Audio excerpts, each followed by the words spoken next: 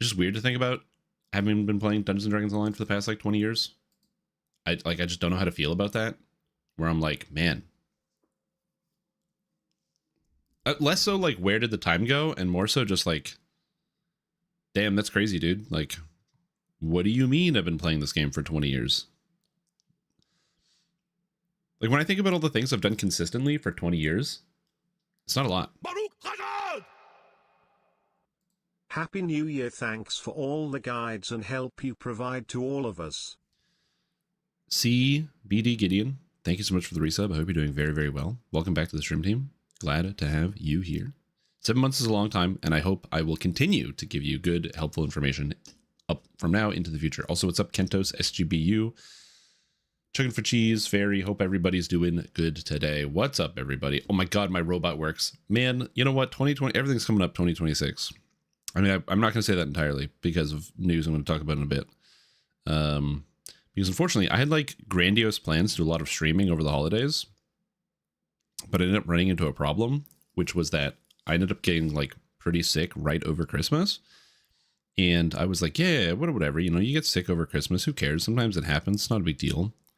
But then I just didn't get better. And now I'm here and time has moved forward. It's very, very cool.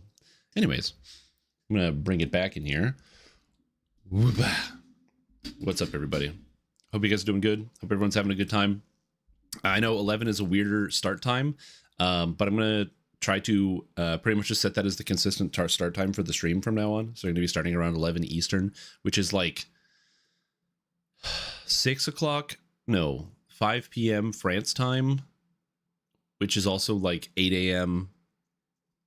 Vancouver time. So that's all I got. December till Christmas, and then first week of January. Yeah. What happened to me, and this is like the unfortunate reality of what happens sometimes, is that I got sick and I was like, man, I'm like feeling sick. I got my Dayquil, desk Dayquil. Oh, I'm a rogue. And Nintendo's I was ready. Second best console. It is Nintendo's second best console. True. The Nintendo 64. Quinn Toxic, welcome back to the stream team. Is it the second best console? I don't know, man. I think this might be a controversial opinion. I think the Wii U was kind of insane. It was so good for its time. Like, think about how much of a cultural impact the Wii made, how many sales they had, how like 4 years after its life cycle, if it was Christmas and you wanted to go to the store to buy a Wii, they were sold out. Mind-boggling. Welcome back to the stream team, dude. Appreciate the support. But yeah, so what happened is I got sick and I was like, I started feeling pretty bad, and it was like really rough because it was right around Christmas time. So I started feeling sick on like the 24th. Then on the 25th, there was a lot of like family obligations and stuff, and I was very, very tired. But I was like, okay, just kind of deal with it. Then like the 26th, 27th, I was feeling like dead, buried underground. So like I couldn't do any of the rest of the family obligations. And then I like didn't improve. But the worst part is it went like, it was like here and then like all through the body, but then it stayed right here. It turns out I got the coronavirus again. Not just once. I got it a second time, which sucks because I already have artifacts from the long COVID. So getting hit again, not ideal, but it is what it is. And people got pushed down the list. The thing is, I think that I like the GameCube, and I think it is a good console, but I think that you can't make the case for it being the best console because number one, the Wii just outdoes everything in terms of sales and in terms of like market impact. And the Nintendo 64 was like brought a lot of people into the understanding of like what a 3D video game is supposed to be.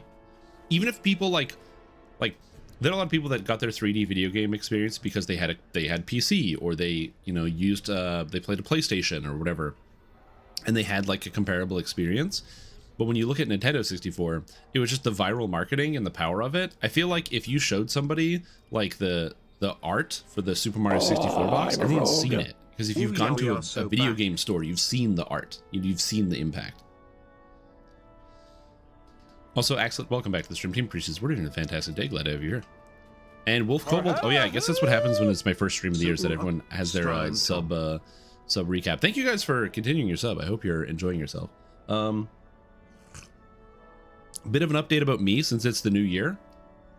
alive, which is exciting. Still here, still kicking. Currently still unemployed, but I actually might have something on that front, which is very exciting. So we'll see about that. Yeah, I'm just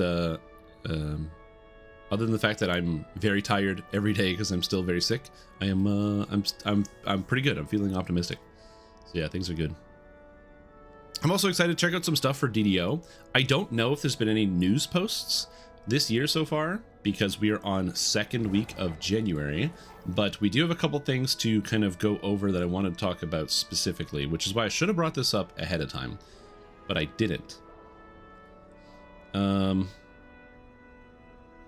But I should at some point. Do I have the link here? We have this to talk about. I think that's actually it. What's up, Big? How you doing? Rolled 1 in a daily roll. Nice. Here we go. That's it. New Year luck. Okay, so one of the things I did want to talk about with the Symphony of the Fae event, because for those of you that are unaware, it is going on until February 3rd on all game worlds. Now, there were some issues with the Symphony of the Fae event initially. The spawn rate was too low, and it was basically difficult. It was basically difficult for anybody to complete their motes. As somebody who played the game a ton, it was quite difficult for them to actually land on the like you would do quests, and most of the time you wouldn't get a mote out of them. The amount of motes you have to do is pretty high. And it actually made the farming, just even while not farming, just playing the game, it felt bad. Additionally, another issue with the event was that, let's say you're like, okay, I don't want to do this. I want to skip it. So you're like, listen, I spent the time, like for me, I did an entire TR and I only got 1 mote done. And I'm like, I'm not doing 10 TRs. You know, that ain't happening. So, okay, you got to farm it.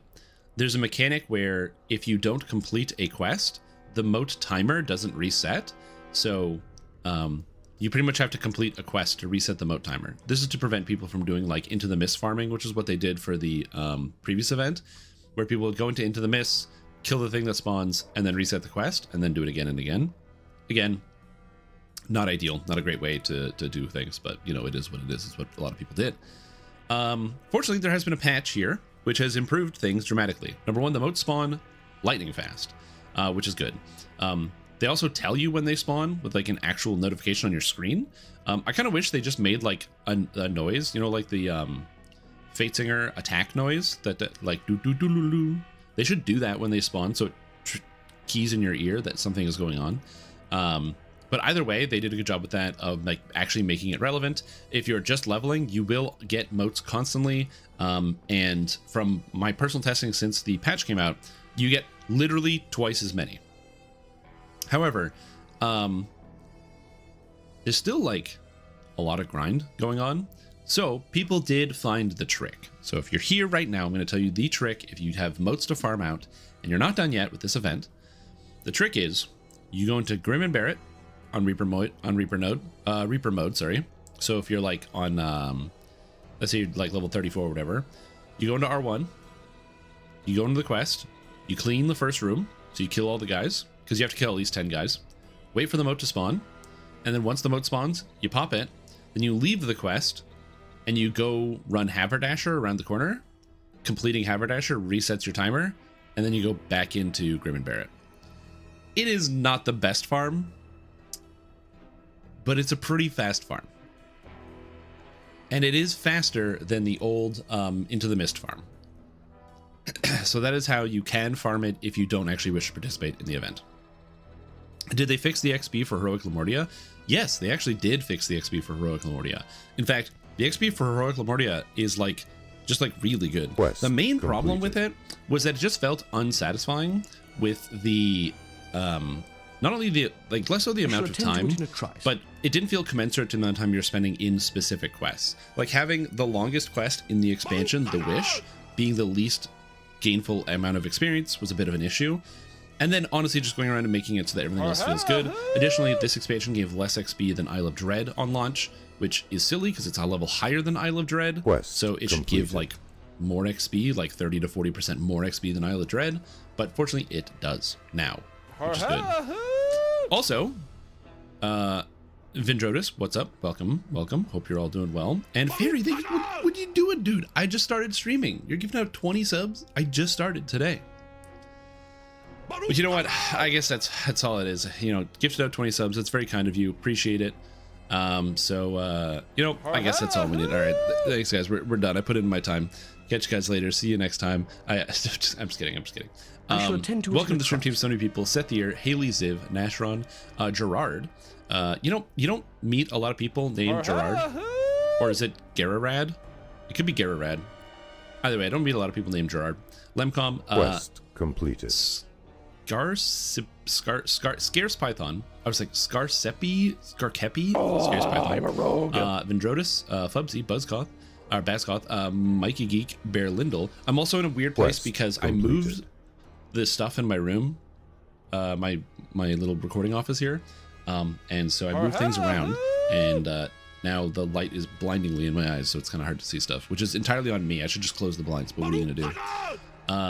Welcome to Stream Team Chaotic, Axiolotl, JJMC, CJ Landry, Cayenne the Bunlord, Taunted Soul, Endeavor, Z-Barb, and the Death Drummer. Fairy, thank you so much for the support. I really appreciate it. I hope you're doing very, very well. And I'm very grateful. Thank you so much, dude. That's really, really kind. It's $40 more to give on phone. What? Really? Are you serious? That's actually crazy. Why would... How is it a different price? How can they even do that? I heard there was like, I think it's like a European thing. I don't know if it was in Europe or in the US. I don't remember where it was. Also, that does sound like Apple. Do you have an Apple device? Because I know that there's like the thing where if you buy things through the Apple store, that was like the whole thing with like Epic Games with like Fortnite or whatever, where they like had to pay extra money through it. Yeah. Oh, it's Google? Oh, yeah. App Store takes a cut for Google or Apple. Yeah. Unlucky. Honestly, unlucky. That's why you always got to do browser. No apps, just browser. That's a real trick. Grim Haver Farm works for both 15 and 25 plus. Yeah. So that's what a lot of people have been doing. Again, I know that's not the most fun and exciting way to get through the event, but that is, in fact, the way that we've been getting through the event. So yeah. So again, if you still want these things, you have until February 3rd. This date is not changing because February is the anniversary for Dungeons & Dragons Online. It is the 20th anniversary for Dungeons & Dragons Online. Because it's the 20th anniversary for Dungeons & Dragons Online, that means they're going to be doing stuff in February. So if you haven't done this, don't be like, oh, well, what if they push it back and I get more time? No. So keep that in mind. I'm sure they'll do something. I just don't know what. The stupidest part of the moats is that they block projectiles. Yeah, I have also experienced this because I'm currently on the Warlock life grind, where I've just been grinding materials out here in Lamortia on my Warlock for what seems like 100 million generations. And every time I bump into the moats, it's always very funny because fortunately for me, I have the blast-shaped cone. But if I swap into Enervating Shadow, it's annoying because it actually eats all of the Enervating Shadow, which is frustrating. See, the D12, I just don't know how valuable it is because teleport items are really easy to come by. Like, consider that the key to Evening Star is free in game and you can get it whenever you want. And always remember that whenever you put points into Use Magic Device, where is it? Yeah, Use Magic Device, you can then buy teleport scrolls and greater teleport scrolls. I guess the benefit is that if you don't have, like, is it account bound? Can you trade the D12 across? Well, at least it's a named item. Nice, there you go. That's good. It is BTA. Interesting. I'm gonna be honest with you.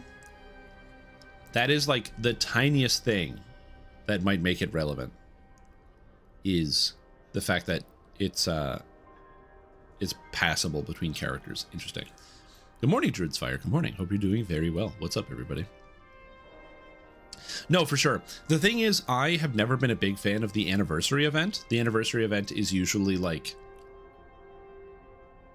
It's fine. I like running it one time because there's always like fun events going on inside. Like you go in and there's new NPCs and the dialogue's really funny, and like they do a good job of making something that is like commemorative of the whole game. So like the fact that there's the D&D table where you have like all of the main villains of the entire campaign basically standing together playing D&D is hilarious.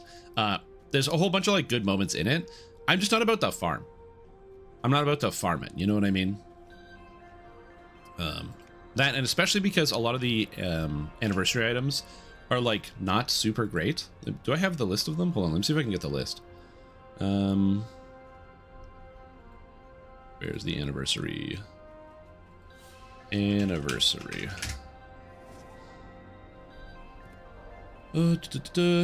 Anniversary party.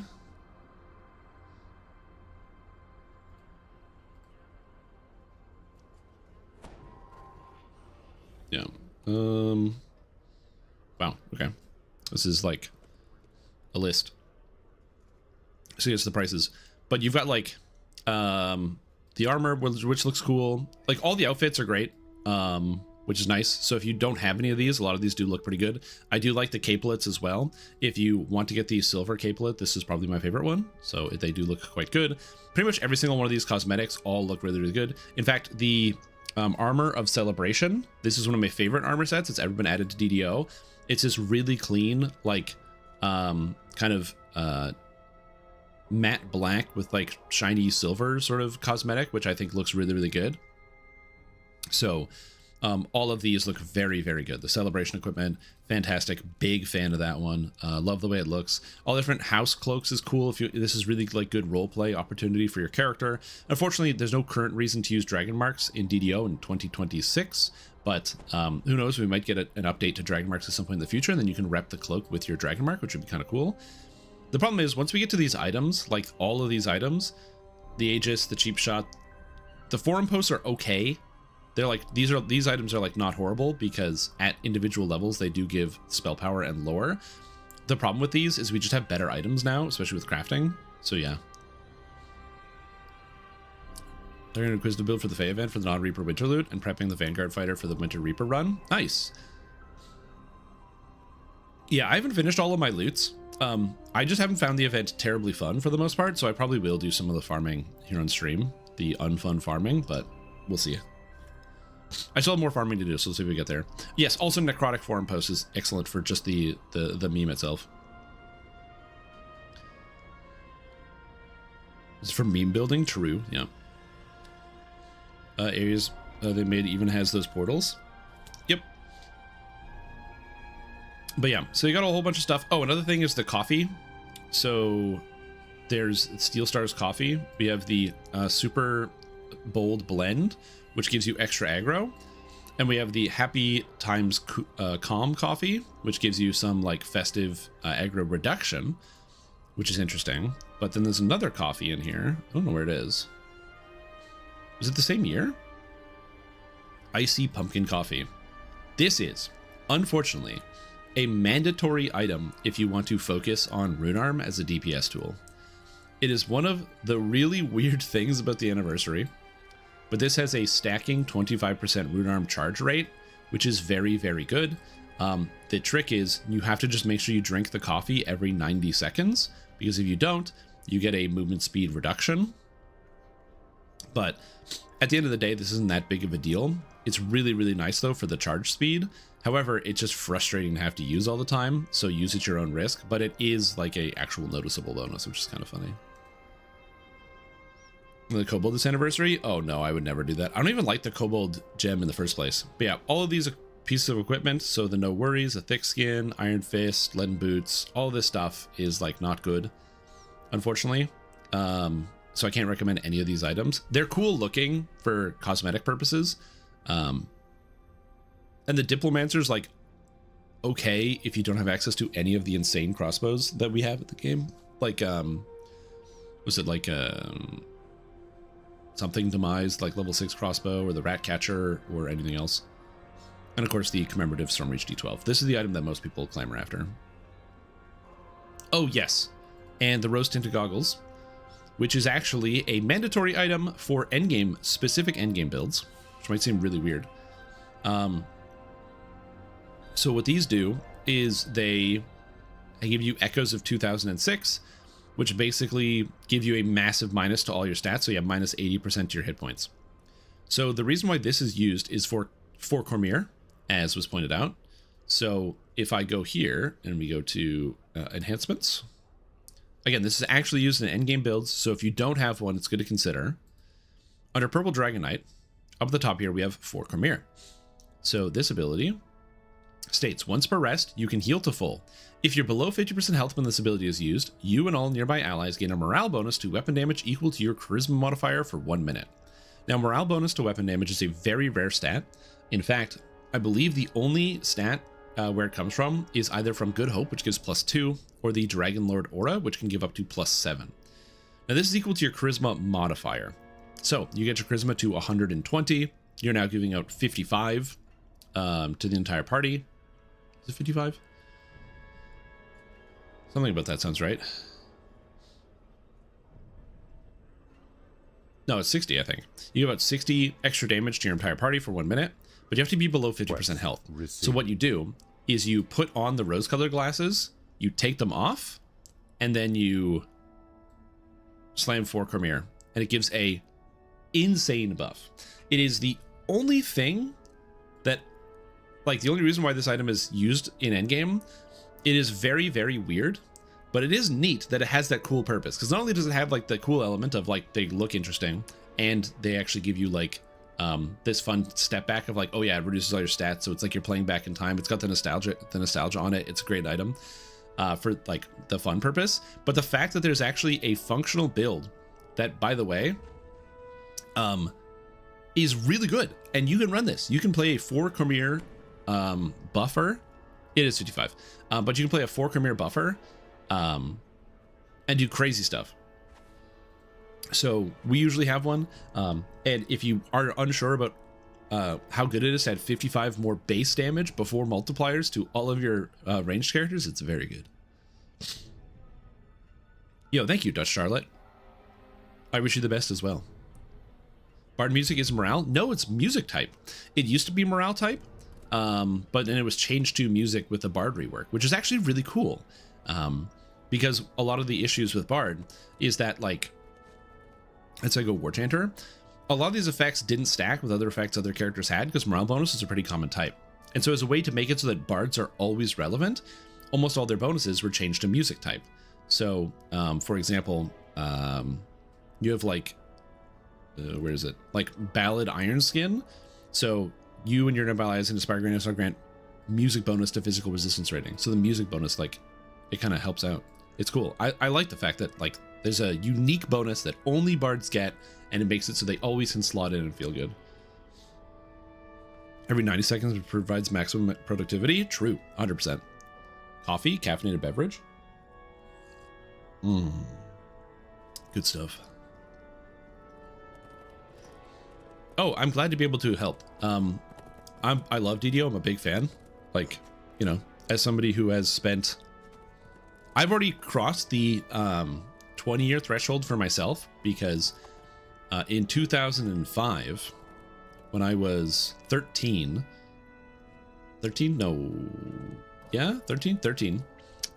pulled my first all-nighter playing DDO, because it was in the beta. And you shouldn't stay up all night when you're 13, but that is also what happens when you have like no supervision on a weekend. So I ended up staying up all night playing DDO, and it was like one of the coolest experiences I've ever had. Translate that into modern year, where DDO is still the same game underneath, which is great, but it's just gotten a lot bigger, a lot grander, a lot more massive. There's more mass, you know, it's wider, it's expanded, much like myself as I've gotten older. So it's exciting thing to be a part of. So yeah, so I think those are the main points of news, is that Symphony of the Fae is going until February 3rd. Don't forget to complete all your Fae stuff. If you want to do the farm, because you're running out of time and you're like, I just want to get the cool cosmetics, because again, all the cosmetics are listed here now, so you can see like there's the rewards, so you can see like the pictures of all the different things. If you're running out of time, the farm is Grim and Barret, spawn moat, then slam Haberdasher, complete Haberdasher, then go back to Grim and Barrett. Bear in mind, no matter what, if you're doing the event, if you're playing right now, it is worth it to go and do each golden mote for each of the loots, because the golden motes are really cool. They're just really cool little mini quests, and I highly recommend everybody do them at least once on your characters. Not only because it gives you a huge amount of progress and it'll significantly speed up your collection on your loots, but also just because it's like just cool as heck. They're really, really cool. So there's that. I'm trying to think if there's any other DDO news that's coming out. We don't really have anything for now. Somebody said that apparently we might get some patch information as of Friday, from Fridays at 4. So we're going to stay tuned for that to see what's happening. Other than that, I thought I'd share with you guys some of the things that I have been doing. Other than just being terribly sick, you can probably still hear it in like my voice and the way that I'm talking, because I'm still very like I'm here. As mentioned, I got coronavirus, unfortunately, a second time. So that's why I haven't been streaming, because I'm just like, it hits the lungs. So I'm just like not able to breathe as much. So that's why the streaming is kind of like just kind of out, which is unfortunate. But in the meantime, I've had the ability to do other things. So things I got done while I was just chilling and not able to do a whole lot of things. I played the video game Guild Wars 1. And I played through the Prophecies campaign of the game, and now I'm working on factions. And I never appreciated Guild Wars 1 when it was like a thing, and I had a lot of fun with it. Still fun, still playing. I really enjoy it. I got the chance to experience some EverQuest last year, and I enjoyed playing EverQuest, but after playing Guild Wars just kind of scratches the EverQuest itch, but less frustrating. It's just like a... I'm trying to think of the best way to describe it. It's like EverQuest, but there's less downtime, but it still has the EverQuest feel of like the fights are grindy and slow, and there's a lot of like coordination you need to be successful. So I'm a big fan of that.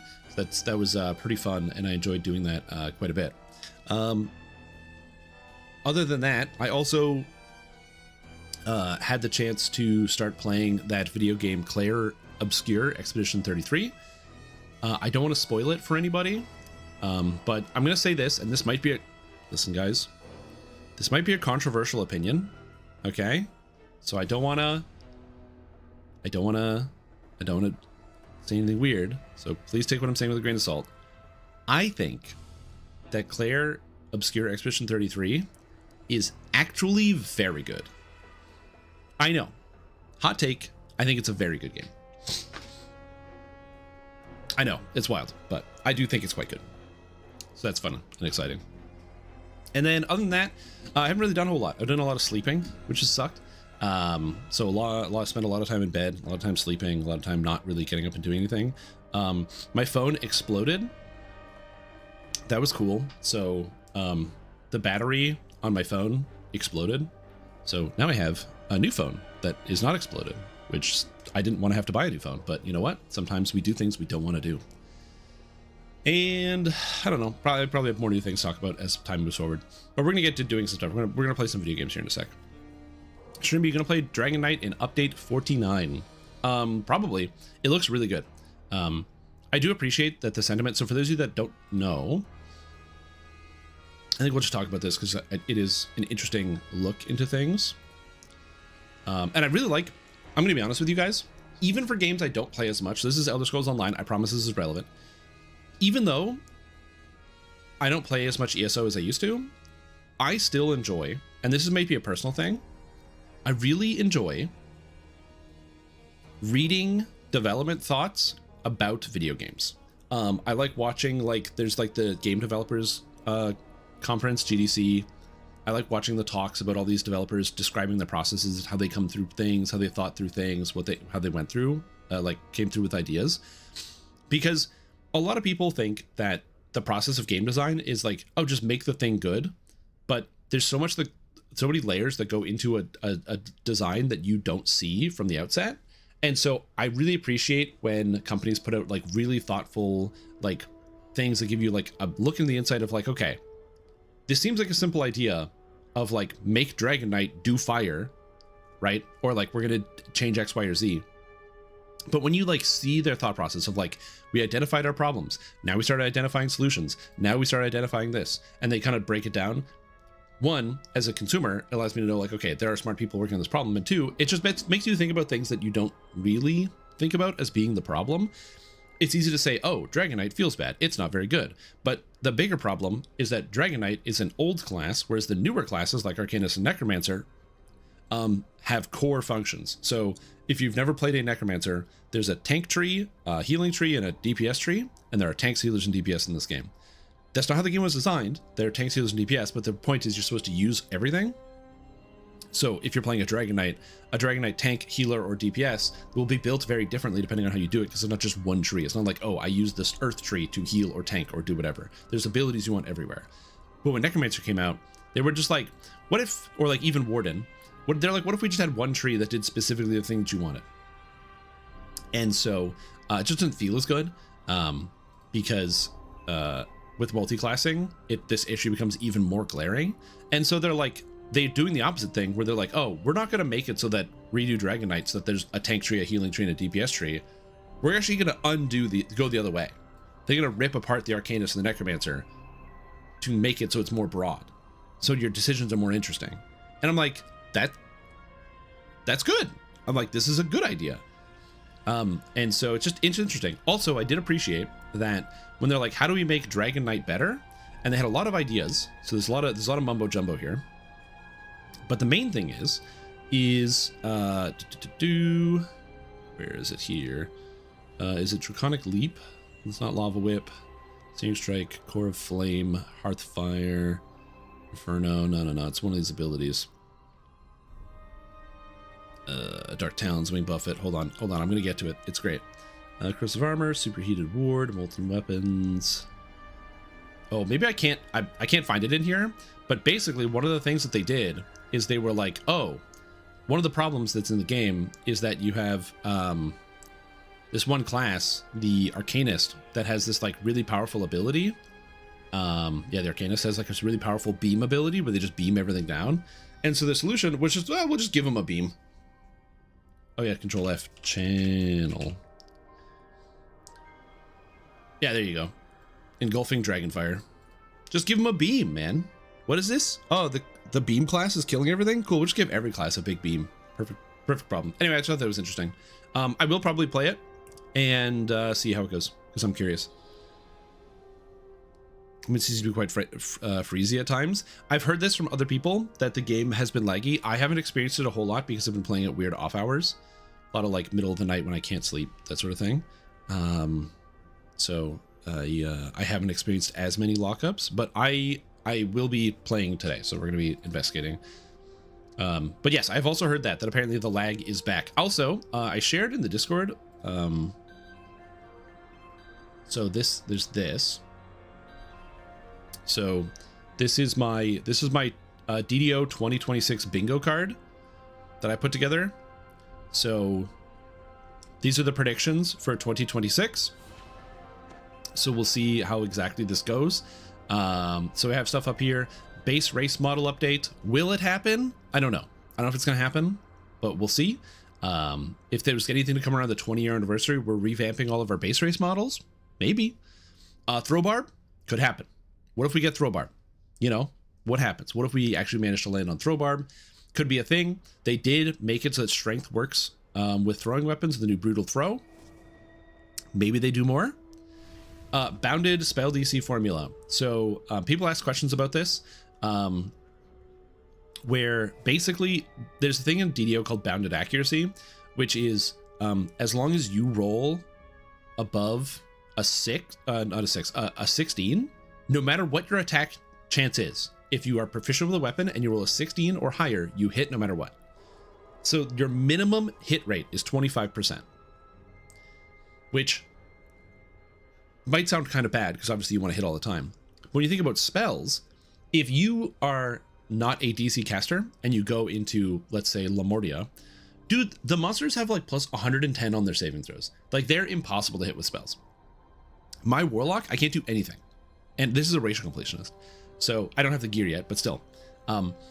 So a new spell DC formula that would bound it so that way there was a minimum threshold so your spells would work a good chunk of the time, even if you didn't have all the saves for them, would be something that could be quite good. Will that ever happen? I don't know, but it's a good idea. New guild features. I don't think we'll get new guild features ever, but I was like, maybe it could happen again.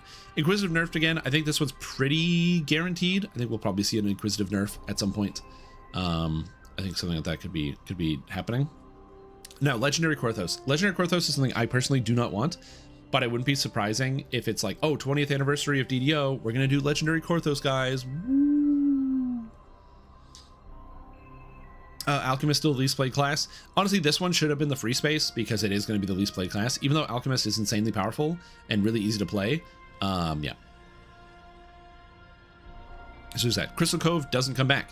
I don't like Crystal Cove. It didn't come back last year, so maybe it will come back this year. We'll see.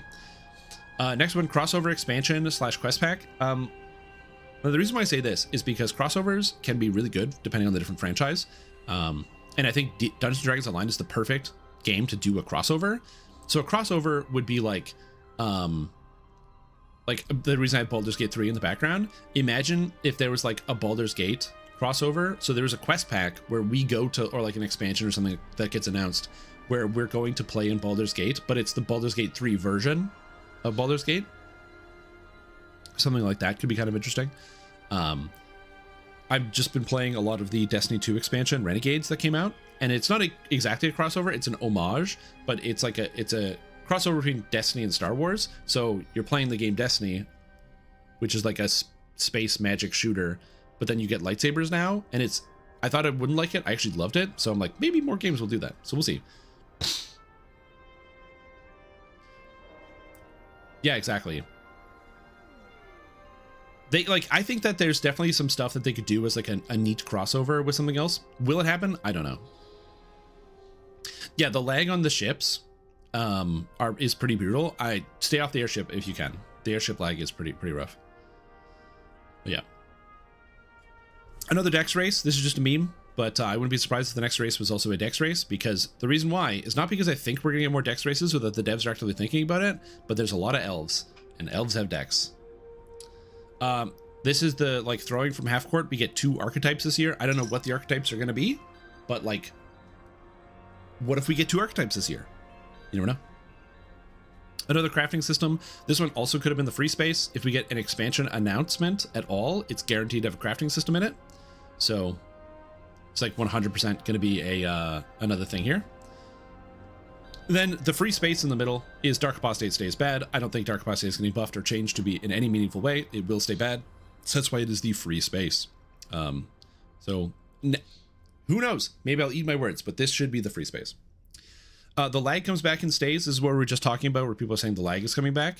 That's one of the things I mentioned, was that when the lag reductions happened in like last year, we're looking like October, November, and December, when things finally like really like got solidified. A lot of things were solved. There still are major glaring problems. We're all aware of that. As mentioned before, like for the first like few weeks, it was nice to have like pretty much 0 lag all the time, but it has been slowly creeping back. There's something lurking below the surface. There are still demons in the code doing the lag.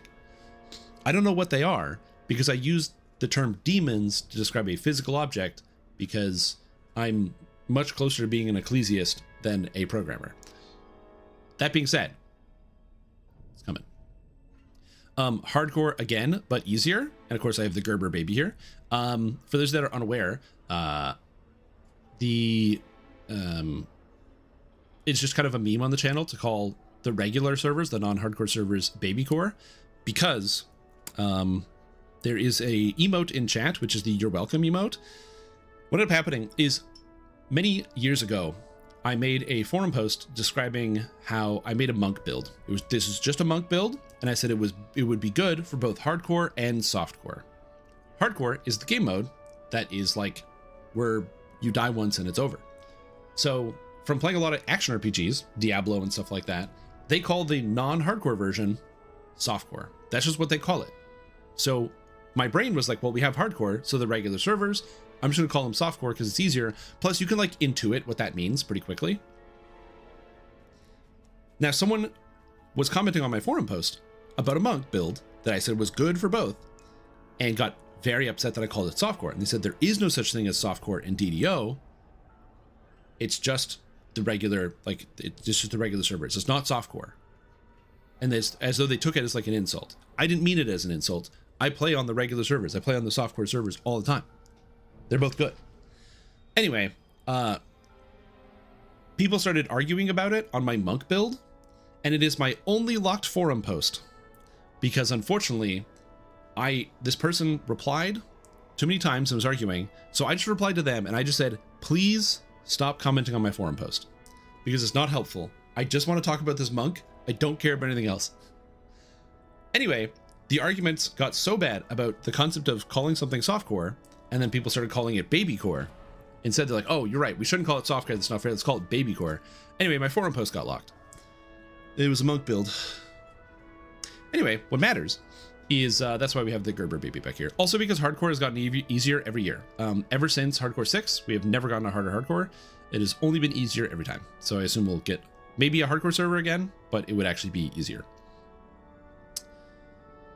Change to LFMs to do public shouldn't require one person besides me in the group. Yeah, that could work. I'm gonna go to the issue if I need buffs. Yep, same. Anyway, Fade Arc Illusionist buffs. I think it's possible. Fade Arc Illusionist is one of those things that's really, really cool, but is held by the back by the fact that it casts level 2 spells. So it's really neat. If there's any way, we have the tech now to make scaling spells in the game. And what I mean by that is, I'm gonna use the example here. I think this is possible. And this is the only change that you need on the class. So if I go to, because I'm Balance Man, so Stormsinger. Stormsinger has the core ability Lightning Strike Enhancement. Your cold and sonic spells have a chance to Lightning Strike an enemy, dealing damage, and the damage of the Lightning Strike increases as you level up from a d6 to a d6 plus 2, d6 plus 4, up to finally a d6 plus 6, a reasonable amount of damage.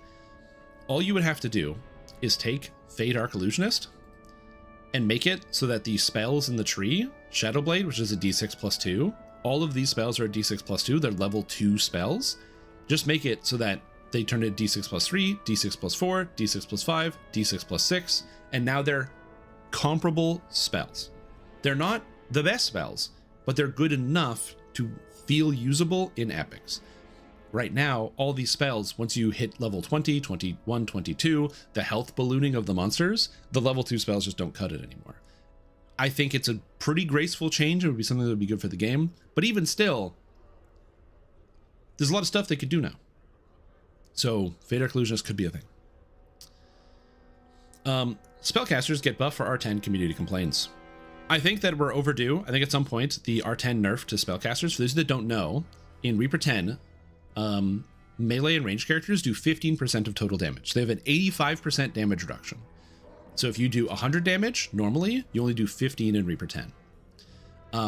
Spellcasters have a 90% damage reduction. So if you do 100 damage with Fireball, it's only doing 10 damage now. Now, it might not seem like a lot, but that 33% less damage than everybody else does actually hurt spellcasters a lot. However, when this was changed at the time, this was because without that 33% change, spellcasters were capable of obliterating rooms in one hit. And there's a pretty fine line. However, there is a caveat. One of the things that also changed when this happened is all of the epic Destiny spells were destroyed. The best ones, specifically Draconic Incarnation, this spell went from being a d6 plus 10 to being a d6 plus 5. And you can upgrade it to a d6 plus 10, but it used to upgrade to a d6 plus 20. So its damage was cut literally in half. And it didn't used to have a maximum caster level, and now it does. So the damage on breath alone went down by about 78%, 80%, somewhere around there. And also they got nerfed at the same time. So I could see in this year, the nerf being rescinded, and then people complaining because they can't play because spellcasters are blowing up everything. Also, funny thing, Happy New Year. Hope you're doing very, very well. So I imagine it's like, man, I want to play my spellcasters. Spellcasters come back, and then we go to the classic, there's an alchemist and a druid, and you don't get to play the game because they're blowing up everything instantaneously. We'll see what happens. Regular shifter in meta build. Now, some people have said that there's like, you will see shifters around and people playing shifters. That's true. I'm not talking about that. I'm talking about like, you know, when you're like here, you're in town, you know, and you're waiting for a raid to start. And so you come up here and you're just chilling and there's like a whole raid group and you see a bunch of people standing there. You'll see the same classes, lots of Eladrins. You'll see Tabaxis. You're seeing also same class archetypes, a lot of Shurikens, a lot of Inquisitives, a lot of things. I'm saying when you go here and you're standing next to the raid and you see a bunch of shifters show up, because that's like the build. I don't know if it'll happen. It could. Next one, UI scaling. Finally, could happen. SSG has been talking about it for like literally gazillions of years. It's just one of those things where like people have been asking for UI scaling forever. And the reason I think this is possible is because my understanding is that a lot of the engineering work behind the scenes has been on the lag problem. Got to be on the lag, got to be on the lag, got to be on the lag, got to be on the lag, got to be on the lag. So now that some of those engineers are working on other tasks, what if those other tasks are UI scaling? Do you have a monitor that's basically the size of your entire wall and you can't see anything in DDO because it's really small? Have you ever gone to my good friend Yasukai's live stream and looked at his screen and been like, man, I can't see shit because everything's so tiny and small because his resolution's too big? Well, guess what? UI scaling. Blue Reaper wings. I don't know why we don't have Blue Reaper wings. It's been 8 years that people have been asking for blue wings. I don't know what the holdup on this one is. In fact, how many years ago was it? Talero on my live stream. We go to Stream Tom's channel. Stream Tom.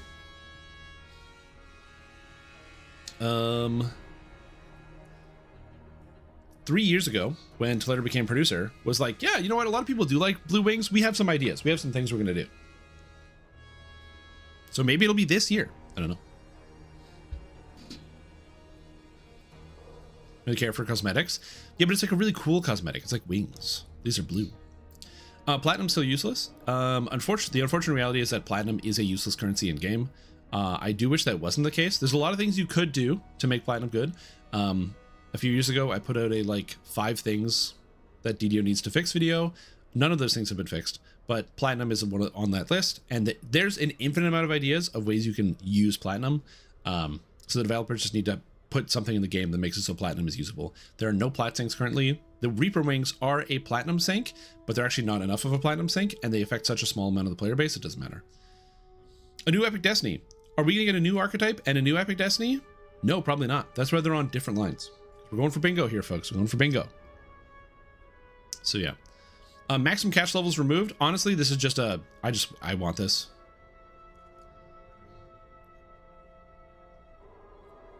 That's just what I want. Get Winter Court wings. Listen, this would be such a good change for the game. There'd be no bad things. I guarantee you there'd be 0 bad things that would happen from it. No new universal tree. SSG has been talking for the past like 2 years publicly, whenever Severlin's been on, about how he wants to make a new universal tree.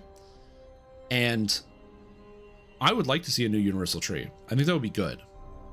But that being said, hasn't happened for the past 2 years. What if it doesn't happen again? So we're gambling on that. And then lastly, Legendary Tower of Despair, one of people's most favorite raids in the whole game. We do get legendary versions of existing raids. They might want to save it for the level 40 cap. What if they don't save it for the level 40 cap? So we'll see. Also, of course, we have the TOD ring in the background here. R10 the same. I'm specifically, I think these are different things because max catch levels won't change much for the R10 buff or R10s. It'll change a little bit, but I won't change that much because this is mostly for like the whole game. I'm talking about specific like Reaper style buffs. But yeah, this line seems pretty rough. This is, so I kind of stuck a lot of the things that I didn't want in here. But some of these seem pretty okay. The top line seems okay. This middle line also seems pretty good. So like 2 archetypes, a crafting system, Dark Apostate doesn't get buffed, Light comes back, and we get hardcore, but it's easier. This one also seems really good. So I'm feeling this. On the diagonals, I mean, the crossover being here is really unfortunate. Oh, I think also this one's also pretty good. if we get base race model update and UI scaling and Legendary Tower of Despair, what if we do Chrono the 4th time? The return to the Chronoscope. Guys, the Chronoscope still has problems. We gotta fix it. Anyway.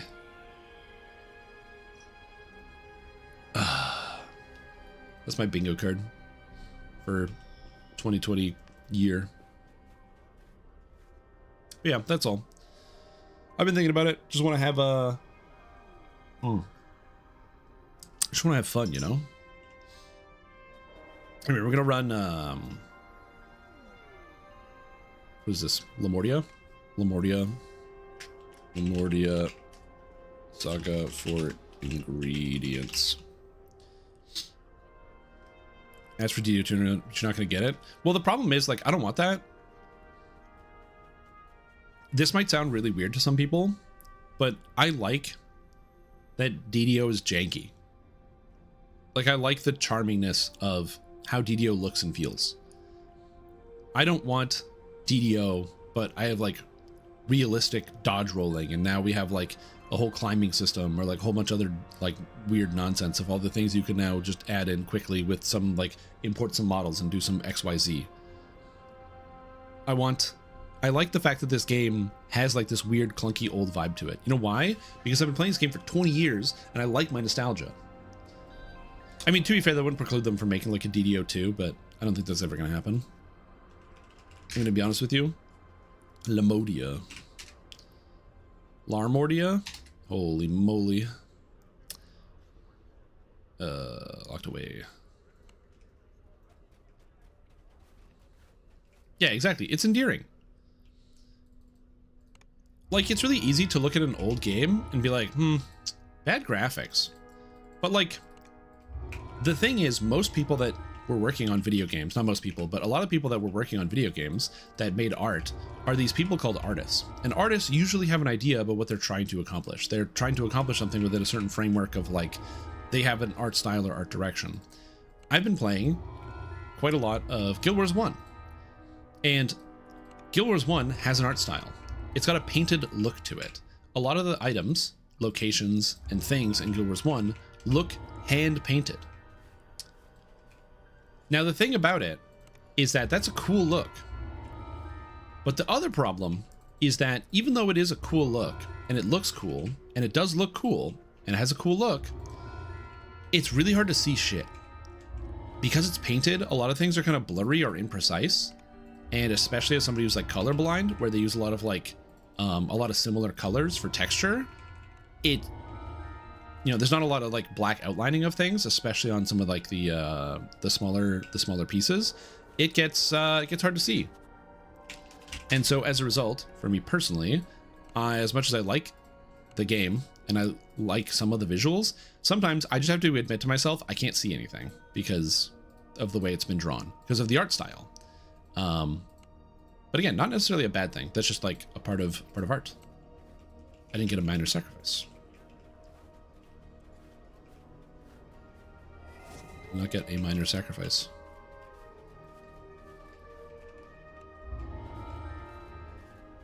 They said bloom to be off by default. True. Oh, what is this? Cordovan on UI scaling. Will DDO get UI scaling akin to what the Lord of the Rings Online is currently getting? Sadly, probably not. Not to say that we don't want to do it, but... I mean, he did just say they don't want to do it. Because you can look at that and you can say, sad to say, we don't want to do it. But here's the thing, right? Probably not. Oh, hold on. That we don't want to do it. See? Don't want to do it. We don't want to do it. We don't want to do it. See, like caught red-handed. Literally caught red-handed. Hand in the cookie jar. God damn it. I'm just kidding. I'm just kidding, obviously. I don't know. We'll see what happens.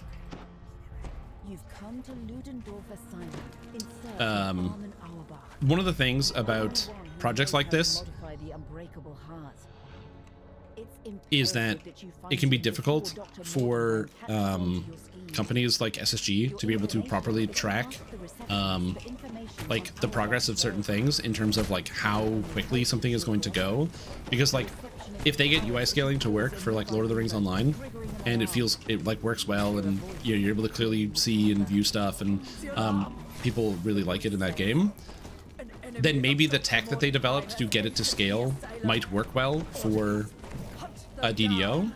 The main issue with UI scaling is not just like rescaling the UI, which is a big problem, but it's also, again, all of the art assets. This game, as crazy as it sounds, was not designed with vector graphics a million years ago, so a lot of the things don't properly scale.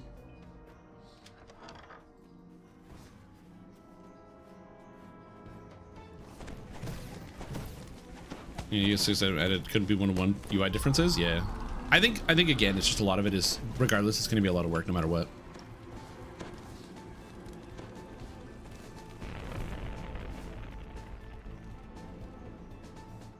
There's other we don't want to do it. I know, King Cosmo. I was making a joke.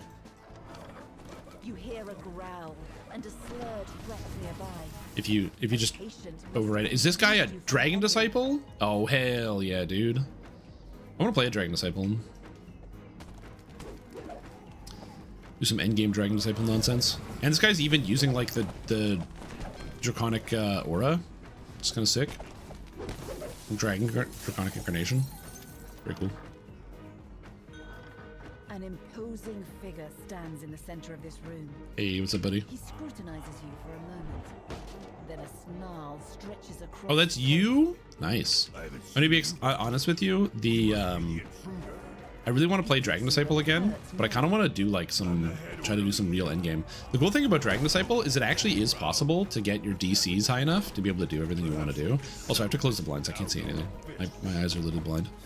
I'm blind. Yeah, so we'll see. Like I said, I want UI scaling. Bear in mind, a lot of the things that are on that list, those are just things that I could think of that I think would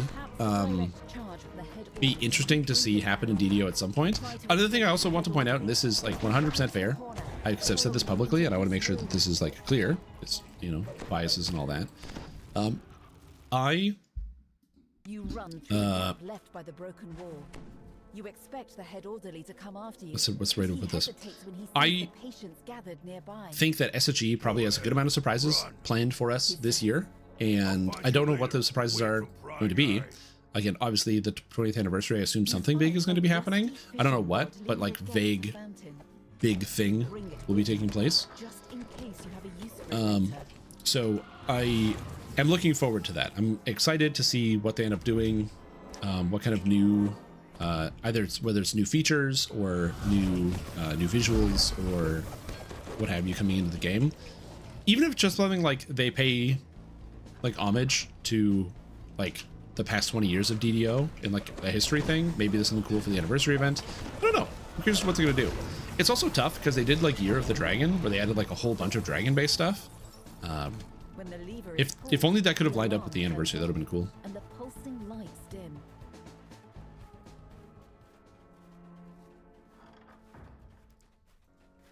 Oh yeah. Guys, I've said it before and I will say it again. Okay? You're playing a 20-year-old video game. Go get a 20-year-old monitor, okay? Come on now. It's like how some of you might have grown up playing some of those early Nintendo games, and you might like play your Super Nintendo, and you're like, yeah, that was cool. You know, it's 1996, and I go to my friend's house, and they have a Super Nintendo, and I got to play it for a little bit. We didn't have a Super Nintendo, but my friend did. We got to play it for a little bit, and it looks so cool. And then you're like a big grown-up, and you're like, yeah, I bought that Nintendo Switch, and it's got the Nintendo Online, so I can like play those Super Nintendo games. You know, I'll play some Mario. And so you slap Mario onto the TV, and you're like, ah, man, it's just like I remember. But everything looks weird and different. And that's because on older televisions, the pixels are taller than they are wide. And so a lot of the art in a lot of Super Nintendo games was drawn to be slightly wider, so it gets stretched upwards by the TV. But the unfortunate reality is that if there's no accommodation for that in your emulation, things just look wrong. Nintendo has gotten slightly better about these things over time. But that's just the way it is. Sometimes when you are looking at stuff, converting things, you know, it's, oh, did I get turned around? I got turned around. It's so, dude, it's so bright. Oh my god, it's so bright. I gotta close the blinds. Oh no. Oh no, that doesn't work. Oh no, that lamp, why are you here? Get out of my lamp. Oh god. Oh, abort. Oh, there we go. I'm not blind. Covered in valves and pipes. A gushing stream of water flows from one of the pipes into the floor. This is where you can control the silenced water supply and drain the wash basin in the kitchen. Oh yeah, also that would be sick. Could you imagine if we got like a development kind of documentary style video where they like they interviewed like a bunch of people about the development of DDO, and we got like, yeah, like an hour-long video that went over some of the cool features, the things they were thinking of. Dude, that'd be so sick. I would love that.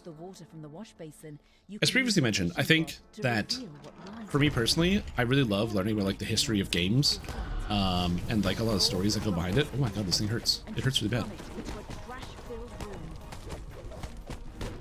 Also, why am I overloaded? How much strength damage did I take?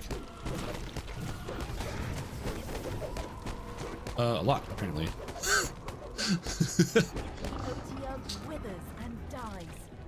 Huh. I don't think I've ever gotten this disease. Well.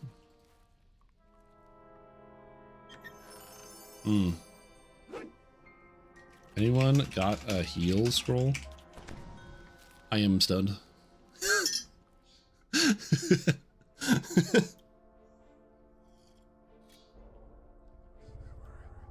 Thank you. I've never had that happen before. Literally didn't even know that could happen. Amazing. But yeah, I'm aware that SSG would like to update a lot of the features of the game. So for the record, I'm not... When I say like, oh, they don't want to do it, that's a joke. Please understand that's a joke. I'm just joking. I'm just taking the video and running it back. But yeah. I mean, you guys are smart. You knew I was joking. But in case people who are less smart, just tune in. Now that the drain has been Crossover, so our DDO characters can go to Murder Hobo on Sauron. Yeah, the thing about doing a DDO Lord of the Rings crossover is that, from my understanding, the Tolkien people are like really, really protective about the intellectual property, and they won't let any crossovers happen for any circumstance unless there's like a dump truck full of money in it for them. Like if there's like a dump truck full of money that is like backing up and it's going to unload money, or actually like a convoy of dump trucks that are all full of money, then they'll do it. But outside of that, and I don't think DDO has like dump truck full of money for the crossover. You insane? 20 seconds freeze? This sucks. That's on Moonsea, yeah?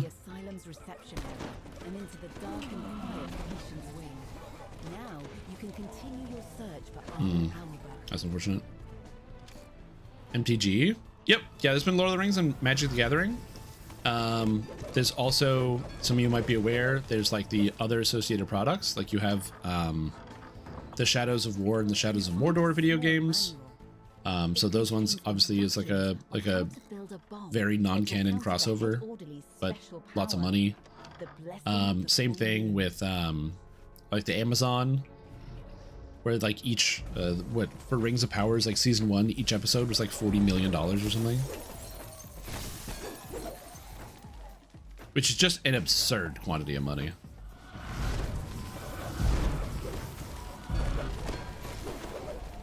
But yeah, DDO doesn't have that the crossover money. Did I not do something? Oh, I didn't go in this room. Whoops. There's something I didn't do. But yeah, they do have the magic cards. You know, like how you can get the one ring. Hey, excuse me. Oh, Tuba Jade. I love it. Big fan. It was like... Who was it? Was it Post Malone who bought the one ring for like $2 million or something?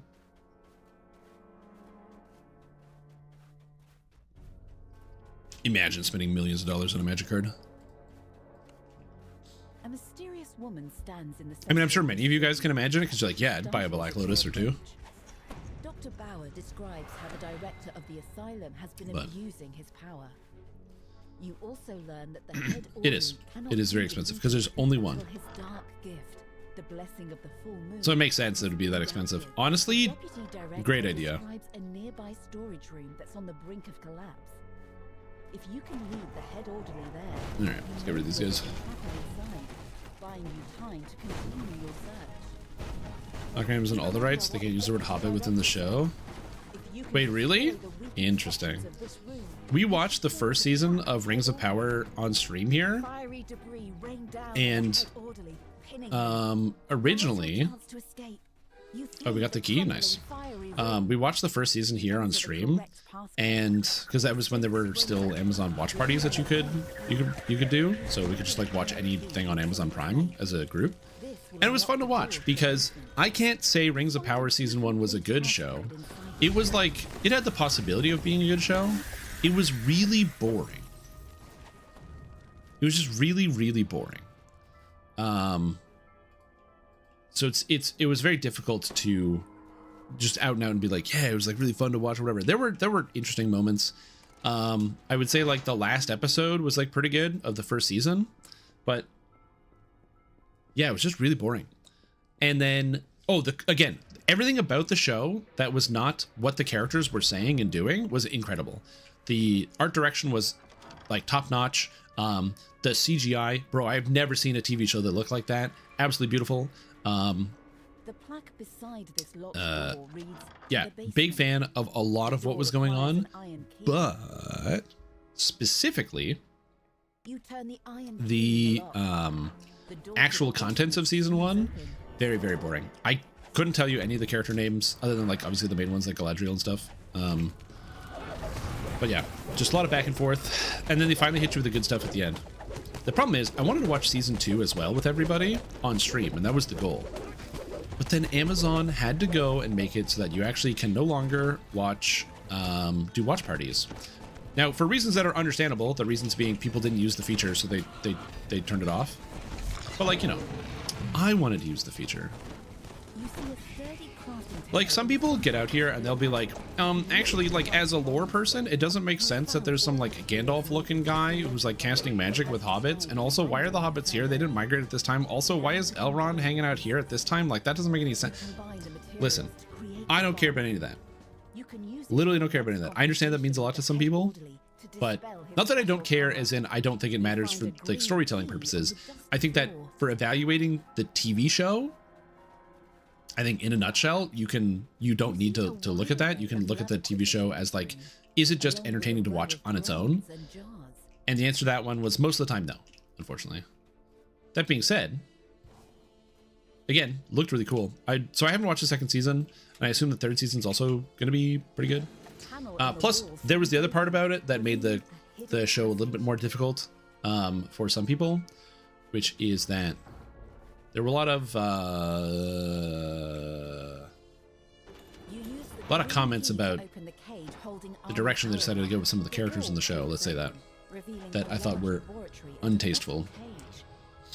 A gnome imprisoned in the cage. No, a card is only expensive as available to be bought, so basically one ring is only US 100. True. Bordenheim? It couldn't be.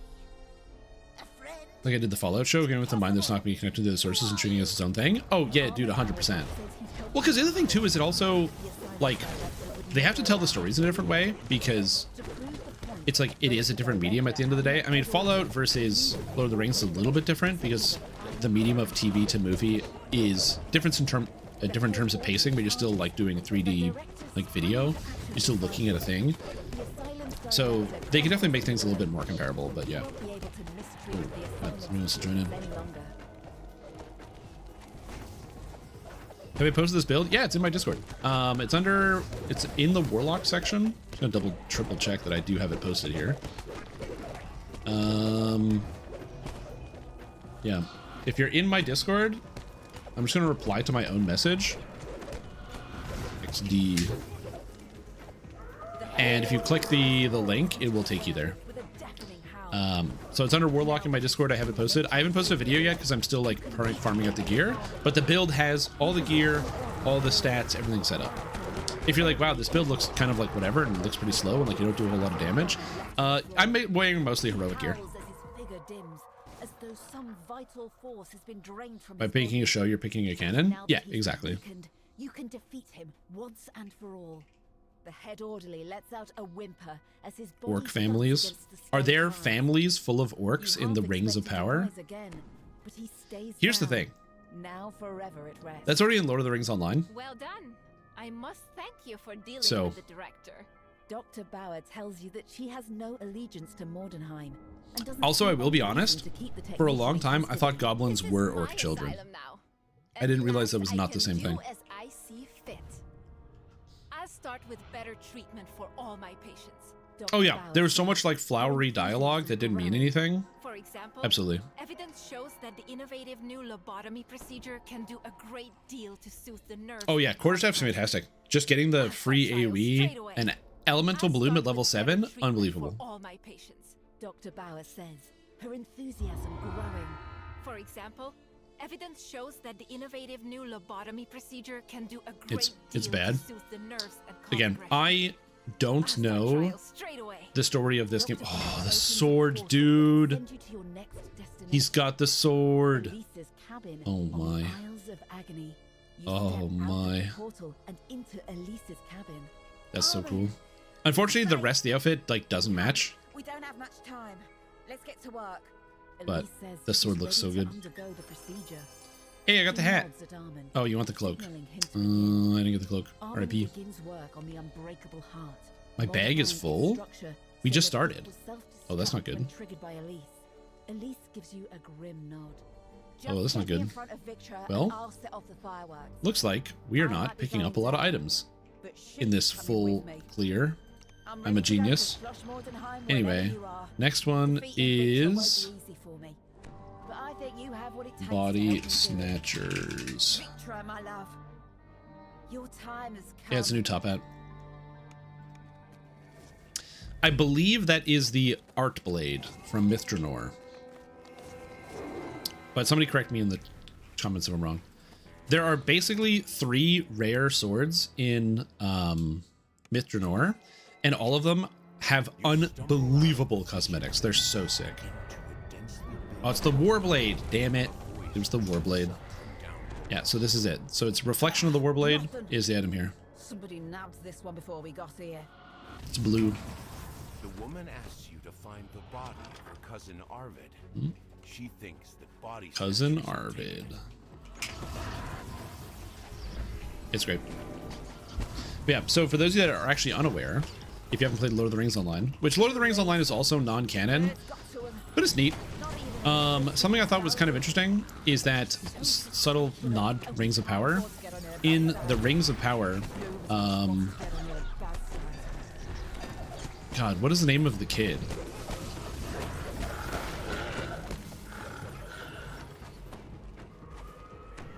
The name of the kid. I'm blanking on the names of every character from the TV show. Please forgive me. Anyway, the Numenorian kid who was like, his father was like, you know, Numenorian god, and they're doing all this stuff. Anyway, he has his 2 friends growing up. Isildur, thank you. How could I forget Isildur? Anyway, Isildur has his 2 friends. The names, I remember watching the show and losing my mind because I'm like, wait a minute, I've seen those names before. Because I'm like, I've seen these, but I don't know anything about the Lord of the Rings. I don't read the books. I'm not a book reader. So what's going on here? And I do a quick check. Those are the names of Isildur's friends from the Lord of the Rings Online. From the Minas Morgul expansion, there's a back in time where you go, you meet Isildur, and he's hanging out with like some of his friends and other people. And I was like, oh shit. Did they really just like yoink the names from Lord of the Rings Online? For the names of these characters? And the answer is yes, because they're all non-canon characters. Which I thought was very interesting.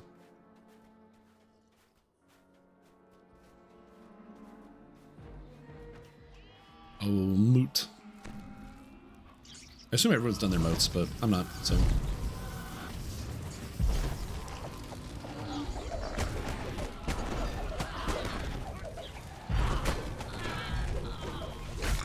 Oh, are they? Because I was trying to look it up. Because I remember when it came out, I like looked up the character names because I was like, oh, that seems like really crazy. And then I looked at the names of the characters, and the Lord of the Rings wiki was like, yeah, this is like a made-up character for the TV show. And I was like, huh?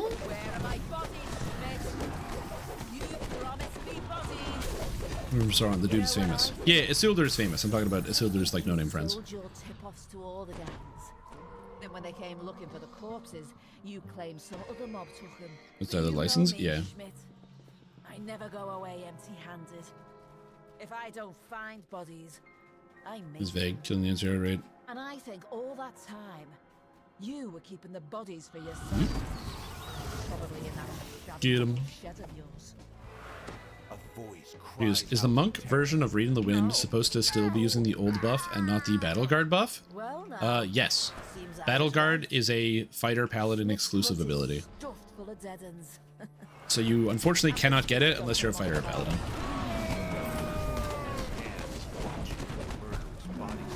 They should probably change the name at this point, given that's the case. But, you know.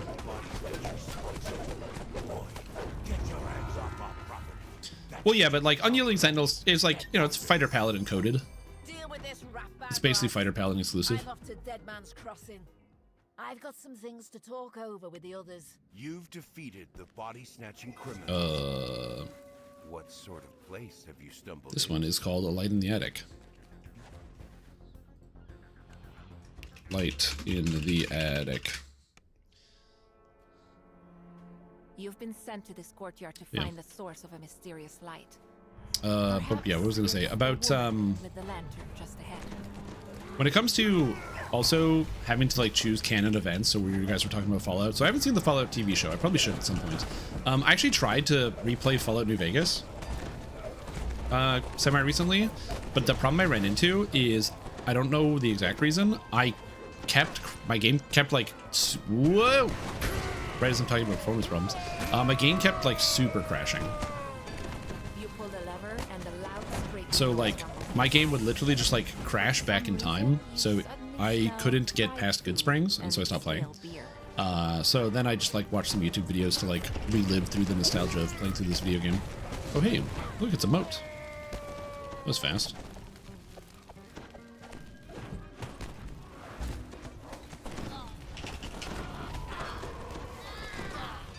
Crash a lot of new Windows stuff. Yeah, I can see that.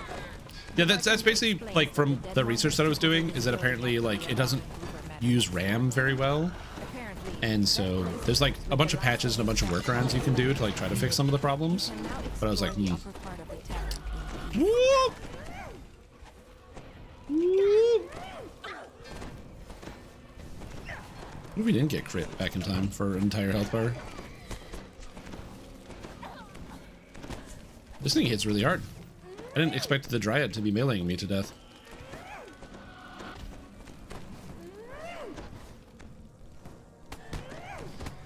Oh, I know my problem. I see what my problem is.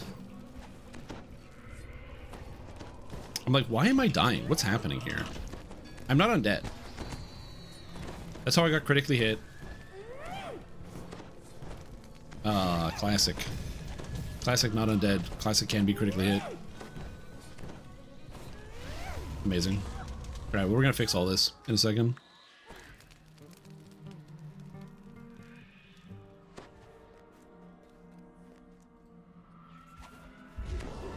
Yeah, I tried a whole lot of mods, so I'll probably try again at some point, but yes, I did make a honest effort. Like, I did do the thing, like, where you know, install a mod, and then you install another mod, and then you install another mod, and you're just, like, spending hours trying to debug and solve one problem. The floor here is quite worn, as if something heavy had been dragged here. But the wear ends abruptly at a black wall. And the game's vague. The show outright picks winners and losers. Yeah, like I said, I don't have much of an affinity for the Fallout franchise. I do at some point really want to play Fallout 1 and 2, because after playing Baldur's Gate 1 and then Baldur's Gate 2 and realizing how much I really love those video games, I do want to go back and like play through some of the earlier Fallout titles. Obviously, it's not exactly the same, but there's like similarities between them.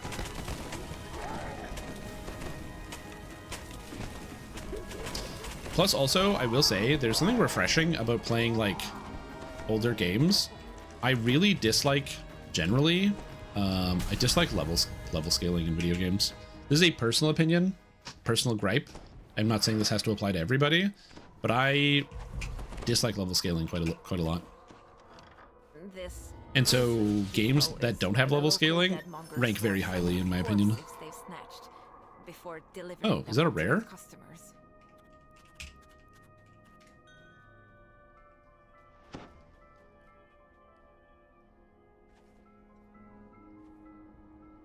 A chill settles into the air as you enter the building. No one cares. And it's not right. just the temperature. This place. Play, but man, the writing still holds up. Absolutely. Uneasy. Game design school. Yeah, again, because that's the thing is, even though there might be some clunky elements to it, I can't tell you how much fun I had with just the insane dialogue trees of Baldur's Gate 2. Baldur's Gate 2 is just like a magical video game. And so having the opportunity to like play it and experience it for the first time was just amazing for me personally. And again, this is not, I'm going to say this as clearly as I can, I'm not trying to throw shade at Larian Studios around Baldur's Gate 3. I think Baldur's Gate 3 is a standout, phenomenal game. It is excellent, excellent video game. But due to the nature of the requirement for everything to be spoken word, they did have to cut obviously quantities of dialogue because everything had to be spoken. You couldn't just like read what characters were saying.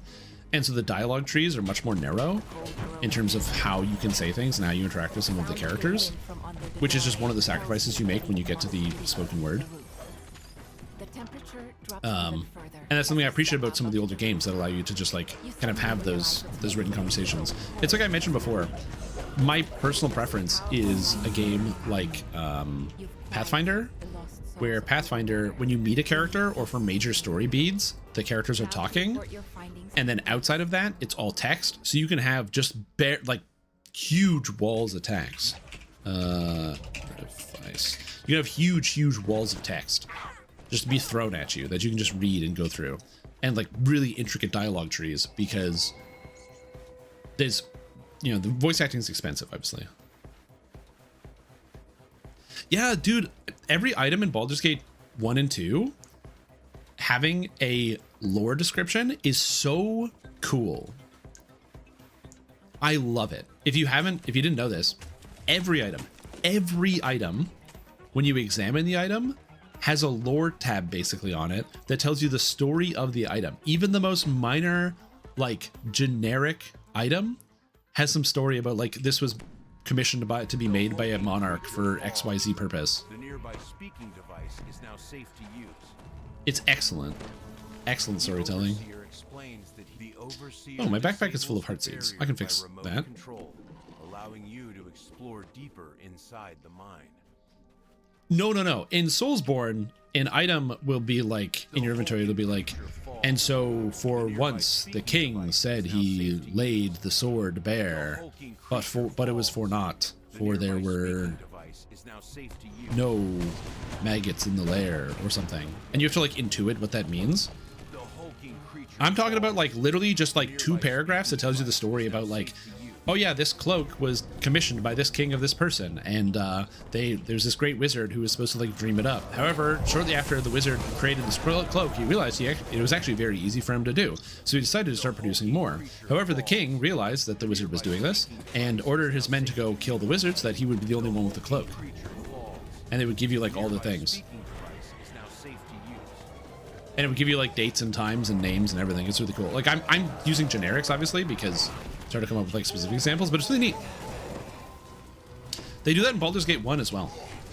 I would say that if you're gonna, I don't think you have to play Baldur's Gate by any stretch of the imagination, or Baldur's Gate 1 if you want to experience 2. I think you can for sure. But Baldur's Gate 1 and 2 have the same amount of world interest. The one thing Baldur's Gate 1 misses is the party interest. In Baldur's Gate 1, your party members don't really talk ever.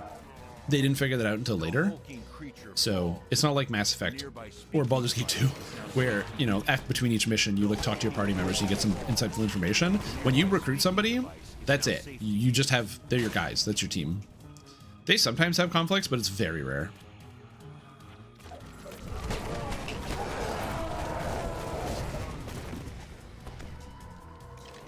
You know, try Wrath. Yeah, you should. You definitely should try Wrath of the Righteous. I just want to make sure that this is super clear. I don't want to lead you down the wrong path. It's a 200-hour video game. Okay? Just be aware, Wrath of the Righteous is a 200-hour video game. It is not a bad thing. This is a good thing. Wrath of the Righteous is a phenomenal game. It is a phenomenal 200-hour game. Again, don't want to... The hulking creature falls. The nearby speaking device is now safe to use. Just don't want to lead you astray.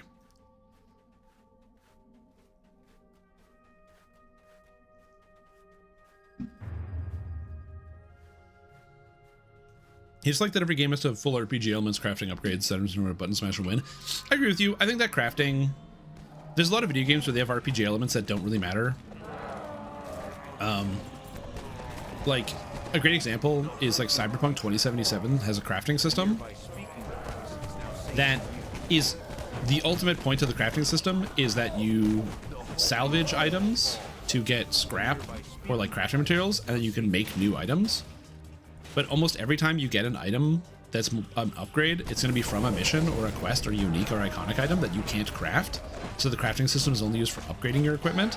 And originally, when the game first launched, you had a limited number of consumables. So if you wanted like stun grenades or healing items, crafting was really relevant because you could scrounge for materials to get yourself more stuff. So you could like, oh, I can craft more healing items. I can craft more flashbangs. Cool. So you can like use them more sparingly. You can get upgrades so you can get more of them from your material cost. So if I, you know, craft one grenade, I actually get 2 or 3 or whatever it is. So you can kind of use your limited resources on harder difficulties and makes it a little bit more interesting. The problem is they changed how the game works. So now all consumables just have a cooldown instead. They went to a cooldown system. So like once you make a grenade, that's it. You don't ever need to make it again. And you can just buy them from the shop. So you don't need to craft them. And in fact, you don't need to do any crafting in that entire video game. Every single thing you can craft, you can just buy from a shop. There's no reason for the crafting system. Eager for you to give him the minerals. The device whirs to life, then marks the location of the unbreakable heart on the map. The Baron's Bandolier. It's a place to the north known as the Good old Isles of Baron's Death. Bandolier. With this information, you can now track down The wish check giant on the way.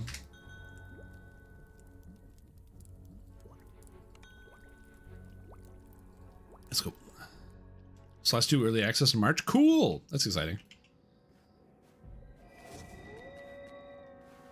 I gotta get back to it. I was playing Celeste with my guildies and I dropped the ball on that one. I got terribly sick, so I wasn't doing anything, but yeah. That's on me. Gotta play more. Also, I only have 10 minutes of my guild buffs left. Ooh. You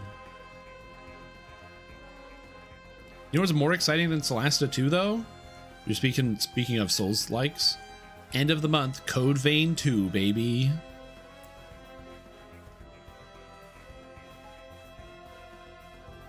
Is it gonna be good? Maybe. I really like the first Code Vein.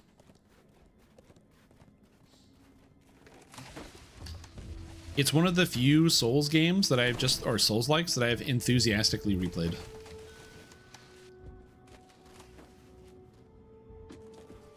One bullshit invasion. You just gotta get good, man. You just gotta get good. It's not that big of a deal. Are you talking about the invasion inside the White Palace or whatever, where it's like the 2 big hulking guys when you're on those tiny little platforms so you can't get away?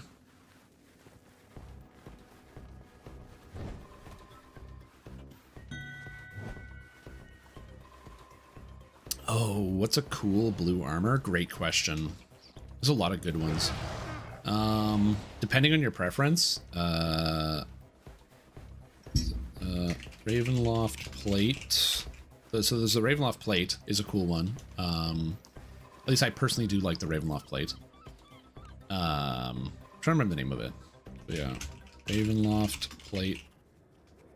This Quest, not is raid. said to lead to a temple Obviously, because the for raid armor's not blue, hours. but Dr. you know, sometimes you gotta write these things out. And you're determined to find out why. Other good blue armor. I guess it depends on the. Oh, also, oh shit. Oh my god, the bears. Oh my god, the bears.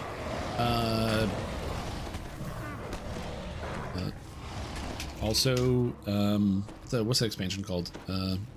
Vecna Unleashed armor sets. The air shimmers as figures Vecna take Unleashed form. armor sets. It must be one of the visions of the past. You are All the Vecna Unleashed armors, there's two different variants, and there's a blue variant of all of them. They're recolors of the Sharn armors, but the Sharn armors were really, really pretty, and yeah, man. We might not die. Oh, I merely jest, please. How could I let us fail? Your vision of this previous journey Weeb Souls 2? Yeah. fades. Yeah, Weeb Souls 2. And then there's a crashing sound as the ice wall collapses. Yeah, for those people that never played Code Vein, Code Vein is anime Dark Souls. And listen, there are obviously going to be some elements of the art style that don't appeal to everyone, but admittedly, that's actually not the reason why those specific elements of the art style are actually not the reason why I like the video game. For me, the reason why I like the video game is I think it has some of the best systems design of any Souls-like game.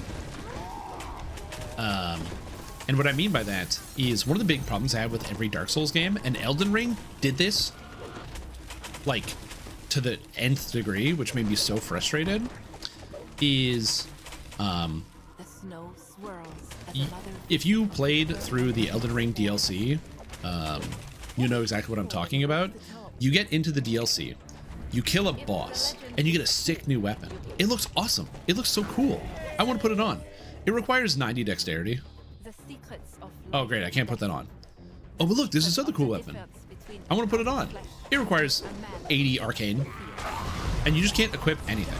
So basically what happens is sometime during the mid-game, you get a good weapon, and you put your stats in to spec for that weapon, and if you try to use anything else, it doesn't work. Now the argument is, oh, well, you can just respec. You can go get a tier, and then use your tier to respec your character or whatever, the larval tiers.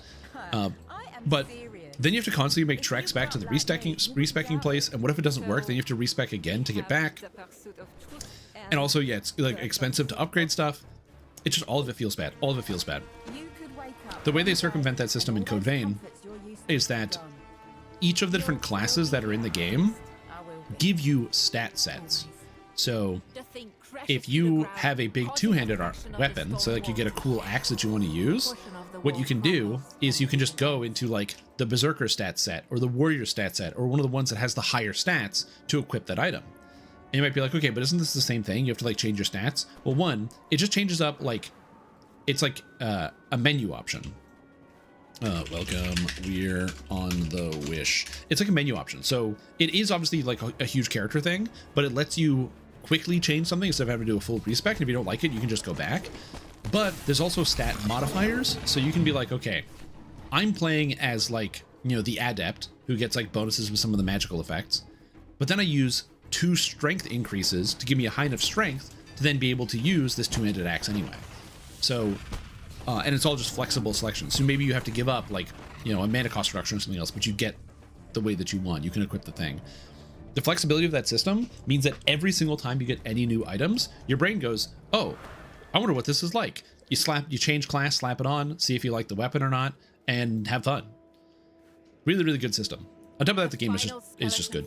The only thing I would say that was lacking from it is that the areas are very samey in terms of like, once you've seen the first room of an area, you've seen the entire area, which isn't necessarily bad, but there are definitely some maze-like places that do take advantage of it, which is kind of cool, where they'll be like, there's an area that's like very, very maze-like, but it's designed to all like kind of all look the same. But yeah.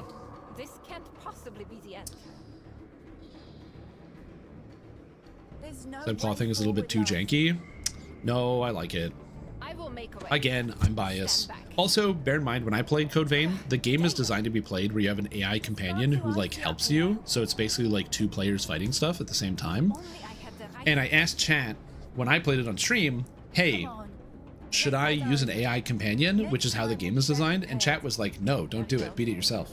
When we come And so I back, did, which made the game way harder. But I also enjoyed it quite a bit. when the vision Going fades, back and replaying some of that several game pillars of ice erupt from with the AI companion, like doing a full run with the AI companion, oh my god, it's so much easier. This vision seems more recent. Victor Mordenheim seems Any older helms? and filled with a I don't really great like helms. determination. I'm back, Elise. And this time I am prepared. Before long, my wish will be granted, and the heart will be finished. Wait for me, my love. I will bring you back to life. The vision ends with Dr. Mordenheim triggering a switch in the wall. Shifter is so causing ugly. unseen Nah, Shifter's not doors to ugly. slide Shifter's open. beautiful. Look at the Shifter. No, it's not a Shifter. Look at the Shifter. It's beautiful. So yeah. No, Shifters are pretty, you guys.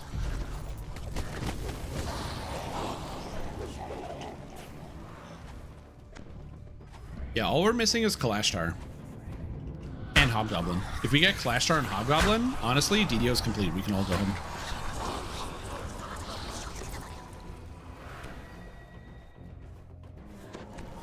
The Game over, first man. crystal by the barrier flashed to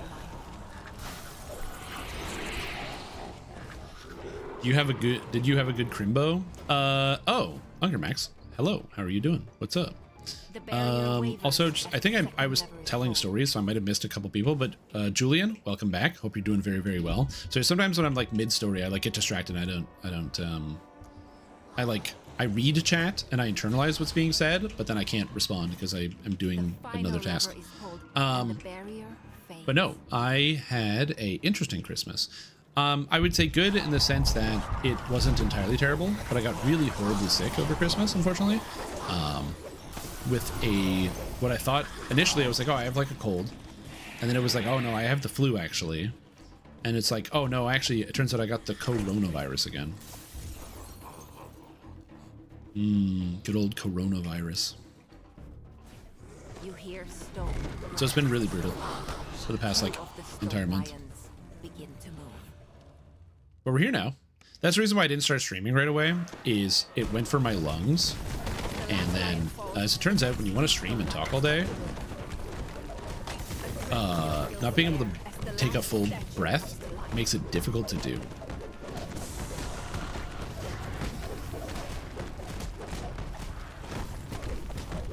Oh, that's good, yeah. No, it went straight for the lungs. The wall at the end of the hole slides down. from stone The lion wall. lungs.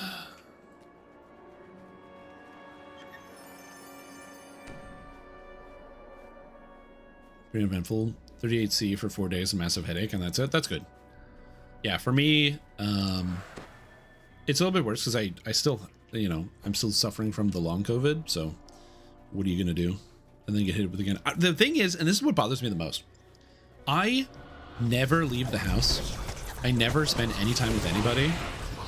And so in the month of December, in the lead up towards Christmas, I spent time with like some friends and family. So I don't know how exactly I got it. Like I barely even go to the grocery store, man. As Not you out of approach, like because I don't like going to the grocery store, but just my girlfriend usually she drives home from work and she usually picks up like groceries at the store. Because she's already like in the car most of the time. So like if it's on like the weekend or like on a day off or something, I volunteer, get up, I'll like go to the store, I'll do whatever. But just most of the time I don't even do that. Speaking to some kind of unseen Bringing it into you? I mean, maybe. She seems Also, she has like a crazy robust immune system. She like never gets sick from anything. I beseech you. Give me the answer to restoring life. I bring you this heart. A tonsil infection? Oh no, did you have to get your tonsils removed? Cannot save her. I remember being a kid and there were so many cartoons in which like a character would have to get a tonsillectomy. Where it's like, oh yeah, your tonsils are inflamed, so you gotta have a tonsillectomy. And that was like a major plot point that happened in so many TV shows as a kid. It's kind of like quicksand in a way, But like I remember like being a kid and thinking quicksand was a huge problem because like every cartoon had quicksand in it. Time to return to the city and think about how to stop Dr. Mordenheim. Beneath city streets. So like, I remember we're in a similar vein to the tonsil thing. Fun fact: did you know that removing your tonsils is very bad for you, and they don't really do it a lot anymore? It turns out your tonsils are good. They're very good for fighting infection. They're very good for your lymphatic system. But yeah, they used to do that shit all the time. And then they're like, you know what? What if we didn't do that anymore?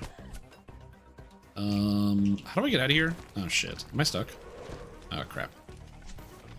Oh god.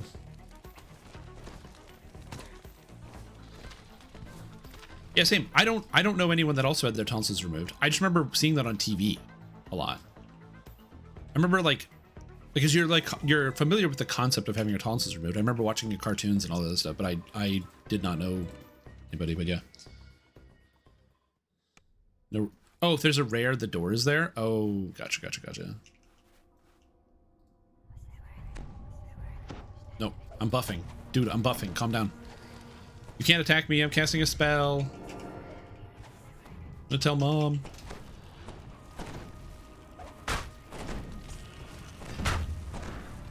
Yeah, as previously mentioned, they don't really do that anymore because it was not a wholly good idea. Where some locals have set up camp. Hell yeah.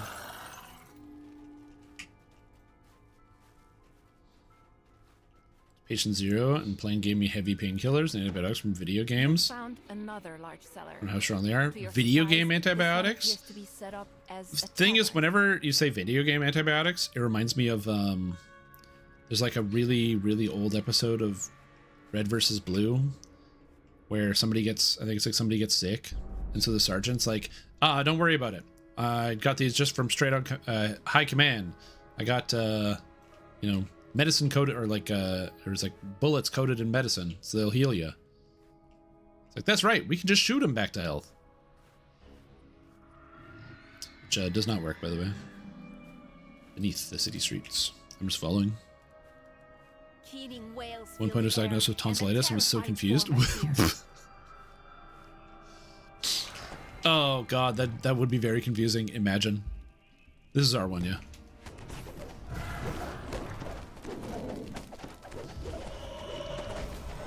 Every tonsil removed. Hey, by the way, it looks like you have inflamed tonsils, but I can't. I had them removed. Yeah, I know you had them removed, but we kept them in this jar. They're inflamed. It's a huge problem. It's probably affecting your health. As the gallows speaker discorporates. Oh, they grew back. They stopped getting infected. So it's not. Yeah, it's the same thing with like the appendix, where You've arrived at what appears to be the main base it's like of the body's if you get appendicitis, you need to have your appendix removed because your appendix is inflamed. It can burst and release huge quantities of bacteria into your system and cause major problems, and it can be fatal. So you might think, okay, why don't they just take out people's appendixes? It's because it's good. You need it. It's a good organ. Like, you can live without it, but it's better to have one than not to have one. Does that make some sense? Yeah, I can see that. It sounds really crazy, but even if like an organ gets infected and has some terrible problem that makes them remove it, it's still better to have the organ than not to have it. The deadmonger. I am on Thrain. You couldn't leave well enough alone, could you? Time Yeah, for you to it's get not right vestigial. there, Goldschmidt. You hear gears grind when the lever is pulled. There, wait. Well, They were now, very prone to it. Guess Ooh. you're better than I thought. Yeah, that makes sense. But are you good enough for this? Sometimes that happens. Trana.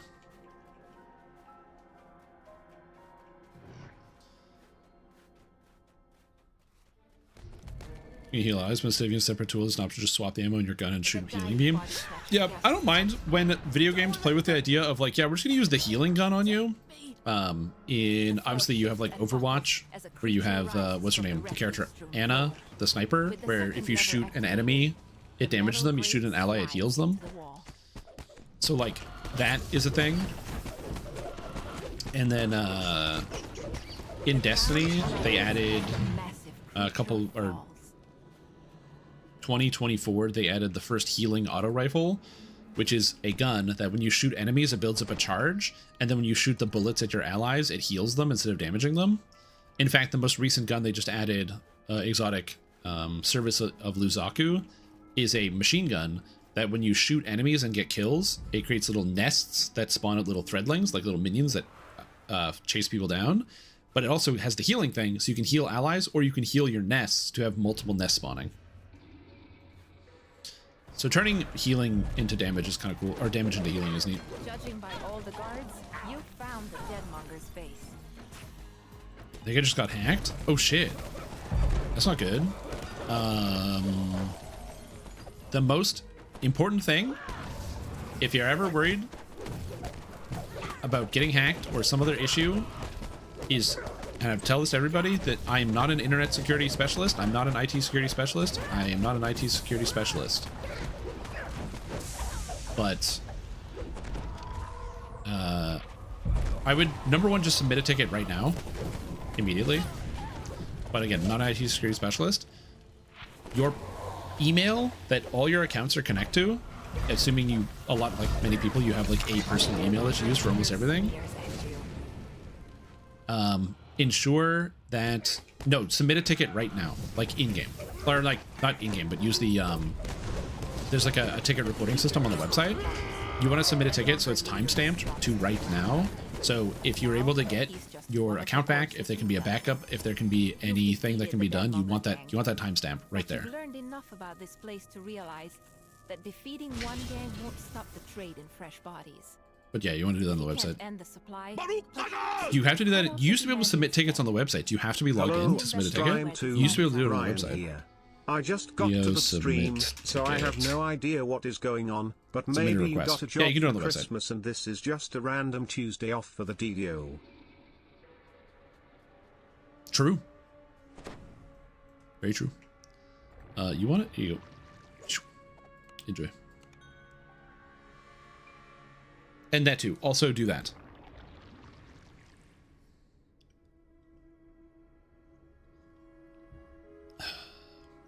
This is one of the issues with, oh shit, there was a moat. School special delivery. I'm typing, it's hard. People are following me. Those fools. Because I'm typing and auto-running. But yeah, anyway, your email address should always have a separate, completely separate and unique password from everything else you use.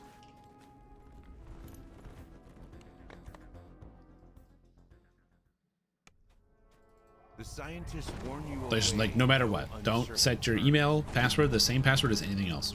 There's two reasons for this. Reason number one is that your email controls everything, so it's good to make sure your email is safe and secure. Okay, like everything goes through your email. Very, very important. But then also, even more importantly than like just the fact that everything goes through, here's the thing. Email is, like, I would like to tell everybody that they should have a separate password for every single account that they make. The problem is, remembering all your passwords is really hard, okay? It just is, and I understand that. So, if you can't do that, as long as you have a unique password for your email, as it turns out, if you use Gmail or like Outlook, a lot of these companies, not every company, but like, you know, kind of the bigger tech companies have better security than a lot of the, than like a lot of companies out there. And so let's say your email password is the same as your Pizza Hut password. Well, Pizza Hut maybe doesn't have as robust security as like Google. And so if somebody gets access to your Pizza Hut account, which is linked to your email, and then they just run a script that slams the password into your email and get access to it instantaneously because your Pizza Hut password and your email password are the same, that's not a good thing. That's a bad thing. Now, people are recommending using password managers. That is a good idea. So definitely can recommend using a password manager. However, I'm going to introduce you to a new topic. This is good. That's something to keep track of that might help you. There actually is a password manager that can be quite effective. It's called pen and paper. Get a tiny little notebook. You can buy them for like $1 at the dollar store, something like a really tiny little notebook. And using your physical pen, you can write down your passwords and other information on physical paper in your house. Now, this might sound weird. If you live in a house where you're worried about people going through your stuff all the time, don't do this. If you don't trust the people you live with, don't do this. Or if you have no other people have access to your systems. But if you live alone, or you don't live in a hostile environment, if it's saved on your computer, or any of your passwords are saved on your computer, anyone who gets access to your computer or access to your data can get access to all your stuff. But a hacker physically can't get to the pen and paper on your desk. And it allows you to have a unique password for everything without struggling to remember things. Yes, even if you have people you don't trust that are in your house, the likelihood of somebody seeing that and knowing that it's relevant, they're not going to know. On top of that, and this is the other thing, let's imagine you even live in like an area where sometimes break-ins happen. It's unfortunate, but you know what? These things do happen. I've experienced a break-in myself. The people that are breaking into your house are not going to be looking for your desk for passwords. They're just going to rip the TV off the wall, you guys. They're just going to take the TV, or they're going to take the whole computer. Okay, we've all seen Zoolander. It's in the computer, all right? They're just going to take it. So don't worry about somebody somehow getting access and taking your password. Also, welcome Clarice Raiders! So Elise, hope you had a fantastic stream. Thank you so much for the raid. I appreciate that. I hope you're doing very, very well. Thank you for the raid. You spot the Institute director working. Your advice on to get my computer hacked by the main character of a video game going through your house? True, yeah, true. Yeah, Patient, I'm really sorry that you're experiencing this circumstance. As I said, submit a ticket as quickly as possible on the website. You want to make sure you do that because at the very least, you've got a timestamp of like when these things took place. And it's another reason why I am deathly afraid of, even though it's been previously mentioned, like the Dungeon Helper, other tools like that, where it's like, oh yeah, they don't have access to your information and what have you. It's like you can have it auto log you in, but it doesn't report the password anywhere, things like that. For me personally, I am just so wary about any of these programs. Not saying this is responsible. I'm just so wary about anything because DDO does not have multi-factor authentication. Which is a major problem. Like multi-factor authentication is essential. I recently changed my phone over, and fortunately for me, being able to re-enable everything on my accounts, Zoo Creeper, like changing everything up was really easy thanks to multi-factor authentication.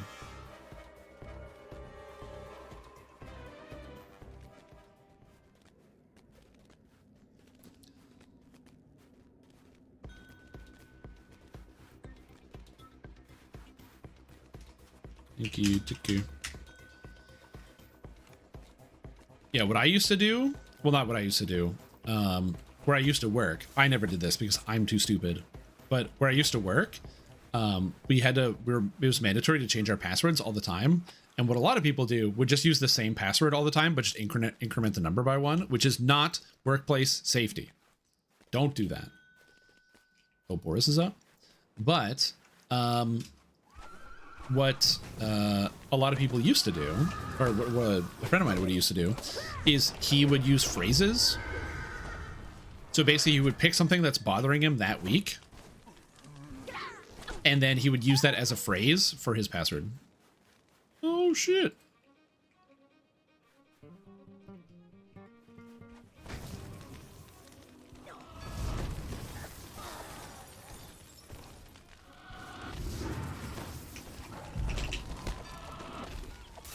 It is also very stupid, I agree, but I'm not a thing.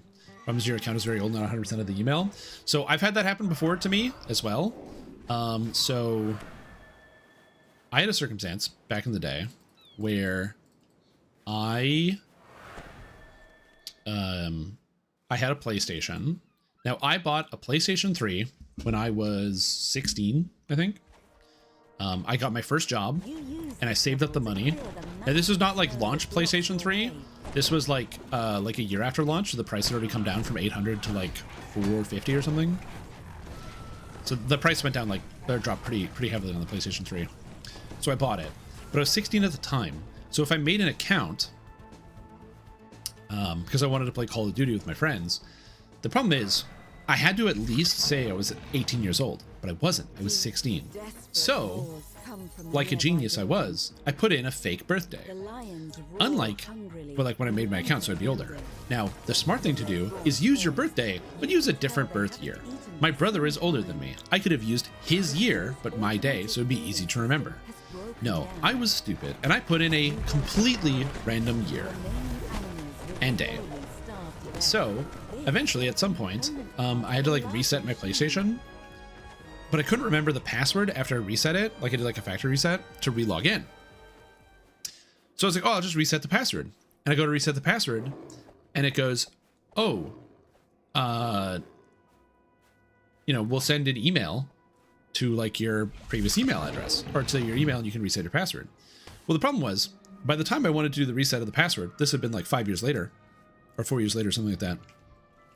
I didn't have that email anymore. I used an old email that I hadn't used in years, and I didn't have access to. It just didn't exist. And I was like, oh shit, what am I gonna do? So I call up Sony services, and they're like, yeah, so if you don't have access to the email, I can help you reset your password and get you set up with your email. What we need from you is just, can you give me the name and date of birth on the account? And I was like, date of birth, huh? Is it this? And they're like, no. And I'm like, well, I'm stumped. Anyway, fortunately for me, I had a brain blast while I was on the phone with this person. I was like, I gotta go. The email was so old, and I hadn't used it in so long. It had expired and been deleted. So what was my solution? I made a new email with the name of the old email address, that because it still wasn't taken. And then I hit reset password, and it sent me the email to that, sent me the email, and I was able to reset my password. And then I changed my password, changed all the information on the account. So stupid. So stupid. This device Had to change the name of the dog? Yeah, it's classic. Because I'm like, what am I going to do? I don't have access to the email anymore. It got deleted. Wait a minute. I can undelete the email by making it. Key components are clearly missing. You replace the components. The automated feeding system rumbles But yeah. back to life. Well, I'm sorry to hear about your situation, patient. That really sucks. And I am getting lucky. Perhaps the zoo's animals will I am so lucky today. What the heck? I'm pulling like a named item out of every single chest. Drops down from the air vent, attracted by the sound of the working feeding system. With the feeding system repaired and Dr. Mordenheim's experiments dealt with, it's now safe for keepers to return to the zoo. The slow process of rebuilding Oh, he wants it. can begin. There you go. Oh shit, I'm out. Let's go. Oh, I'm out of charge though.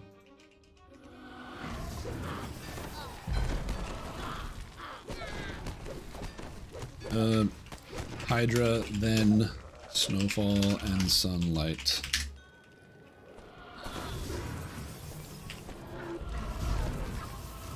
Get him out of here.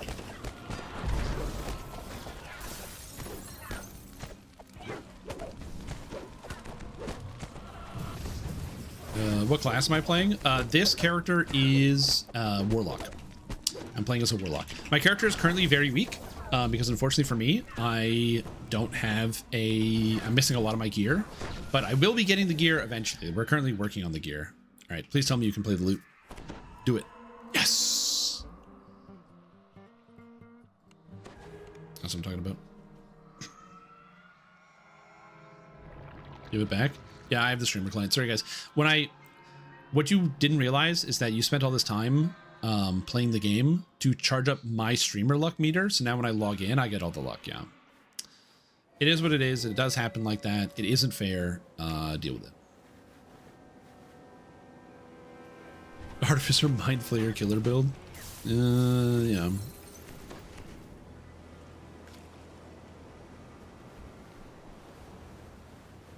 Good old Bieshk.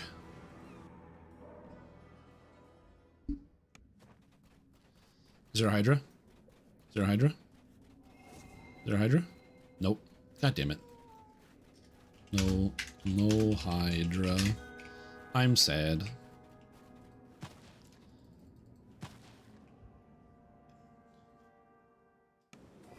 Our email? True. Resurrected the email.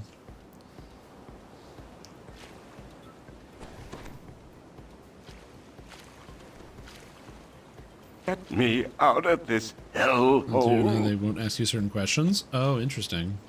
Also, Varsh, welcome. Varsh Raiders! Thank you so much for the raid. Hope you're doing well. You've done much for tuning in. What's up, everybody? Welcome to the Stream. It is I, your host, Stream Tom. And I hope that I'm able to bring you a little bit of joy on this dark and cloudy Tuesday. I mean, I say dark and cloudy Tuesday like it's something special, but as a Canadian, it is dark and cloudy here every day during the winter.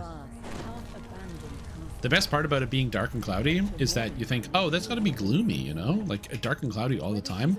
No, it's actually the best. If it's dark and cloudy, that means it's, like, tolerable outside. If it's bright and sunny, it's a bad day. Because when there's no cloud cover, it's way colder. Because usually it means it's a lot windier because the clouds are gone and there's nothing keeping the heat in. So when it happens like that during the winter time and it's like bright and sunny outside, it's the worst. Always the worst weather. Power has been cut from all levels, aside from the entrance way. You'll need to find a way to restore power to each level. 2 wheels dotted with runes Dude, propped up against the questions for wall. security, they skipped some that were blatant. Oh, dude, yeah, 100%. When somebody, or it's like one of the reasons why all these companies, they put a note where they're like, just so you know, we will never, oh, DD? Yeah, I got a DD. They're like, we will never ask you for your password. This should unlock the locked door in the lobby to the north. Just remember, if you're on the phone with an agent for any company or any business, they will never ask you for your password. Yeah, I also apologize, patient. I understand that, like, because this happened, I'm now, like, on the brain of, like, let's talk about internet security, and you're in this conundrum, this kerfuffle. But, yeah. Everyone's happy to see you online. I wouldn't say everybody, but I am grateful that I have not been forgotten. Like I said, I've been like really, really horribly sick. Oh, somebody was asking me earlier about how the job hunt is going. Same old, same old. However, fortunately for me, new year means new budgets. So I've been applying for a lot more jobs. There's been a lot more job openings. Haven't gotten one yet, but new year, new budget. So we'll see. It's not the end of the fiscal year, but some companies work outside the fiscal year, so I don't know. This room, you see a massive creature. It must be one of Victra's experiments. Your Dragon Lord Sunflash Thrower build? Hell yeah, man. Then, to your surprise, it begins to speak. I don't have a keylogger and I don't visit sketchy websites. Yeah, I don't know either. In a very recognizable voice. What do the interviews look like? When I get one, I'll tell you.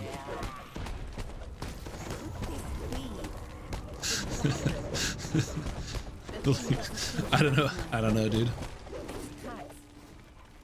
It's a pretty bad space right now where, like, because I have a friend who, like, works in the space, and so, like, I apply for a job and they're like, yeah, there's over 70 applicants for, like, the same job. You just gotta win the lottery and hope that you get called, Another rune on this elevator because ain't nobody reading all those resumes. You can now access the next floor. You step out of the elevator and onto the experiment floor. So a nice red flag put on your account and a thank you note. Love those little red flags.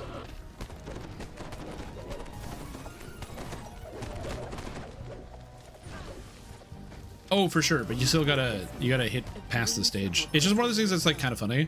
So, but again, fortunately, with more and more positions opening up, it's good. Various types of Plus, also, you know, scattered the throughout longer I the wait, a complex people configuration get older and they die, so sprawls over the floor. positions will open up.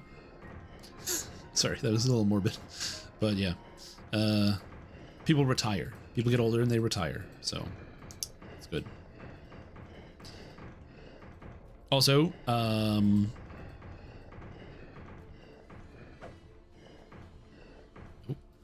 oh.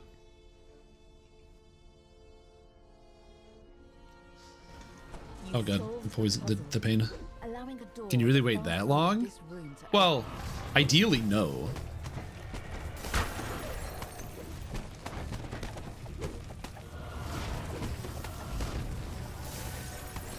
But look, the economy's tough out there for a lot of people, and so we're gonna just do what we can. You know, we're gonna do what we can. will unlock a door in this When did they area. hire you? Well, they don't hire unlucky people. Oh man, true. I don't know if any companies actually do that, but I have heard about that, where you just cut half the list initially, and the list of people that you didn't even look at their resumes. It's like, yeah, they're unlucky, so you don't want to hire unlucky people. This door is locked, preventing access to the rest of this floor. But you can hear the buzz of electricity echoing from a chamber down the hall. You find yourself in a large room. Yep. Covered wall to wall in See, it's funny too, because like when you talk about like they don't want to touch people that have 4 months of unemployment, the other thing too is also companies that take like 9 months to go through the employment process. Some of this stuff is crazy, dude. Some of it's crazy. dark rooms. After deactivating all Like the I remember buttons, when the lever on the I right of the room did a year contract for the government, Pulling this and lever so restores my people contract to was for elements, 1 year with the granting government. access to the living quarters. You enter a So you're like, skeleton oh, it's a room. year-long contract. How long could the hiring process have been for a singular year of a contract? It was our room. Not so long 4 to months. run down there. Without him, Victor has no reason to spend any time outside of her lab. It took 4 months A large and to get a mysterious 1 year figure contract lies on a table in of the going through center like the of room. interviews and then all this other stuff. Just as you enter, it springs up. Pulling this lever unlocks the door marked with an orange. No, it was signal an crystal. entry-level position. You encounter a curious creature when you enter this room. It's a green polar bear Yeah. with what seems to be a gas tank on its back. The bear seems to be I mean- guarding the lever against the wall. Yes, to the have one that references. grants you access Yep. to the top Oh, floor. dude. Before you can get close, the bear It's just- lunges it's toward pure you. madness. The mutated polar bear Which is so falls. frustrating because I remember Cloud when of I noxious mist dissipating used to run a around. business, You can now use the lever when if I you needed desire. people, it was like, oh, we need This people. lever restores Scan through more resumes that power I to the have. elevator. Okay, great. Phone You call. Hey, do you want to come in for an unlock interview? access to the Yeah, you top do? floor, Awesome. where Sit 'em Dr. down, blah, blah, blah. Borderline waits in her tower. Like, you can get this All stuff the done right rooms away. in the elevator Plus, have also, been the interview was great. Now you can because travel freely between here's the all thing. floors in the castle. You've arrived A lot of at the people top don't understand how floor of the important an castle. interview is. You can You learn find the so entrance much to about Dr. somebody Bordenheim's tower very nearby. quickly You have made it by up to just the tower at listening to last. them talk. Near the back of the What they room, decide to the emphasize, what they most decide unique not to room emphasize, is the how they room talk about behind the themselves, front. if they understand the Dr. significance of the Victor situation. Bordenheim. Victor's eyes flick upward as she takes Yeah, you can learn a lot really, really quickly, Without so like much without a as lot of, grunt, she with you know, returns you her don't have word. to Elise, do anything crazy. You just gotta listen to them, and yeah, it's care to explain what it's pretty valuable. It's not like some people are obviously really good at interviewing, so they might not be actually good candidates. But like the people, sometimes I don't understand this.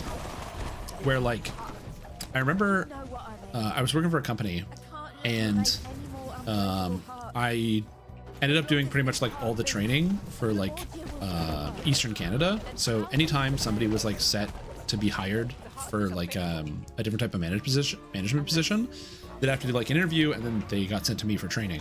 So it was my job to train all these people that were coming through. And so what ended up happening is at one point my manager goes like, hey, well, if you're doing all the training, you want to help me out with some interviews? So I'm just going to ship them off to you for like a secondary interview after they see me, just to give me the yay or nay. you will make And dude, the number of people that she sent me that were just like fucking useless. Either they had like the worst answers to questions, they couldn't make good conversation, it was so obvious they were just blustering, or they were saying like the big buzzwords but they really had nothing to say. And I'm like, and so she'd be like, oh, so this person, like, how did they do? I'm like, don't ever hire them. And they're like, what? I thought they were really good. They said this, X, Y, Z. And I'm like, yeah, because you asked them about this. I asked them about this. And they gave me like all these bad answers. And they're like, oh, yeah, I didn't even notice that. And I'm like, how do you not notice? You're talking to somebody for an hour. What are you talking about? Elise, please. The unbreakable heart is everything.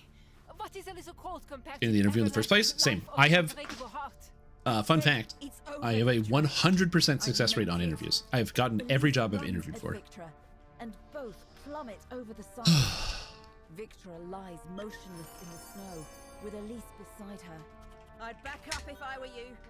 Elise says. Elise, People everywhere. don't. Victra Which is dying. Data analysis? Yeah. Oof. Yo, I'm sorry to hear that, Endrek. That's a rough one. That is a rough one. Everything. You'll always have my heart. Without another word, Elise puts her hand to her chest. R.I.P. There is an explosion of heat and light. And they are gone. With Victra Mordenheim dead. Yep. That's why it's like, it's literally exhausting. Like, applying for jobs has been I have been applying for jobs since June. Pretty much consistently, just like every day is like get out of bed, look for jobs, do all this stuff, and it's been brutal. I've applied for hundreds of jobs, and it's a lot of like scanning. On top of that, it's also I'm working the angles. You know what I'm saying? I've been doing some cold calling, physically going into buildings, going and talking to people, getting in front of managers. It's amazing how many people you can talk to if you just say, "Hey, can I talk to the manager real quick?" And they'll just like let you in. So, you know, I've been able to talk to a lot of people, but it's a lot of people going like, you know, it's, hey, look, you know, we're not really hiring right now. It's not the right time, etc. And you're like, yeah, I know, I get it. It's fine. It's fine. I get it. I understand. I get it. But like, dude, it's mentally exhausting. Card game I've been working on and have stream it. Right, Strim? Right, buddy? Yeah, you have a prototype. So some of you guys might not be aware, but, previous Dungeons & Dragons Online developer Tonkwin is purple. Oh, purple. Oh, what are the odds? Anyway, is currently developing a video game, and so there's a demo out, and I haven't had the chance to play it on stream yet. So at some point this week, I wanted to be able to stream the demo of their game. So we'll be going through that later. But yeah, 100%.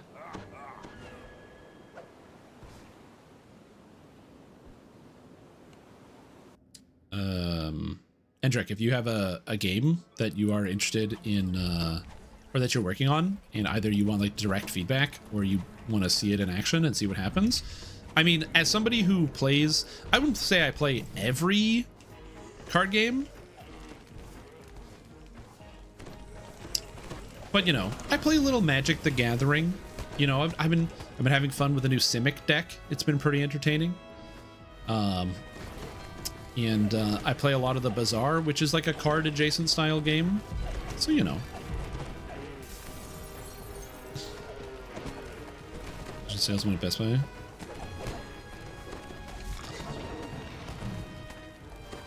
Manager that got hired on the spot? Oh hell yeah.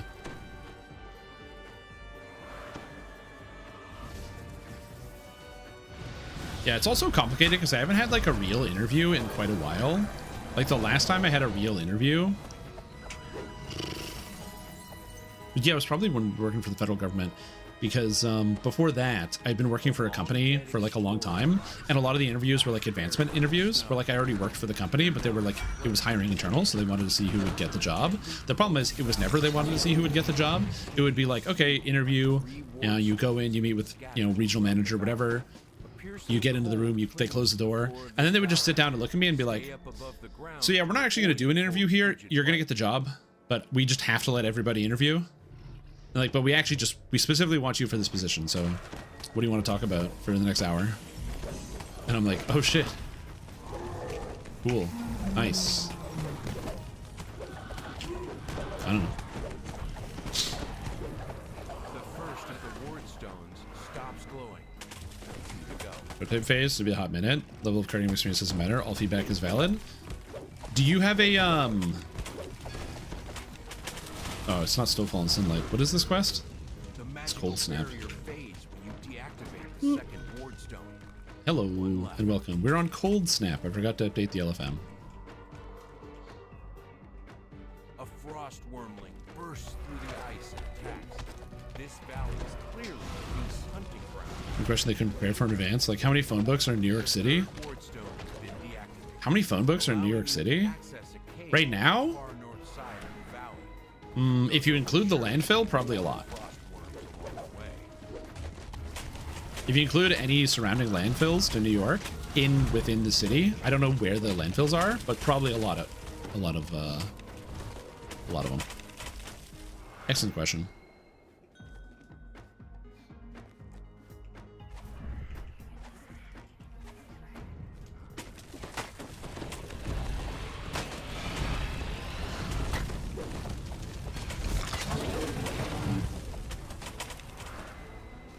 Yeah.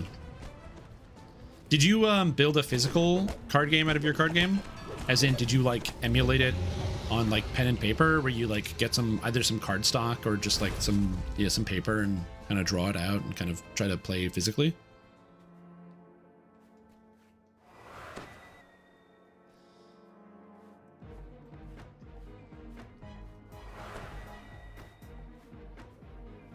A massive petrel swoops down from the skies, intent on making you into a meal. Like a number that was basically the population. Yeah. Spent an hour talking about Bieshk. Listen, I'm not going to spend an hour talking about Bieshk as a material type. It's a cool material type, and it's fun to say because everyone else says it differently. I say Bieshk because it sounds right. B-Y-E-S-H-K. But then some people say like Bieshk. I don't know.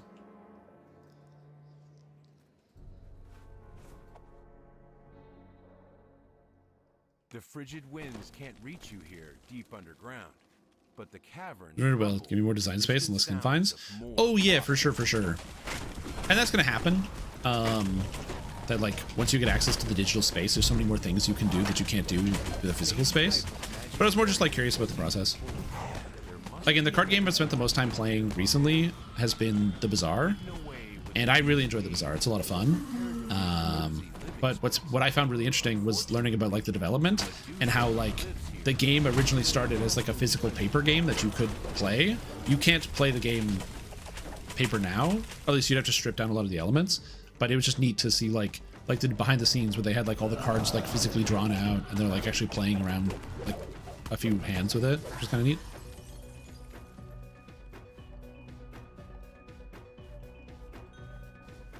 Isn't it a goblin word? It could be. Yeah, let's do this side. This chamber contains several clutches of frostworm eggs. Destroy them to make this island. Yeah, absolutely. I'm totally down to help prototype a video game. Fun fact, I actually got an email where I was given a free copy of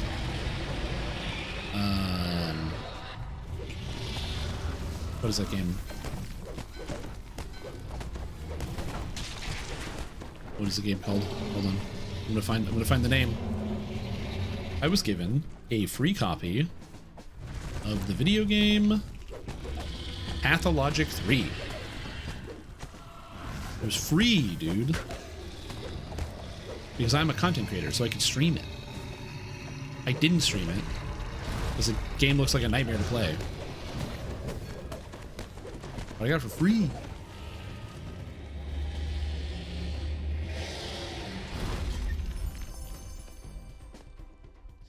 Yeah, exactly. I'm sure it's enjoyable to some people.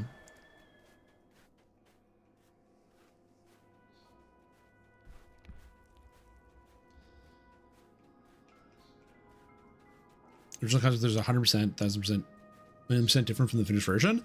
Oh yeah, absolutely. Well, and that's the other thing too, is it was funny because Reynad doesn't do it anymore, but he would do like development updates as the game had gone on. And he even used to do like his own patch note review where he would talk about like what was changing in the patch and why things were changing and concepts that differ between him and some of the other developments on the project. And I think the game is better without some of his ideas. But for example, in the Bazaar, you upgrade your items. So the items have bronze, then silver, then gold, then diamond. And he was like, why do they do that? It's like, well, they do that because that's how all the other games work. In all the other auto battlers, you upgrade your items. So that's like, in his original idea, you have the items that you get at the beginning because they're cheap and you can buy them. And then you want to sell those for newer items later. So you're constantly buying and selling. Whereas that's still true in the game. To be the most successful, you need to be like changing your build and constantly changing items and visiting shops as much as possible. But due to the upgrade system, you don't always have to do that. You can get fewer 10 wins, but still have some amount of success just like buying and trying to stick with stuff. Which was not in his original design intention, but that's just one of those things that ended up coming about from like player feedback, playing the game, and also seeing how the game fits into like the general space, which I thought was interesting. It's like, oh yeah, this is how something changes a lot.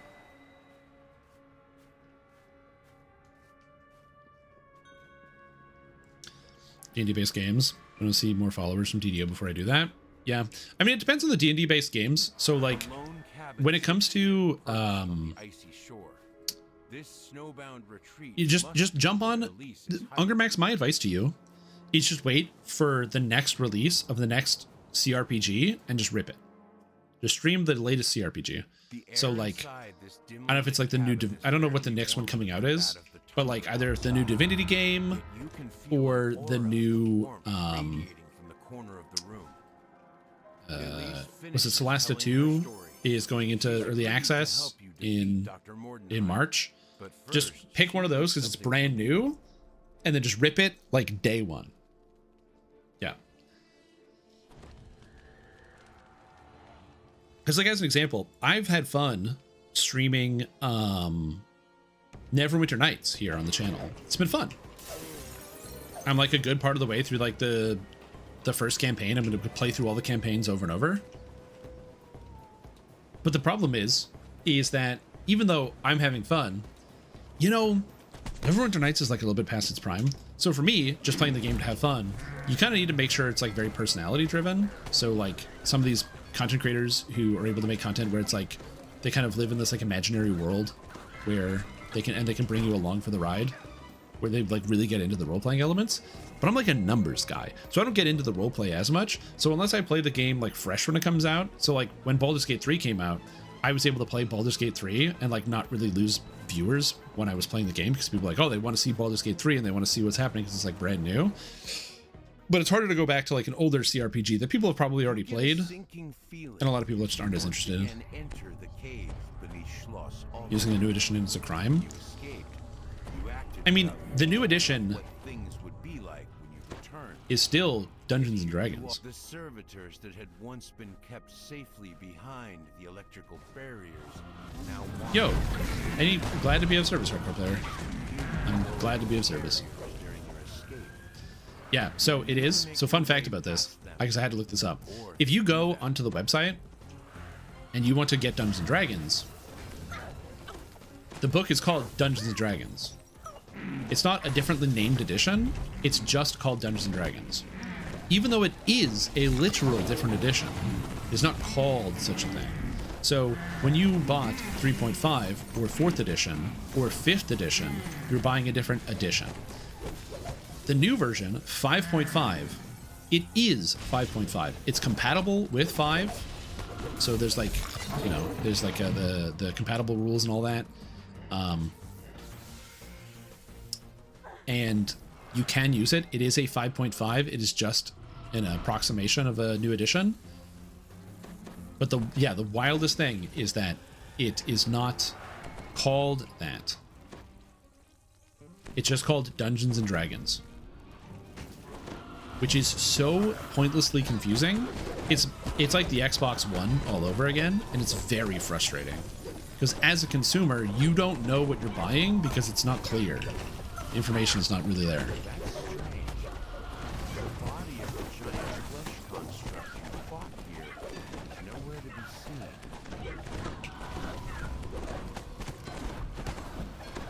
Very frustrating.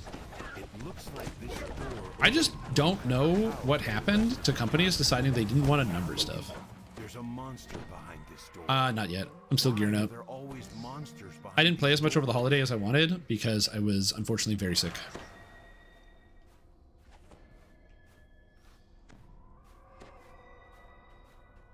New character. Character recently fitting for Baldur's Gate, Son of Murder. Oh yeah, I definitely don't do a Son of Murder. I mean, the character that I played in Baldur's Gate 1 and 2 and 3, and I'm now playing through Neverwinter Nights, was Peter Pipega. Where I didn't know how to play Baldur's Gate 1 and 2 because I didn't know the rules of AD&D. And so I was like, well, what if I play a character that doesn't do anything? So Peter Pipega was a bard, and I only used the bard song basically. Oh, what's this one called? Oh yeah, we're not in Cold Snap anymore. Ends and means? Ends and means. Ends and means.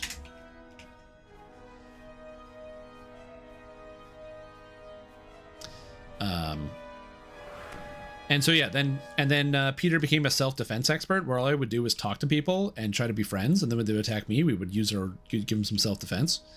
And I never did the Son of Ball thing. I also tried to go the Luke Skywalker angle where, you know, I just said no thanks to everybody. So whenever somebody would offer me something, I'd be like, no thanks, I don't need this. So when a Melisande or like, you know, Ball is trying to talk to you and like, hey, we're gonna give you good stuff, and it's like after you defeat a Melisande, it's like, hey, you can become the new god of whatever. I'm like, you know what? No thanks. I don't need that. Not important. But then after he does that, Peter's wife leaves him. You enter the room, And then he continues to develop his drinking. At first, He like evolves it. It becomes more powerful. Then you spot a laboratory Wow, jar that bigger numbers, better person. True. I think there's just something about like, sickening realization. it's like a weird bad marketing idea. I just don't know why you wouldn't number something. Like, did PlayStation 5 sell poorly because it had the number 5 on it? Because people are like, that's really another PlayStation? No, it's just, you know, it's the 5th one. It's really simple. I swear to God, if they ever make a PlayStation 6 and the PlayStation, and it's not called the PlayStation 6, they call it like PlayStation Dimension or something like that, I'm gonna scream. Come on, Sony, give me a PS5 or PS6.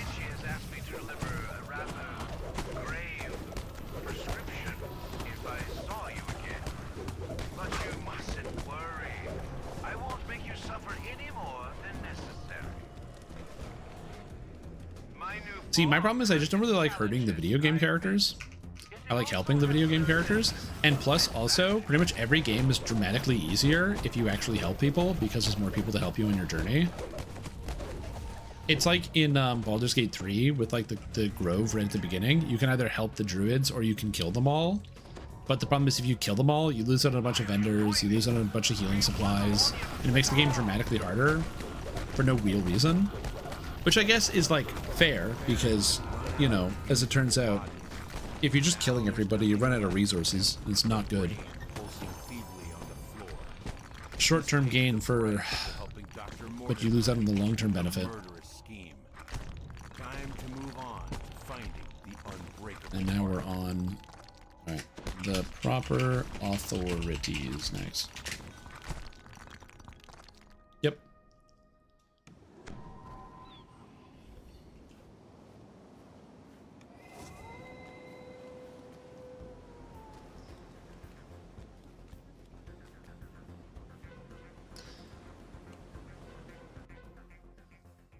Yeah, I did not do that. I just can't bring myself to do it. I can't hurt the video game characters, man. I don't know. I guess I'm just too much of a softie. Yet you're not. The Baron's Grand Hall is just that. Grand. Your senses are overwhelmed with the sights, sounds, and smells of this opulent reception. Yet the Baron himself is nowhere to be seen. You'll need to find someone. Oh, we talked to this guy? Nice. Good. Good. Most of the guests are. Do you mean that game either? Yeah, it's mostly just like generally when I play video games. I don't know. Sticks out. She stands far away from the other. Which is online is playing Hightail. I don't even know what Hightail is. Is that a video game? Oddly, he made no mention of the Baron himself. In any case, you'll have to convince him to give you the documents, or perhaps you can find a more clandestine. Individual kind of compatible instead of making stuff go obsolete after X years. To get permission to access the vault. Yeah, but the problem is they're not going to do that. You could walk Like, listen, I understand that there's like the grand aspiration of like, oh yeah, well the idea is it's going to be one D&D forever, and they're never going to sell us a new thing. It's just, that's what it is. One D&D. Absolutely. That shit's not going to happen. They're still going to sell you supplement books, and they're still going to sell you a new goddamn rule book.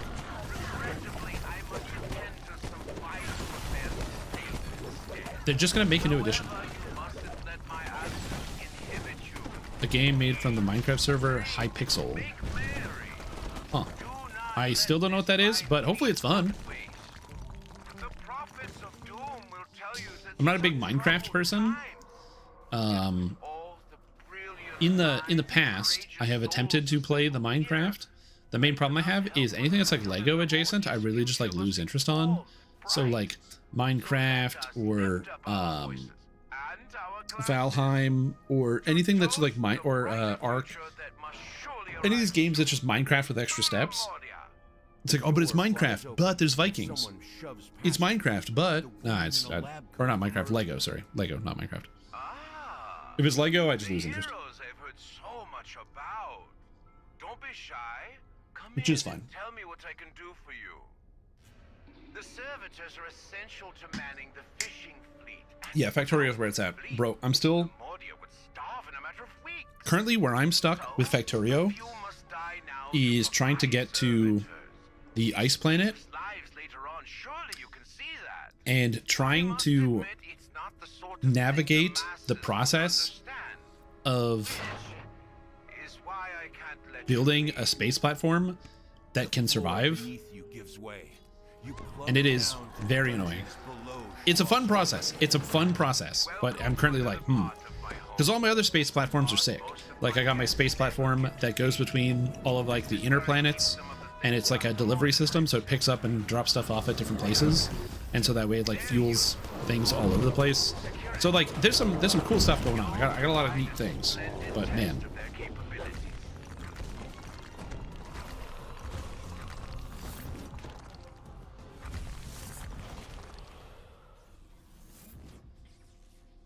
Tiny ideas. Teleport. It's becoming very bland, which is a very huge shame because 5e's strength was flavor. Yeah, I think it's difficult because you really have to think outside the box of like different ideas and ways to implement individual things. Like, yes, every character getting a teleport, every character getting a thing. I agree with you. It is kind of annoying the fact that there is a lot of like homogenized character design in modern D&D. I actually don't disagree with that. I think that is fair. And I think one of the reasons that comes from is a desire to make characters powerful without giving characters clear weaknesses or clear identity. And what I mean by that is like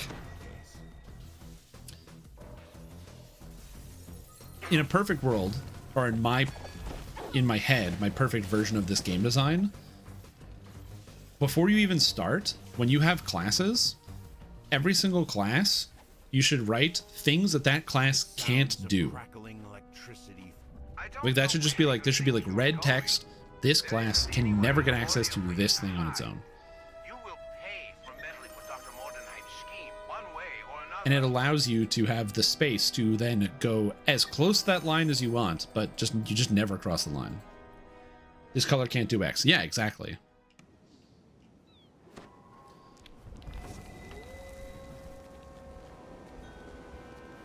All right, checking it.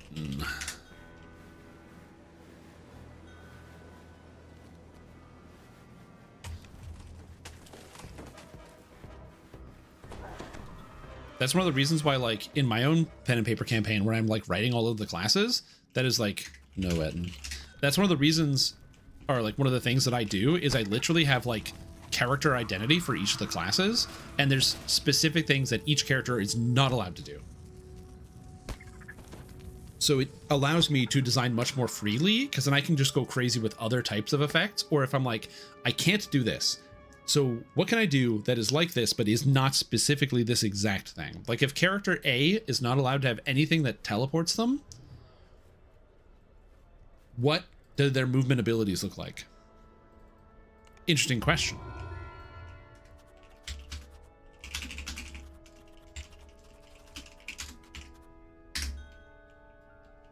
And so you kind of run into this like interesting design philosophy. Like something that's important is when it comes to just general character design or general design is that a lot of people think that limitations are like not a good thing. Like you want to have as few limitations as possible, because if you have no limitations, you can make anything you want. But the thing is, limitations are interesting. They allow you to create new ideas that you wouldn't otherwise think about, because now you have to problem solve with your creativity. And that's interesting. It's like a great example is the composers who made music for the Nintendo Game Boy. That shit has 4 sound channels. And so if you want to make music that sounds like a whole band is playing, you got a percussion track, a bass track, and 2 other tracks. How do you make a whole band? You got to get creative with it. You got to trick the brain into hearing or seeing different things. Older technology is actually full of it. You look at like a lot of the music on some of the older like the older consoles, where it's like, yeah, they can only have like, you know, X number of sounds even loaded into the machine. You know, so they have to like, if they want to get different noises, maybe they have to take this one noise and then pitch shift it so it actually sounds like something else, because they can't have an extra sound. So it's because there's not enough space and memory, because audio is expensive. So there's a lot of like really interesting things that get done in terms of like what limitations can do for artists and people who are creating. And I love that. I think it's awesome. I think it's super cool. And yeah, it can be helpful. When will VIP be worth it again? That depends. So for me, VIP is worth it because VIP gives me the movement speed and the XP, and I play the game a lot, so I don't have to think about it. However, SSG had this idea where they were like, we're going to make the VIP loyalty program. And through the VIP loyalty program, you will get access to all this cool extra stuff to add on to it. However, I don't think this has moved the needle at all for the VIP. I think it did for some people who wanted the Stormcloud mount, so maybe they bought their year of VIP because they wanted this at the end of it. But for the most part, I don't think it's really moved the needle, especially not since I have yet to collect my 10% item durability ward. $9 and quarters. I'm craving some Five Guys. All right, have a fun location.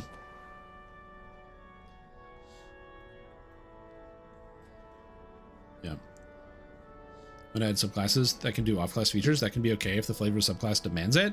But yeah, but here's the thing. I'm okay with that as long as the subclass makes a trade. Right?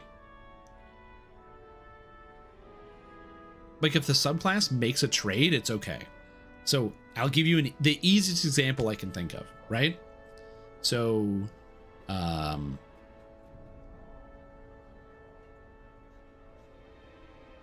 actually 5e is bad because like subclasses don't really have this as an option, but like Pathfinder archetypes are pretty good for this, where it's like, oh, if I'm playing, you know, this regular like cleric, it's like, you can give up proficiencies with weapons and armor and also lose something else, but you gain an extra spell slot.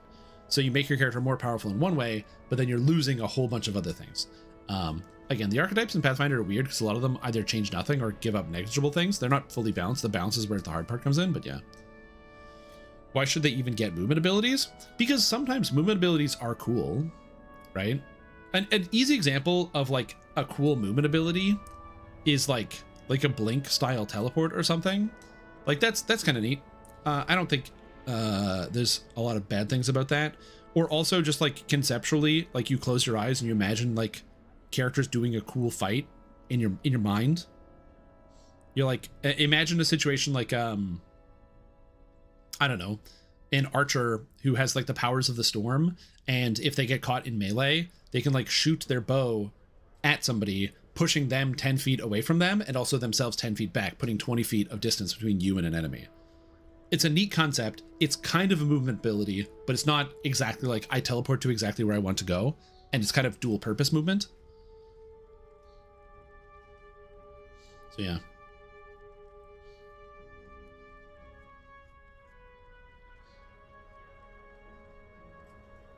I don't know. I don't use the in-game GMs. I have no idea. U-bombs because there will be bugs. True. Oh, is this one? This? No, it just says everybody should buy a bird. Oh, this is because my girlfriend has a parrot. It's downstairs, and it's really loud and it bites a lot, and it's angry. Quest received. And so sometimes she's like, "Yeah, my parrot. It's my boy." She's like, "It's my wonderful son, and he's amazing." And then the parrot will like bite her, and then she has to like lock it back in the cage because it gets angry sometimes. And then she'll be like, "Everybody should buy a bird." And she said that one time. So then every time the parrot would end up being bad, I would just be like, "Everybody should buy a bird, right?" So then she made this shirt for me so I could just tap the shirt.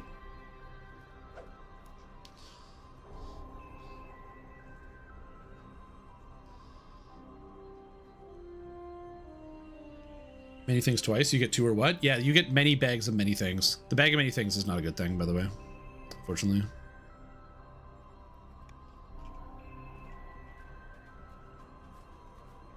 Sounds very anime. Well, again, I'm not saying every archer has the effect to shoot an arrow at somebody to knock the person away and jump backwards. I'm saying if you're designing a character that is like Ranger of the Storm that has an effect like this, it would make sense. Because you can imply the effect. You can write the story that fits the character. You can mishmash these two things. The problem is, I think that there is a lot of design work that comes in that is not restrictive enough, where there isn't enough things that are taken away. I'm getting distracted because I'm like trying to think of, I have to pick up all the heart seeds. That's what I want to do. Are VIPs having to buy packs? VIPs don't have to buy any quest packs. Every quest pack is available to VIP. Unless you're talking about the expansions, and my opinion about that is that Dungeons & Dragons Online releases a lot of expansions when they didn't used to release as many of them. And it's obviously because just a way to get capital, because like you have to pay for expansions where you don't have to pay for quest packs individually. So I understand why they go that direction instead, because it makes more direct cash infusion. Personally, for me, I kind of would like to see more things being doled out through quest packs instead to increase the value of VIP, because ever since they started doing mini expansions, it kind of devalued VIP by a lot. That being said, I don't know what the financials look like inside SSG, so I can't tell you. Interesting. It's gonna live for 70 years. Yeah, no, this is a Quaker parrot. Quaker parrots only live for like 30 something, like 35.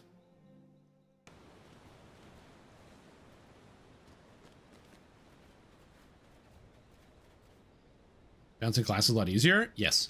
I mean, here's the problem though. Can you really remove multi-classing from D&D? Like, that's a cool element of it. The problem is, it's really hard to design around multi-classing.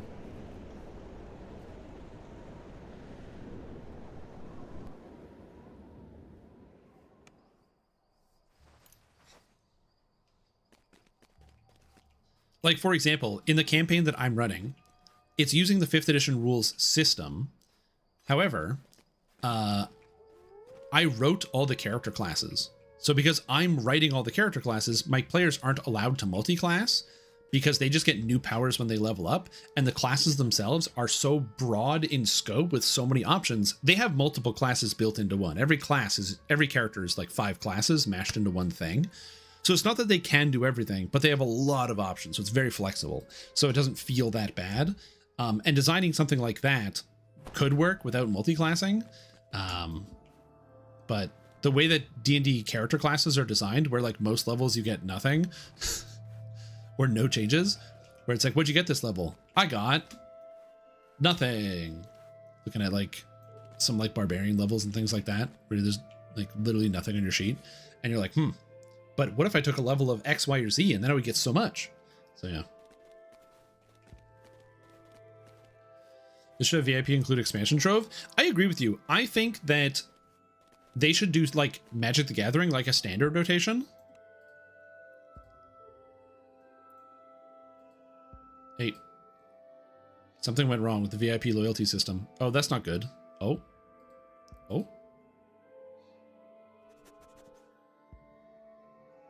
It didn't give me my item. Hold on, let's log out and see what happens. But they should do like Magic the Gathering where it's like rotation. So like the 2 latest expansions aren't in VIP and everything else is.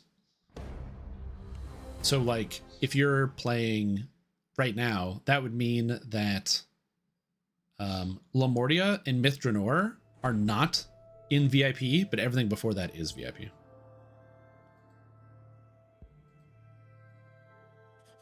It's too soon to claim my reward. Okay. Okay, it is here. Cool. Catchers, I've been wondering if you thought of any builds with the new changes to dex to damage on any weapon type. I haven't played weapon fight in a while, so I'm not sure what all that changed. So a build I want to play, Stompy. Oh, it's Stompy Couch. Anyway, a build I want to play is dual wield Khopesh Ranger, because Khopeshes are cool. No particular reason. I think Khopeshes are cool. And now you can play dex-based Khopesh Ranger, which sounds cool. Outside of that, the dex changes have just made it so there's a lot more flexibility in terms of character building, but nothing really crazy. It means you can kind of play dex whatever, which is kind of neat. ESO is a great example. ESO is a great example. Yeah. Well, to be fair, the problem with ESO multiclassing, they actually just talked about it in like one of the more recent things, is that some classes have dedicated trees for doing something and other classes don't have dedicated trees. So like Dragon Knight's the example they used, where all the Dragon Knight trees all do everything, versus like Necromancer is a perfect example where Necromancer literally has a tank tree, a DPS tree, and a heal tree. So why would you ever multi-class one of the Dragon Knight trees when you could just multi-class a Necromancer tree, which gives you exactly what you want? And so you can use all the abilities versus one. And so I really like the idea where they're like, yeah, they're going to go back on to the design table, and they're not going to make it so that all the classes are homogenized, where you have like Dragon Knight has a tank heal DPS tree. They're actually going the other way, where they're like, we're going to undo these classes and rip them apart and make it so that being one class gives you a lot of good synergy, but you can still multi-class other things, and it's not going to feel horrible. Well, the thing is, Khopeshes and longswords are literally identical right now. There's no reason to use a longsword or a Khopesh, because we just don't have a good one. Because the answer is, if you're like, okay, what am I going to use, a longsword or a Khopesh? And the answer is, it doesn't matter, just get a Golden Age one or Undying Age one and slap it on your character, and you're going to have a good time. Everything must change. Take care and happy questing. All right, take care. All gas, no breaks. Enjoy your day. I think banning multiclassing will allow for more things like Warlock Invocation System, where you can pick and choose to custom the class. I agree. And yes, allow for something at every level up. I agree as well. The main problem I have with multiclassing, and I can't believe I'm saying this, but favored class was not a good idea, but it had good points to it, which is I am playing, what's my character? Oh yeah, it's a 2 monk, 3 barbarian, 2 fighter, 1 paladin, 4 ranger, 2 eldritch knight, 1 blank, 2 blank, where you have a character whose life makes no sense, right? it's like, yeah, maybe they should make a movie about this character, about how they like traveled the entire planet and they went to this school and that school and they did all this other stuff. But more likely than not, it's just a person who just takes a bunch of abilities, just gives them a bunch of stats, and which is fine if you're designing like a combat arena style campaign, but less fine if you want to have like a cohesive narrative. And so for me, when I've played D&D, I actually have a specific rule, which is if you want to multi-class, you have to have a narrative reason for doing it. You need a narrative reason. I'm okay with multi-classing, but you have to have a narrative reason for multi-classing. And so what that means is if we start the game at level 1 and you're like, oh, I'm going to take wizard at 2, you can't. There's no schools. You're like in the wilderness or whatever. You aren't able to train. You guys have to travel to the wizard school. So you will stay level 1 until you go to the school and you learn it.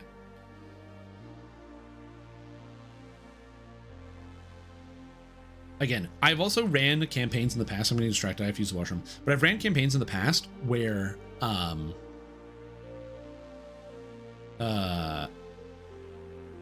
it's mostly just like a monster hunt, and when we're just doing monster hunt, like I don't have like a great robust story. It's like here's 50 rooms and there's a bunch of challenge in all 50 rooms. In those situations, I'm like, yo, make whatever you want. I don't give a shit, because we're doing like kind of combat sort of challenge where we sit down every week and we have a fight and then everybody goes home. But in any campaign where it's like there's the point is the narrative, and not just like the narrative of like I have some grand story to tell, but like everybody's sitting at the table because we're all doing a role playing, then I need everybody to be in on the role play. But now he's angry and he's a barbarian. Yo, my bard hit his head so hard on the concrete. Yo, I was actually at a bar and a guy hit me in the back of the head. And then when he hit me in the back of the head, boom, he knocked me so hard, the crayon that was shoved up my nose, that was in my brain, fell out. And my character gained like 5 points of intelligence and has now remembered all the spells they used to know how to cast. I'm actually a wizard now.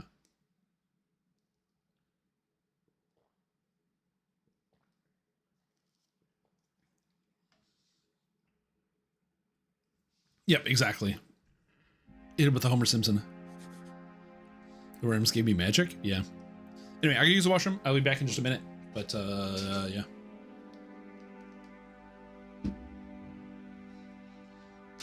Every class because there's a guy clone with a son who lives in a parent's basement and tried and failed at everything. I kind of love that.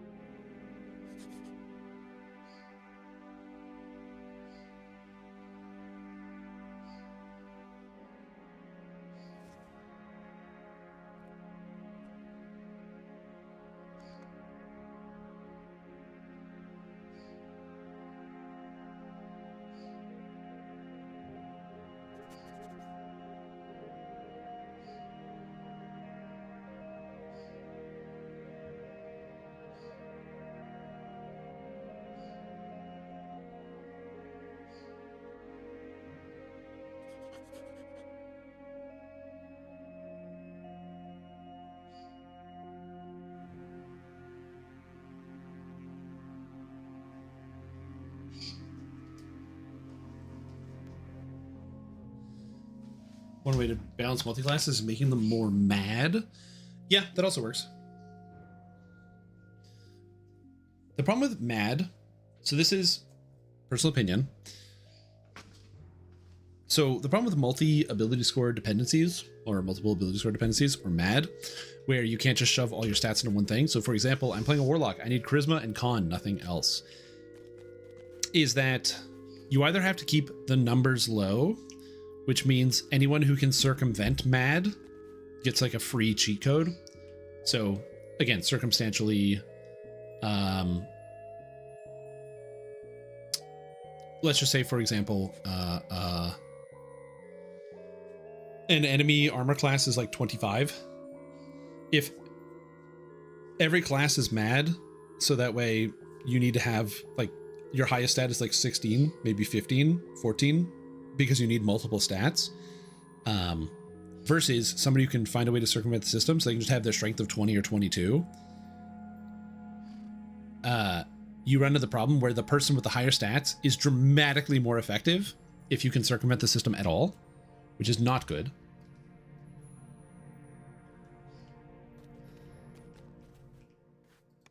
So it's a complicated balancing act. Oddly enough, there's a game that solved some of this problem. Let me see if I can find it.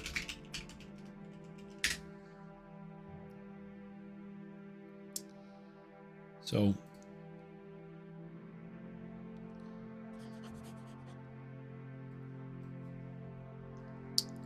there's a game that solved some of this, and it's right here. Attack bonus. Your attack bonus of the weapon is base attack plus strength plus size. Now, why does that matter? Because the biggest number is this number, which means there is differences between the characters, but because base attack has such a big implication, your strength matters. For sure, your strength matters. But like, base attack is like the most important part because it's the biggest number. In fact, it's so much the biggest number that when I've been playing like a bunch of Pathfinder Wrath of the Righteous, there's very few little reasons to actually full class any of the, if you're playing a melee or a ranged character, there's like basically no reason to full class anything. You can multi-class like a level of Barb and a level of Fighter and a level of Rogue and a level of Alchemist and a level of this to get like a whole bunch of bonuses and get crazy stats. But the one thing you have to be careful of is base attack bonus, because did you take one level of Alchemist? -1 base attack. Did you take a level of Rogue? -1 base attack. So every time you take specific classes, you lose some of that base attack bonus, which is actually way more relevant because you can't make it up with the other stats because you need the base attack. It's a really interesting balancing act. Does it stop multi-classing? No, but at least it's like an interesting way to do it, adding more base stats into the characters, which I personally do like. I think it's a good way to do that. Anyway, I'm getting distracted. Is grappling thorns actually used for leveling? No. Also, yes, thank you. Thank you for the well wishes, Noab. Fun fact. So I was really sick over the holidays and I like couldn't do anything. I was like not feeling very good. Started out on like Christmas Eve. I started to feel sick. Christmas Day, I was like pretty sick. The 26th, the Boxing Day, I died. I died like 10 times over. It was brutal. So like I couldn't talk. I couldn't say anything. I couldn't do anything. Awful. But we continue. We go on. As time moves forward, I continue to get worse. I just kept feeling worse. And I was like, oh, I must have picked up like some horrible flu or something like that. Coronavirus, baby. I didn't even think to check for the longest time because I'm like, yeah, I'm just like sick. And then it was really sitting here in my chest and my lungs, and I had like big shortness of breath and I couldn't do anything and I was sleeping all day. And I was like, you know, I know something about this. Anyway, coronavirus. Good times. You even acknowledge people who won't rate on Elite. They don't think they hear you. Oh, geez. Anyway, so it's been a time and a half. Anyway, back to what we were doing. Also, good discussion, you guys. I really enjoy talking about D&D stuff.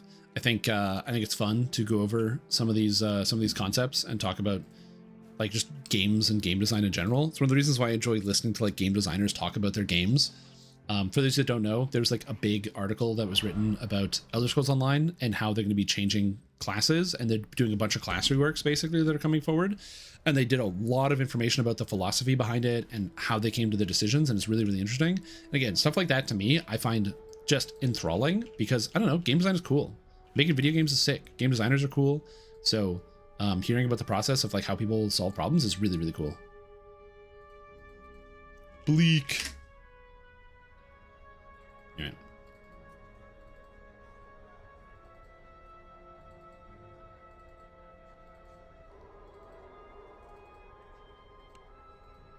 Bleak.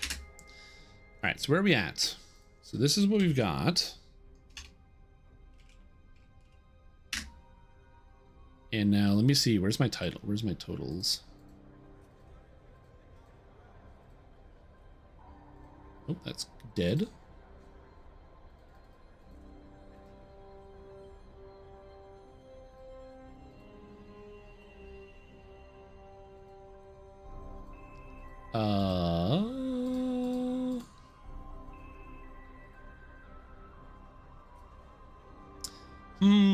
Oh, it's because it's not here. I'm looking at the wrong place. I'm like, where is this?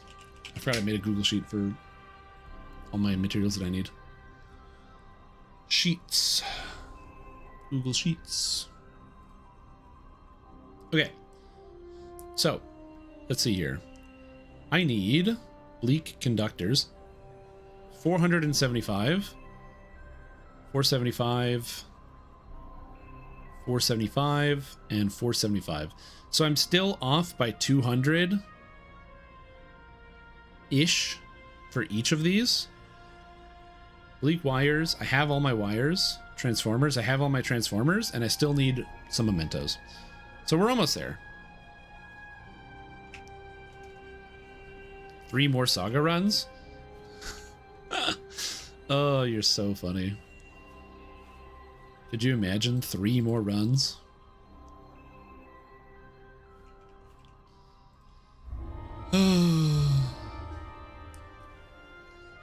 Alright. Which one do I have the least of? Oh, wait. Hold on. Check the rares. Oh, wait. I didn't get any augments on my list? Scammed, dude. Scammed. Insulators. Let me take the insulators. Well, I can only do so many of those a day. Anything interesting going on? R10 Salt. Project Nemesis on Reaper mode. IO Dread Saga. RSMT? What's RSMT stand for? Read some manga tonight? Yeah. You just go, things didn't work out, but I love the side technical aspect as well as the art side. Yeah, man. Me too. I don't know. I just think game design is cool. And also, people solving problems is also interesting. Issue of bag space? Oh. I'm not going to run another saga. That'd be so boring. Could you imagine if it just like sat here and ran sagas over and over and then over and over and over and then over and over and over again? Would you guys get so bored?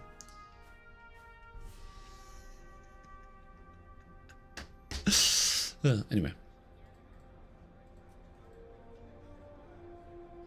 Alright, I'm just going to quickly actually empty out some gear that I don't need. So this is going to go here. Mordian Gambison. The Belt Buckle of Secrets. Downcast Top Hat. Great Reaper's Cowl. Brawler Cap. I could go get one of the other items that I need for this build. Baron's Bandolier, Mythic 1. This one doesn't have Mythic 1, so I'm going to put that in here. Like, that's an option. I got 2 sewer sites. Yeah, we'll go... You know what? I'll take a break from this and go get another item, because I realize I've been farming out this saga for quite a while. It's really overrated? It is, yeah.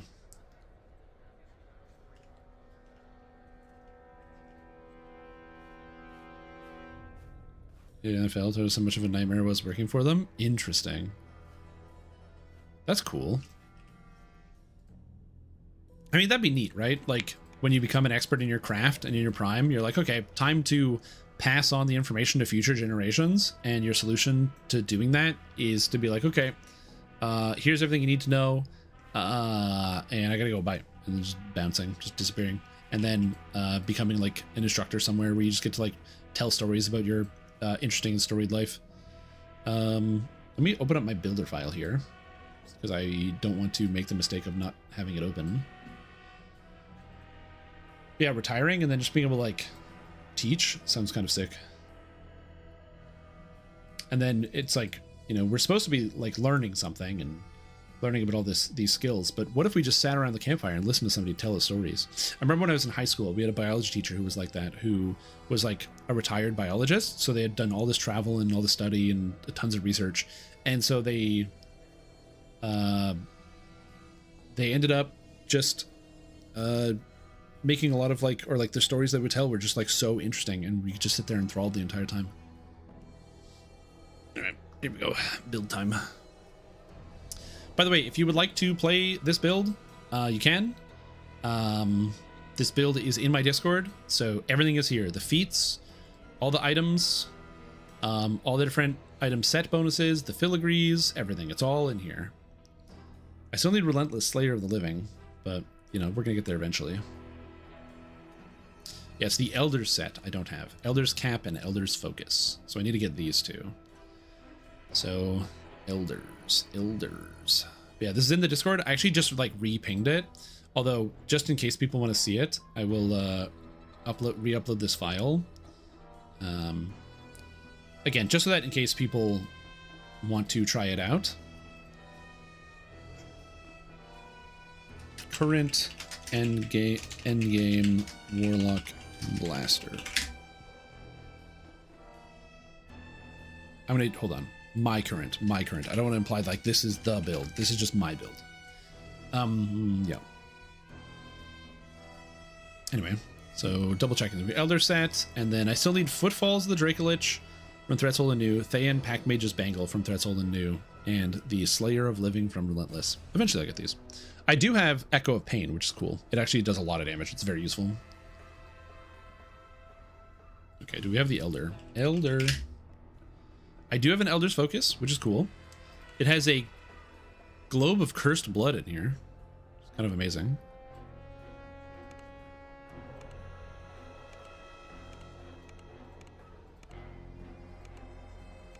Okay, I don't think I have the helmet, so I think I need to go get the helmet. So where the hell do we get it? DDO Elder Cap. The Elder's Cap comes from Into the Deep.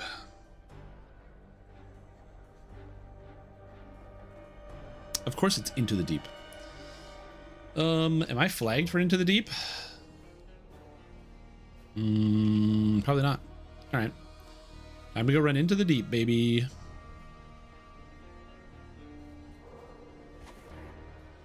I went back to work at Disney. We exchanged emails.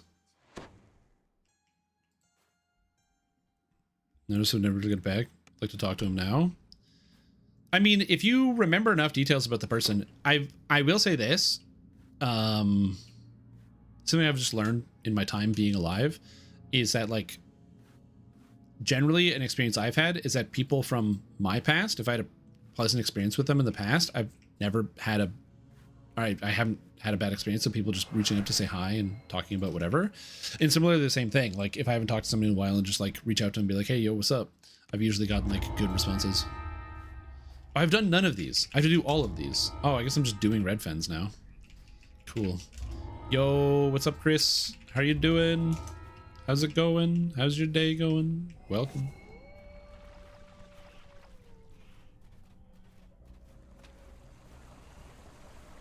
Welcome. Welcome to the farming den, where today we're farming. A great red tree grows out of the root. Hey Stream, did you know that Chris has dog water opinions on clubs? I question how it's possible to have a bad opinion on clubs.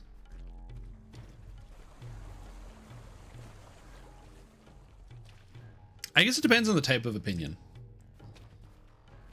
Like, I will admit, club is not the most inspiring weapon, is what you would say, until you think about the idea of, like, you know, a fighter going out there and, like, very carefully, masterfully using, you know, some type of edged weapon or a hammer. They've learned all this technique, they have all this strategy, and they understand how to, like, take apart the human body bit by bit.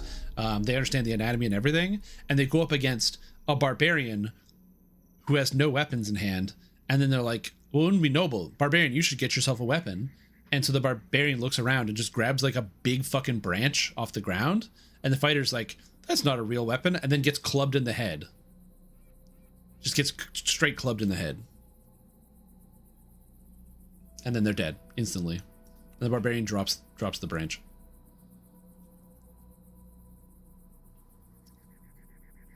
React to YouTube video time?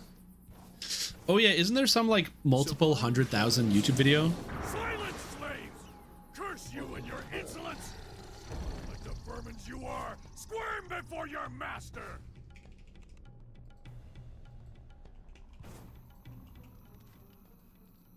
Oh, Chris has a video on clubs. Oh, okay. You know, I'm not much of a React guy, but I can make an exception. There we go. Good luck. I don't know what you're seeing.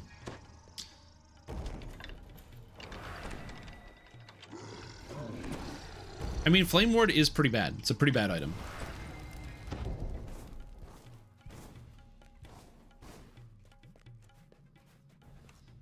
The thing about items in DDO, and I was thinking about this because I've been playing... Oh yeah, that was the thing. I played a bunch of Diablo 2. I can't explain to you why. But there is an expression which some of you probably are familiar with, which is comparison is the thief of joy. And this phrase is pretty relevant because it is, one, relevant to your regular life. It's very easy for you to compare what you are doing, the progress you are making, to someone else, and then lose the sense of the fact that your progress still matters to you and the things that you're doing still matter to you. To be like, oh, I am doing X, Y, and Z, but other person's doing this faster or better or has this other thing. It's okay for whatever you're doing to take time and for that to grow, and also to do things for the sake of enjoying. It's obviously hard to escape comparison because we live in a society where it's very common for people to compare everything to everything else. Like, a new video game comes out, and if the new video game isn't the best video game ever, then it must be bad because you're comparing it to everything else that exists. So when I make this comparison in terms of DDO, I was thinking about Diablo 2. Because in Diablo 2, if you're playing an endgame character, there's like several specific items that are quite powerful. If I'm playing as a spellcaster in Diablo 2, and if I'm looking at unique belts, Arachnid Mesh is the best belt you're going to get. +1 to all skills, percentage mana, and faster cast rate on a belt. Unheard of stats. Unheard of. Literally impossible. So, what's the solution then? You got to get one. Well, it's one of the rarest belts in the game. So does that mean you're going to be disappointed when you find another belt? Let's say you find a gold wrap and get a bunch of gold find and magic find? Probably not. Now you're picking up all this magic find. Like, that's sick, dude. And it has other purposes. You might want one thing, but if you have something else, you can make good use out of it. And that's where the complicated part when it comes to evaluating a lot of the weapons in DDO in a vacuum is that the value that each individual weapon can bring is going to be in comparison to what you have access to, not what exists. So what I mean by that is if I'm playing Dungeons & Dragons Online and I'm looking at all the weapons and heroics, if I have access to everything, the realistic answer is that from level 1 to 20, Barovian weapons beat out almost everything. Barovian weapons are really, really good, and was probably a mistake to add to the game. So now, if a weapon comes out that is around level 10, all the way up through 20, if it doesn't beat a Barovian weapon, the Barovian weapons are literally free. Why would you even use one? You make the horrific comparison between the Seranian weapons, where they do adamantine and lightning damage, which is cool, but it's not free. They're really expensive from Sharn. So you're probably just going to use the Barovian ones. Even with the new crafting from Lamortia, which allows you to make just these absolutely absurd weapons, getting epic abilities in heroic or legendary abilities in heroics. Even in that, you still got to go craft it versus the free one, you know? And so that's why I said the comparison is interesting. Now let's say a scenario, you don't own Ravenloft. You only own another expansion. What if you don't own any expansions? Well, now all of a sudden, the weapon choices are much more limited. And so now, finding a cool named item, maybe you pick up a flame ward, it might be a lot more interesting. Because you don't have access to these other like free weapons that are just going to make everything go crazy. If you're running a 5 Dragonlord, 15 Dark Apostate with Dark Apostate imbue, what weapon type would you use? More interested in leveling than an in-game build? Oh, you're using the Dark Apostate imbue? I mean, Vol seems like the easy answer here, because then you get access to Vistani as well. But, you could also go Quarterstaff with Orion, which is kind of neat. And I am personally a big Orion guy, especially since Strength is probably going to be better than Charisma stacking.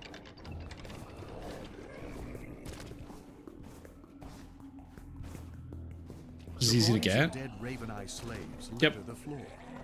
The Sahagin are cruel taskmasters indeed. Yeah, that's where like comparison to the Thief of Joy comes in. If you've never played the game before and it's your first time playing and you find a cool quarterstaff, dude, imagine doing a Chronoscope raid and getting the staff of Nat Gan. That staff is sick. It's not good, but it's cool. And you're like, oh, maybe I'll just use this weapon now because it's kind of cool. You can have fun. But then, you know, you grow up a bit, you start doing some more of the numbers, and you realize, oh, you know what? I guess Elemental Bloom is just the best for everything. I guess I'll just use it on every character and every build till I die.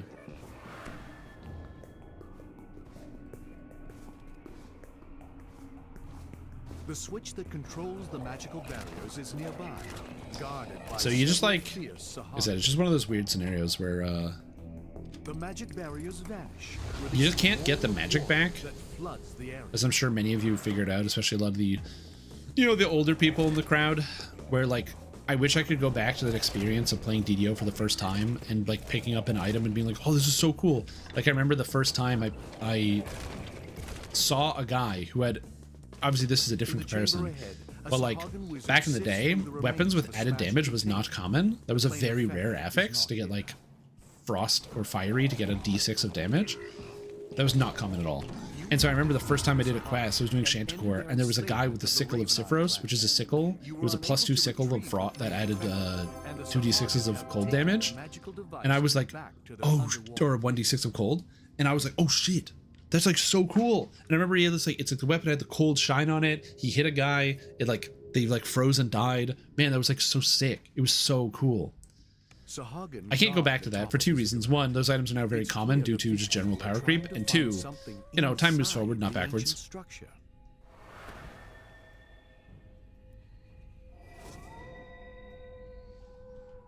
But still, end of the day, it is just interesting the when you make like the weapon tiers and stuff like that. If it's your first time playing, you don't really need that information because you're just gonna have fun finding whatever it is and kind of going through it. But if it's not your first time playing, the Raven Eye village has been reduced to smoking. You start putting the time in doing the math, and it kind of takes some of the magic out of it. Some of, not all of it. Obviously, not saying optimization isn't fun or good, but there's like, again, that the feeling of finding a cool item and thinking about what you're going to do with it is something that once you realize you can just know all the items that exist, some of that disappears. Vircha Etters, leader of the Drow holdouts, must be there. The villagers watch the slimy water with stern eyes. A great example I can think of, and I don't really know how you solve this problem, because this is like a problem that a lot of video games experience nowadays, which is that like the internet exists. So if you release anything with any amount of numbers, within seconds, there will be nerds who figure out the best way to put the numbers together immediately. And that information is going to spread very fast.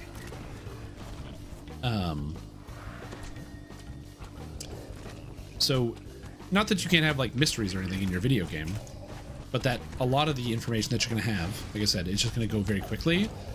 And then as a result, things get hyper optimized. We have talked about this before with regards to like Path of Exile, but Path of Exile is actually a very, very hard video game. Not just because the game has challenging elements to it, but a lot of the math that goes into Path of Exile that makes it hard, a lot of that is like complicated, but you can learn all of it pretty quick. You can watch a few YouTube guides, read a few guides about a few different things, and you can get yourself into a place where you can understand the systems well enough to be able to start making decisions, but also you can kind of just like follow a guide. And a lot of people have done like a lot of the legwork already in figuring these things out. The number of people who probably are like pretty good with keyboard and mouse, and so they're good at dodging stuff, and they can like read and follow a guide pretty well, With the demolition attempt stopped, who might be able to beat some of the hardest bosses in Path of Exile and think, oh man, you know, game's not too hard, game's pretty easy. protecting again. Underscored by the fact that the only reason they have this information is because they're standing on the fountains of knowledge developed by other people and the third-party tools and all the technology people put around to make the game understandable in the first place, which then changes up the nature of the game and the nature of the experience for everybody involved, which then leads to people thinking to themselves, I'd rather have the answer than discover the answer, if that makes sense.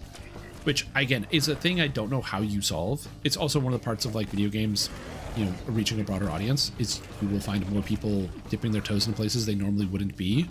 So they want more information because they might be nervous about it and wanting to find the information right away. So again, they look up stuff. It's like, when I like play card games, I try my best not to just net deck, which is when you go on the internet and you find a cool deck that somebody put together and then you just play that. And the reason why I try to avoid net decking is because like one of the cool parts about card games is that you have so many cards that you can play with at any given moment. And so I really just want to be able to, you know, turn the game on and like open some card packs and put cards together. The problem is, if you do that, you're going to lose more games than you win, because if other people are net decking, they're going to be using the most optimized things that multiple collaborative groups of people have put together. So you're going to end up losing a lot unless you're like a genius. And then once you lose like 5, 6, 7 games in a row, you're going to go, man, maybe I should do this too. And, you know, you kind of run into that scenario where like a lot of people don't want to be in the place where they feel like they're losing or they feel like they're behind. So you have like the magic, like it's just weird to think that like deck building is a skill and that not everybody that plays card games is good at deck building. Some people are better at piloting a deck than playing a deck, which sounds weird until you think about the fact that there's singers and songwriters. Some people are good at writing songs but are not singers, and some people are good at singing but they're not good at writing songs. It happens everywhere. There's like division of labor sort of thing. But in the online video game space, it gets kind of weird. There's a video game that just came out. It's called Dread Mist. And I played it a little bit. It's basically World of Warcraft, except it looks like Baldur's Gate 1. And it has an interesting customization system. So like when I say World of Warcraft, I mean literally all the classes are just World of Warcraft classes. Like it's just World of Warcraft with World of Warcraft numbers and everything. But the customization is kind of cool and definitely separates it out from World of Warcraft, which is interesting. And again, the art style is really neat. The game released, I think, on like Saturday. It was either Friday or Saturday. It just came out. So I logged in, I played around, I ran around, had some fun. Also, Screen, welcome back to the stream team. Appreciate support for 40 months. It's a long time. Hope you're doing very well. Thank you so much for the support. Glad to have you here. Welcome back. And also Fenris, welcome back to the stream team. Appreciate support. Hope you're doing well as well. 33 months, long time. Almost 3 years. Almost there. What an idea, huh? What an idea. Anyway, I logged into this game and I decided to pick the Paladin character. I'm having fun. I'm reading the numbers. I have like different abilities. It tells you how things scaled. Dread Mist. Here, actually, I can show it on stream. I'm not doing anything. I'm not shilling for the game or anything. I just did play it, and it looked kind of neat. But yeah, so it's like isometric. So it's got this like it's got a real Baldur's Gate feel to it when you actually play through it. So like again, it's got this like really old art style when you're like kind of walking around and doing whatever. Which is kind of neat. And then, but all your abilities on your action bar, so all the abilities down here, these are all just almost like copy and paste WoW abilities, but it looks like this when you're actually playing it. And you have your group of players and you're doing whatever. But again, it's WoW, but it looks like this. But there's some customization element. I don't know if it's actually going to be in here in the video. It's not. But what matters more to the story is this game, January 9th. So that was 4 days ago this game came out. Okay. I log in and I'm like exploring and I'm looking at the systems and I'm looking at whatever. And dude, the chat, like the world chat, is flooded with people asking, what's the main stat for this character? What's the, what do I put in my stats for this? What do I maximize on this? What's the best stat for this? What do I do with this? What's the, where do I go? What's the fastest way to level? What's this? And I'm like, guys, the game came out today. Just click around. Just explore. You don't need to know what the most efficient way to level is on the first day. You don't know which of the stats is relevant for cleric. Read, investigate, take like 5 seconds and just like read your skills. It's new. You can only have this experience once. Try the new thing. Have fun.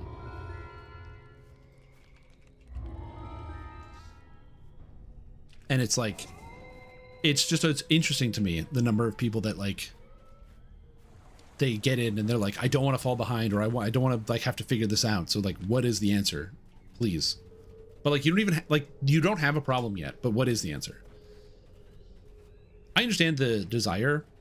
And by the way, I'm not trying to like say that this is entirely a bad thing. This is not limited to just video games. This happens all over the place. And also there's a lot of reasons and factors for it. I've mentioned this before, but like, I don't think of Diablo 4 as being necessarily a bad game, but it is a symptomatic game, as in the existence of Diablo 4 happens because the interesting complexities of some of the older games like Diablo 1 and 2 got stripped down because they wanted to cater to an audience of people who wanted to not have to do the think or not have to do the try to be able to have the fun of blowing up, and kind of they leaned more into the power fantasy as opposed to the kind of like original like horror roots. Again, those are things I understand, and I'm not confused by. And a lot of people can like that. I'm not saying you shouldn't like that, but it is just kind of funny that like, man, it was like a brand new video game that people didn't know anything about, and the number of people that were just spamming the chat asking questions constantly of like, what's the best this? What's the best that? And it's like, just try. Just try once. Try one time. Now you must find the 2 elemental prisons that bind the palace protectors. Only So, yeah. then will you be able to reach your objective. You want the UI to tell you when you're close to a chest, or do you want to explore more? Sat there like, this is interesting. Yeah, it's an interesting question. Because the thing is, too, when it comes to like those types of exploration games, like, do you want the UI to tell you when you're near a chest, or do you want to explore more? Having that as an option means that you can explore, and then when you've decided you're done and you're not interested in the area anymore, you can just like decide, okay, I'm going to turn this on, and then I will change up how I play. So the game is multiplayer co-op? Yeah, it's an MMO, so it's like World of Warcraft. So when you log in, there's just other people in the world. There's like 4-player dungeons and all that, tank, heal, DPS, whole 9 yards. Apparently it's by a solo dev, which is kind of cool. So yeah. But yeah, it's neat. It's also totally free, so you can just give it a shot yourself. Again, I'm not trying to shill the game. I'm only like level 12, so I haven't gotten into like the end game stuff. But from the experience I have had, and for like what I have played, I've enjoyed myself. The one thing I have learned about the game is that you don't actually need to do any quests to play. You can just like fight monsters and get all your XP that way.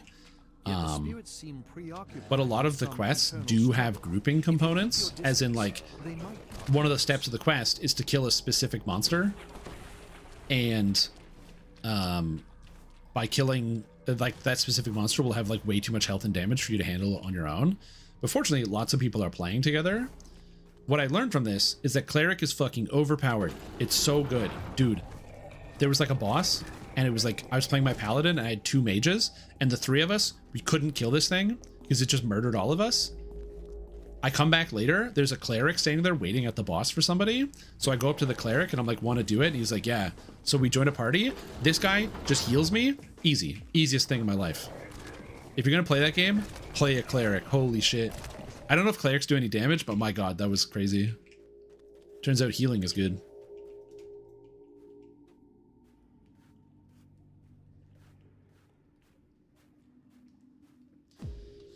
Using Dread Mist of being dodgy because of the graphics? Oh, I don't know. I don't know anything about the actual story behind the game. I just saw somebody else playing it, and I decided to boot it up. That's it. Dread Mist isn't free because of the benevolent loving developer. It's free because there's a ton of art assets from other games and he can't sell it without being sued. I mean, that makes sense.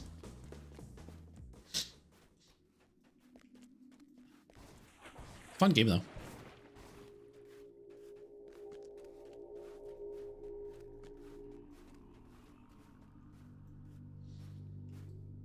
I didn't read it, just found it. Sick. Yo, that's classic modern news interpretation.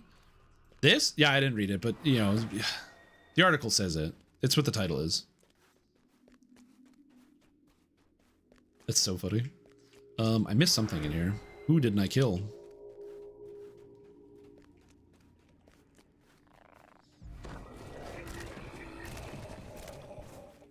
Okay, that's it. We're good.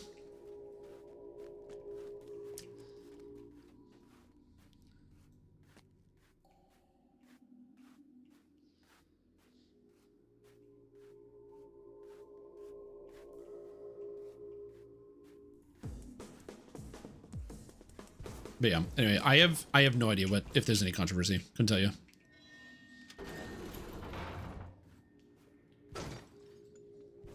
Again, from my perspective, I was just playing it and I played with some friends and it was pretty fun. And it was free. I didn't have to pay for it. So can't complain about that. Cool idea though. Around you begins to bubble. The prison has more guards for you to deal with.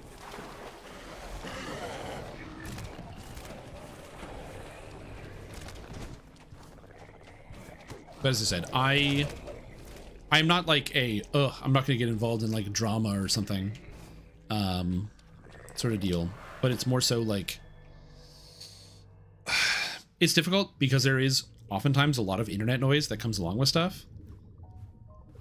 You got to be careful about like how quickly the echo chamber gets like super whipped up into a frenzy.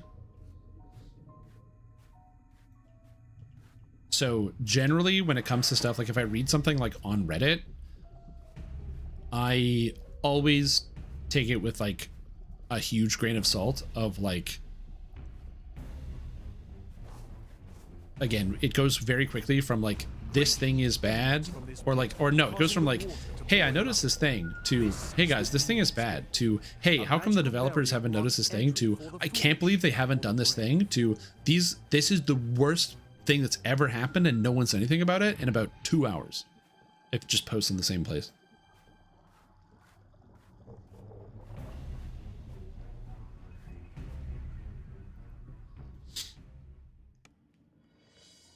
Like, here's the best example as to why I don't trust this sort of stuff.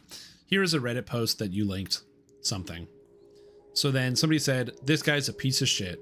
Is it confirmed that he's the shady guy people were speculating about? The game contains stolen assets from at least 2 games. I don't need confirmation. So then somebody asked this simple question. What are you talking about? What games? Response. I forgot some game name. I forgot the other one. Undead World or something.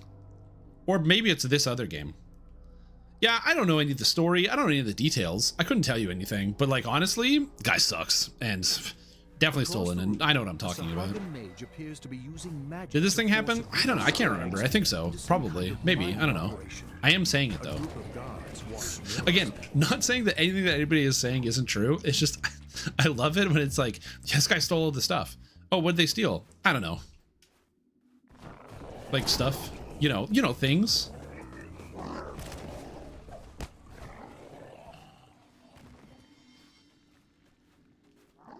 In this case, infected Steam game stole 250k in crypto. Oh wait, so somebody puts out like a free game, but then inside of it is like a data miner or logger of some kind, and then they steal access to like your crypto wallets and steal your shit. Interesting.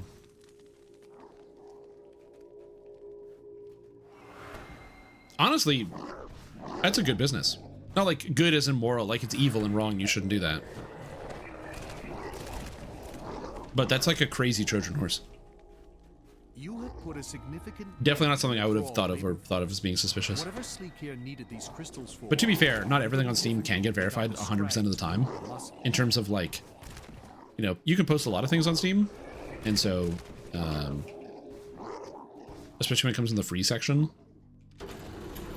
Because remember, kids, nothing is ever free. They greet you. The High Mage sits perched above you, protected by his magic. Held before the mage for the moment is a huge scrag. This artwork is extremely varied. Came across pillars between portrait is extremely familiar with. Oh yeah, that was the other thing. The portraits, yeah, 100%. I also noticed that. That the portraits were 100% taken from video games I was familiar with as well. And his personal shield and the barrier. Yeah, I did notice that. You can take the fight to him personally.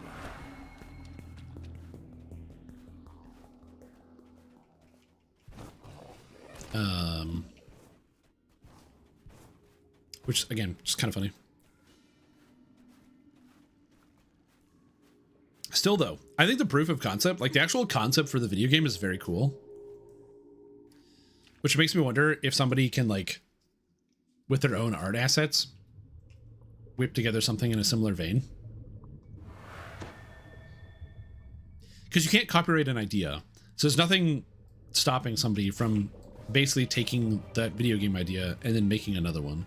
Although that might already exist. I don't know. This is the hard part about like researching stuff, is that you might not be aware of other games, or like you might be like, you might see something and be like, wow, what a cool and innovative idea. But that's just the time that you saw that idea. It might have already existed, or somebody might have already done it 2, 3, 4, 5 times. The Water Guardians have abandoned their posts at the palace gates. It's like, there are circumstances of like intentional plagiarism where somebody sees an idea and then reproduces it because they just want to like get credit or get whatever. Or they're just like copying something or ripping somebody off. But there's also things where like you have that kind of like convergent plagiarism where two different people at different times come up with similar ideas. AAA stuff coming out. Oh, dude, the indie game is where it's at. As somebody who, I'm still currently playing through Claire Obscure. And that game is unbelievable. I can't believe how good that video game is. It is blowing my mind currently how good the video game is.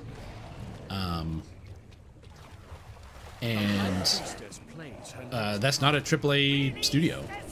It's not a massive ultra giga game studio.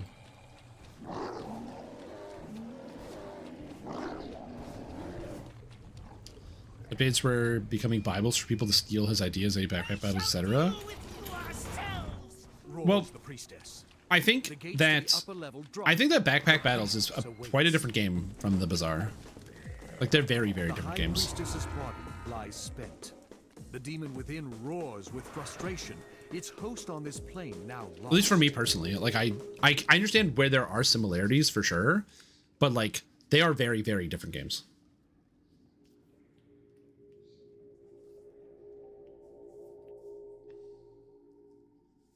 From atop this overlook, the Sahagins' underwater base is clearly visible in the inlet below. Did I not get the helmet? Crap, I gotta do it again. Alright.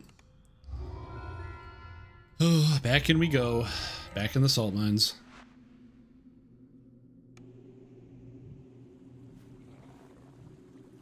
A Sahagin priest tends a glowing portal. Oh, really? Interesting.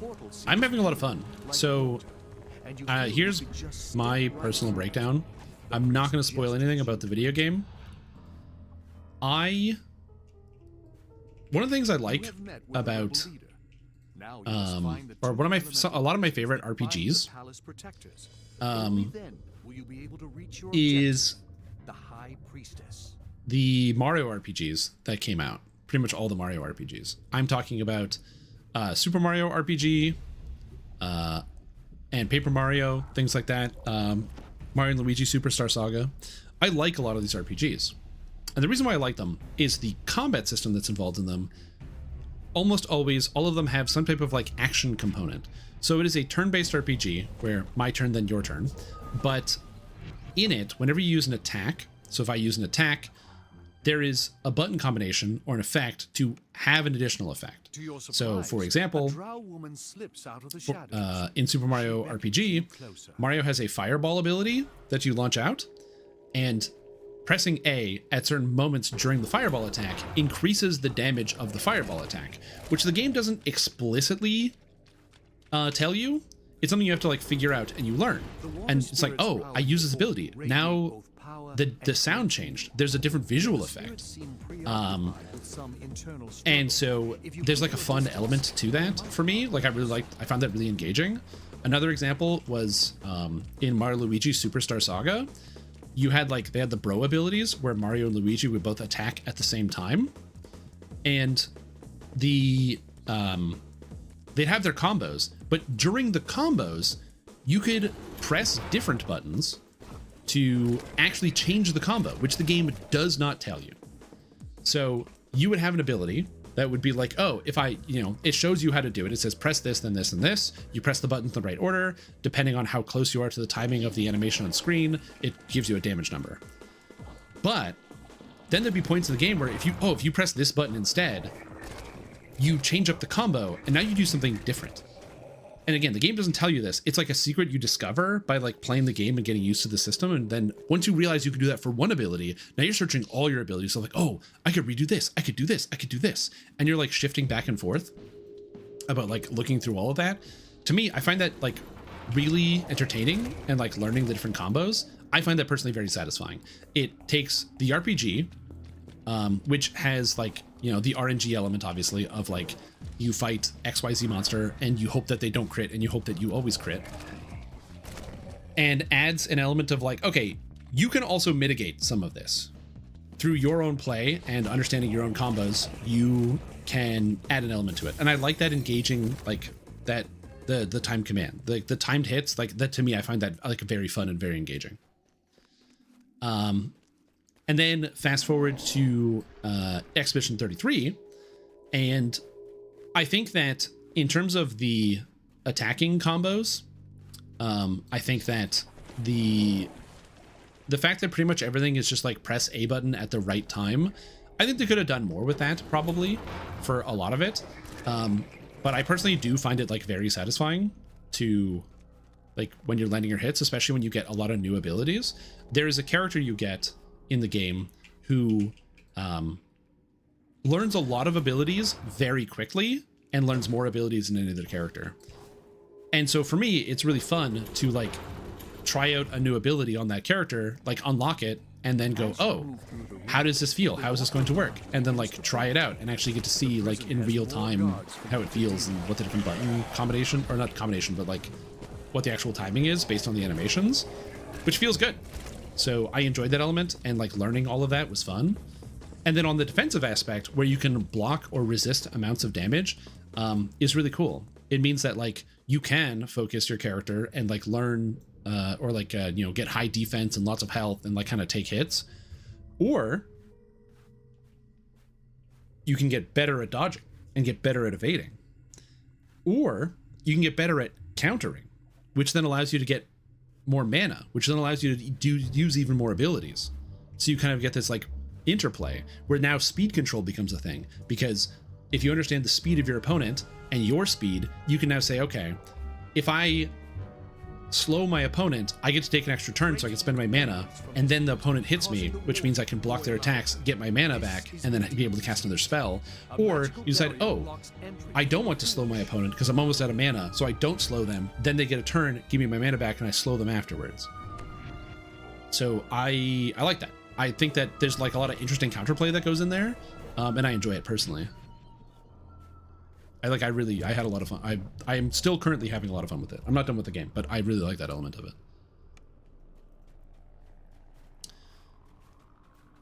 Incredibly linear progression. I mean, sure, there is a lot of linear progression. I agree with that. The problem is the story. I have enjoyed the story so far, but I'm not done, so I don't know.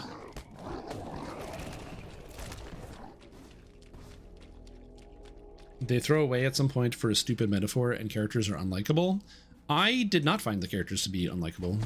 I actually really enjoyed the characters, but I don't know.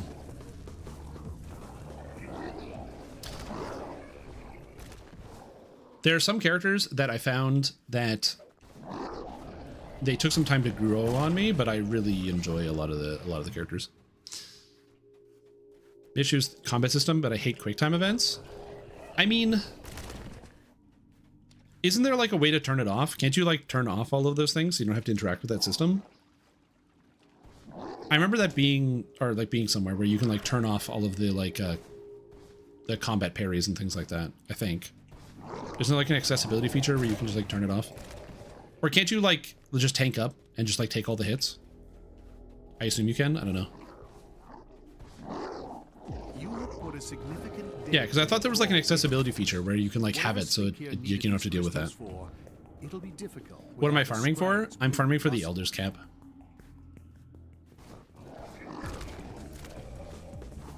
And the idiotic wind-up animations? Again, I don't mind it that much. The only issue I'm encountering is that a lot of the later enemies have longer animations. And because a lot of the later enemies have longer animations, it does certainly... some of the fights get longer later in the game because there's just straight up more things. The easiest example is like enemies at the beginning of the game hit you once, so their turn is they attack you and then they go away. Whereas enemies at the end of the game will hit you like 9-10 times in a row.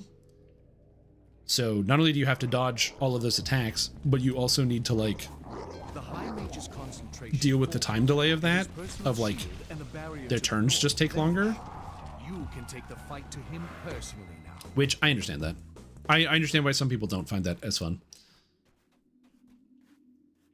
Depending on the characters. I will say, at the point in the game where I am at, I completed a thing. I don't want to spoil it, but basically after I did a certain section of the game, I feel like every monster in the entire game, their health increased by 10 times with no change to my characters. So some of the things just take a little bit longer.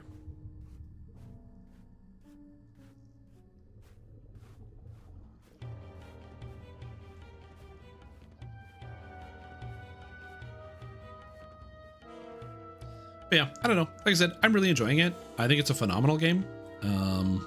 So I personally really like it, but I'm not going to bash anybody who doesn't. I really like the action combat system. I like the incentive for like, I press button at right time, I get benefit. It feels like it's a little bit more engaging, and especially when it comes regards to being defensive, the feeling where you kind of like crack the code and all of a sudden you now know how to counter all of a boss's attacks, where like when you first fight the boss, I'm playing on the hardest difficulty of the game, so very often it's like I enter a boss fight, boss gets the first turn, and they instantly wipe my whole party, and I'm like, okay, an unnatural form. Got to do something about this. As she glares at you with and then you incrementally learn all the patterns, the attack patterns, and then you get that like rewarding feeling, like playing a Souls-like game. Block, block, dodge, block.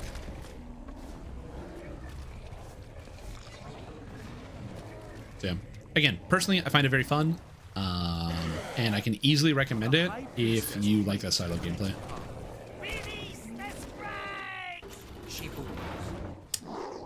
The Blade of Mikola. There's... Okay, so the problem is, and this is going to sound really weird, I don't love Mikola, or not Mikola, Melania, and the main reason is because I really don't like the waterfowl dance, which obviously, like, duh, it's the big attack, and you're supposed to, like, get out of the way and do whatever. I understand. It's supposed to be, like, the big threatening thing. I just personally, Elder's Cap, baby. Personally, just don't like it that much, because basically the solution is you just sprint away, and it's fine. You just literally sprint the other direction, and it doesn't hurt you. But it just doesn't feel as satisfying. Yeah, and that's fair. That's totally fair.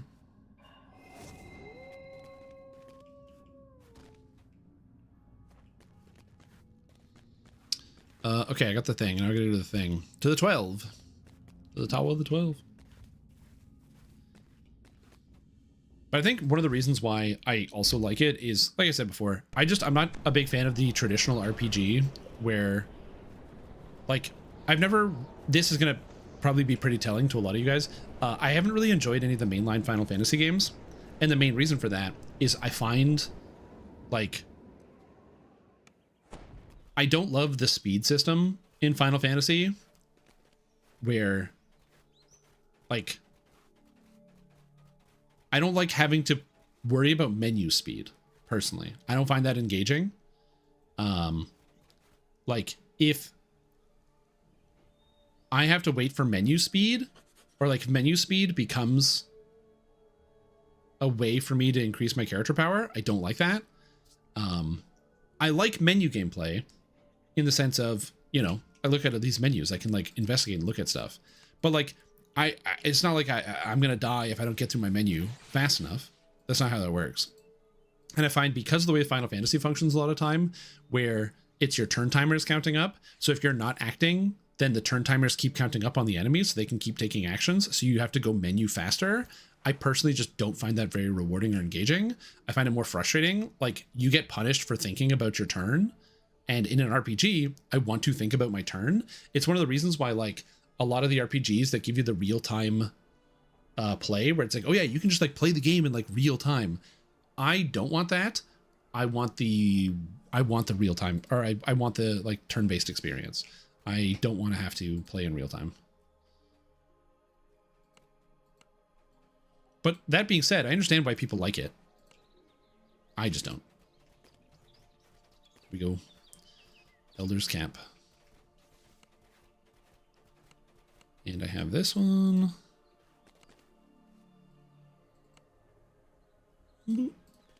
Oh no, it's got the Fae thing. Crap. Curse farming time. I need more gear, but yeah. I still need more gear. Always needing more gear. There is wait option. What do you mean wait option? Like a way to stop it so that doesn't happen? Where like when it's a player's turn, they get to take their turn.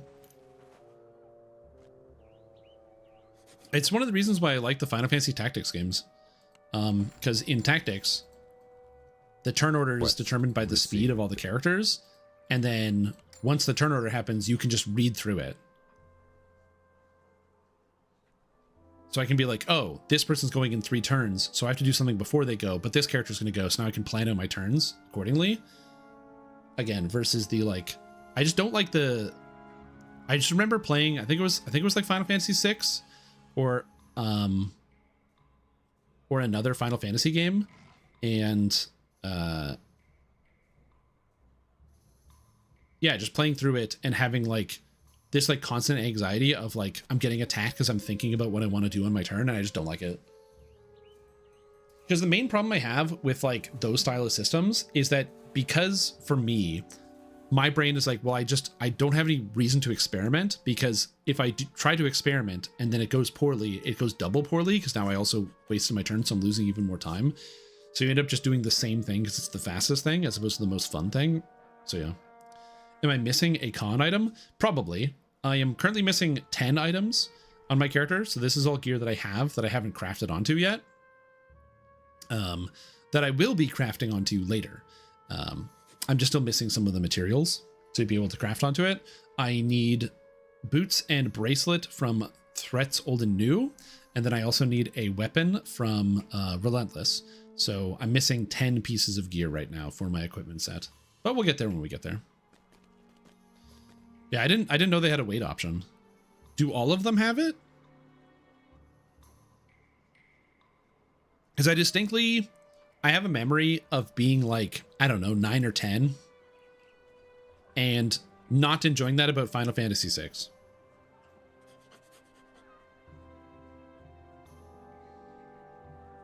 For that particular reason. Do I have Dripping with Sound? Yes, I do. From Clank, Echo of Despair. It's got Legendary Ash as well as Rupturing Echo, which is nice. And it's also got the Sonic lore and then Quality Spell Focus Mastery is convenient because it means I don't need to get that on something else. So it's quite good. So very, very handy for that. I actually have the whole build here. So this is the actual gear set that we're going to be running in the future. So I do end up with, so right now my health is at 1400, but I will end up with 2123. So we're off by 700 now. So yeah, so we'll get there, but I still need a lot of materials to do a lot of crafting. So it's a lot of materials and a lot of crafting and a lot of materials and a lot of crafting and a lot of materials and a lot of crafting.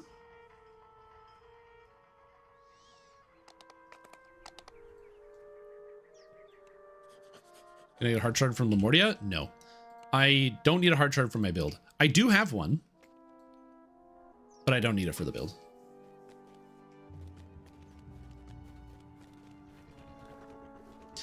Yeah, well, so this is kind of an experimental build. One of the things about Warlock is that there's been a lot of buffs to Warlock recently. So specifically, in terms of things that have been buffs to Warlock, you have a new stat here. So on the Thayan Pact Mage's Bangle has Power and Pact enhancement bonus to Pact dice. That's new, and that did not exist in the game before. But also, there's solar and lunar gems of Blast dice and Pact dice, which means, since the last time I played Warlock, Warlock damage has changed. So the base damage is a D6 on Pact as opposed to a D4 and a D8 on base, which is pretty massive. And the Pact Mage, or like this effect exists, Power and Pact, as well as the Lunar and Solar Gems, means you get 9 more Pact dice and 6 more Blast dice and the higher base from when I used to play Warlock last. So I thought, okay, can we make Warlock Eldritch Blast actually feel good if we go all in on Eldritch Blast? However, there's a couple problems that immediately pop up. One problem that comes up immediately is the fact that if you invest into Eldritch Blast and you Eldritch Blast as much as possible and you're using only Eldritch Blast, the main problem is that you still want to cast spells. And every single time you cast a spell, it doesn't feel good because you're losing out on that Eldritch Blast. So the best example is I'm scaling my damage and I want to have something to supplement my damage. Well, what should I do? Well, in this case, right now I'm using Time Stop as my epic moment. Well, shouldn't I use also 0 Degree Comet? Well, if I take time to cast 0 Degree Comet, I'm not Eldritch Blasting. If I take Ruin and Greater Ruin, I'm not Eldritch Blasting. So then I go Stricken into Consume to get the debuff, 0 Degree Comet, Ruin, Greater Ruin. I've now cast 5 abilities and haven't started Eldritch Blasting yet. So why am I investing in Eldritch Blast at all? Because all those things are going to come off cooldown really quickly. So I should just do those things instead of Eldritch Blast. And so because of Warlock, there's literally like a physical amount of time you have to do things. I'm either blasting or I'm casting spells. Anytime I cast any spells, all my investment in Eldritch Blast goes down. Okay? All my investment in Eldritch Blast goes down. There's like, you immediately lose a ton of value. Because imagine I get my character and I have like all the Eldritch Blast stuff. None of it applies to my actual spells. And if I get generic spell stats, it makes it harder for me to justify investing into Eldritch Blast when my spells are more potent. Greater Ruin is obviously better than Click the Mouse. So yeah. It's a complicated thing. Long story short though, is it good enough? That's the question. So that's why I'm doing the math to figure this out.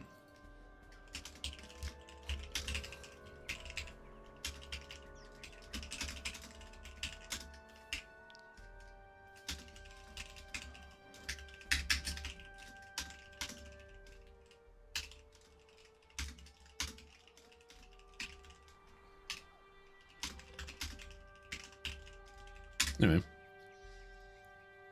Fairy Fire destroys doors. I did not know that Fairy Fire destroyed doors. Give me a second here. I'm just checking something real quick. I got an email I need to respond to, so please entertain yourselves.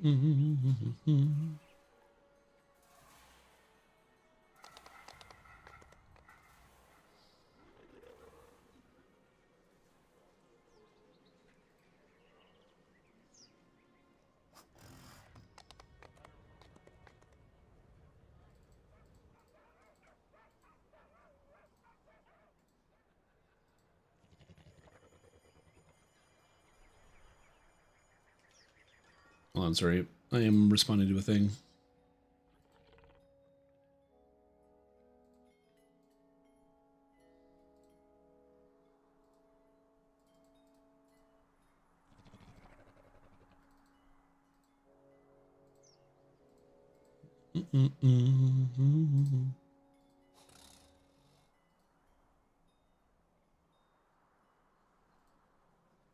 I'm an idiot.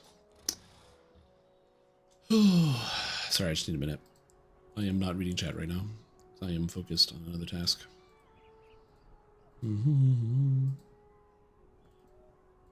always happens. Sometimes you just have to do a thing.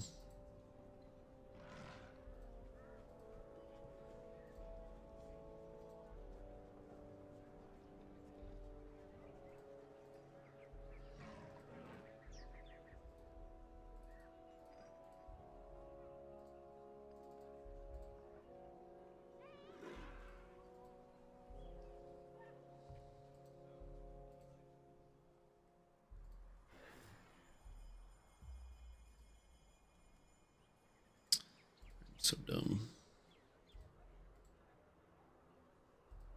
Hold that thought. I will be there with you in a minute. All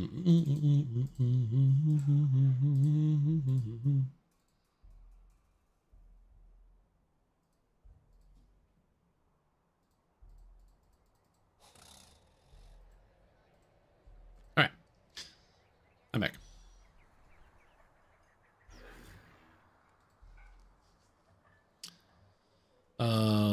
Yeah, sorry, I was distracted. I got an email about something important. I need to respond to a thing, a survey. Any recommendations for gear to use a DC caster with a care limit from 20 to 30? Recommendations for gear from 20 to 30. God, what do I use? I'm gonna be honest, I usually just use a Sharn set. Like, just grab whichever Sharn set is appealing to you. So, for example, I have the Flame Cleanse Fury and the Esoterica set. And then if I can wear Flame Cleanse, so if I'm Wisdom or Charisma, I use Flame Cleansed. If I'm not, I use the Esoterica. And you just slam it on there. It gives you a bunch of spell DCs, a bunch of base stats. And then just go get, from Keep on the Borderlands, get like your main stat gear, and then you're all set for the most part.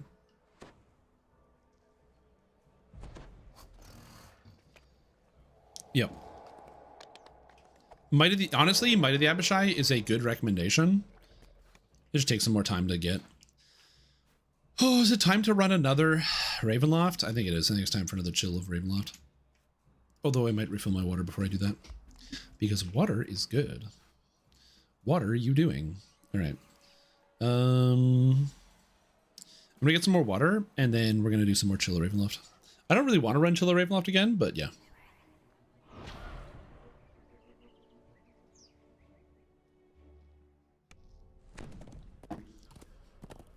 Yeah, Might of the Abishai is a little bit harder to get. That being said, it is totally worth it, and I can absolutely recommend it. Might of the Abishai is great. I'm a big fan.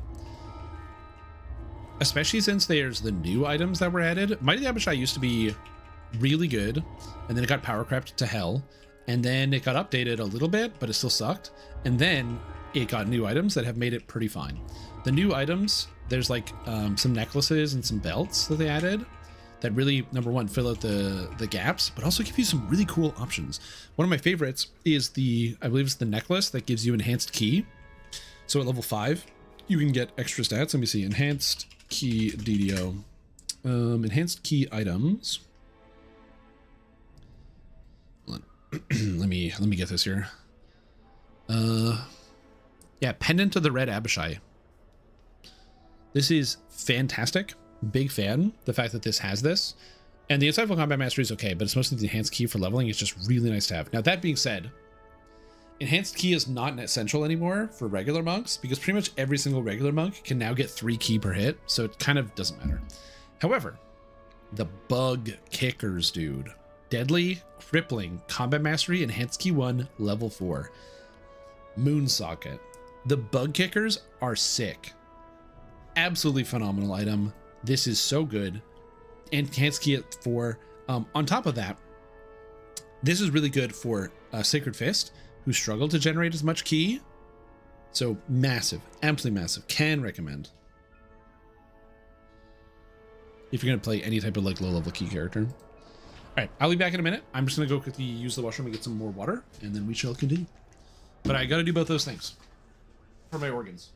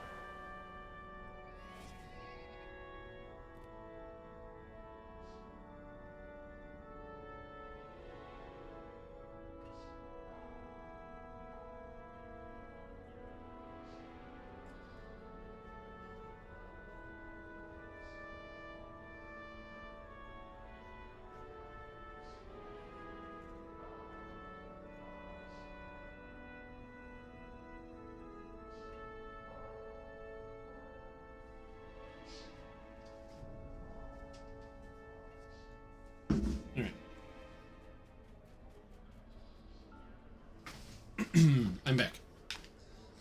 I have returned, although I'm going to plug my phone in before I forget.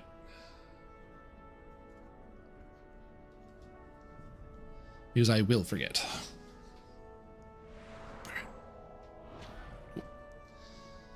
Okay, now I have to decide, do I really want to do this?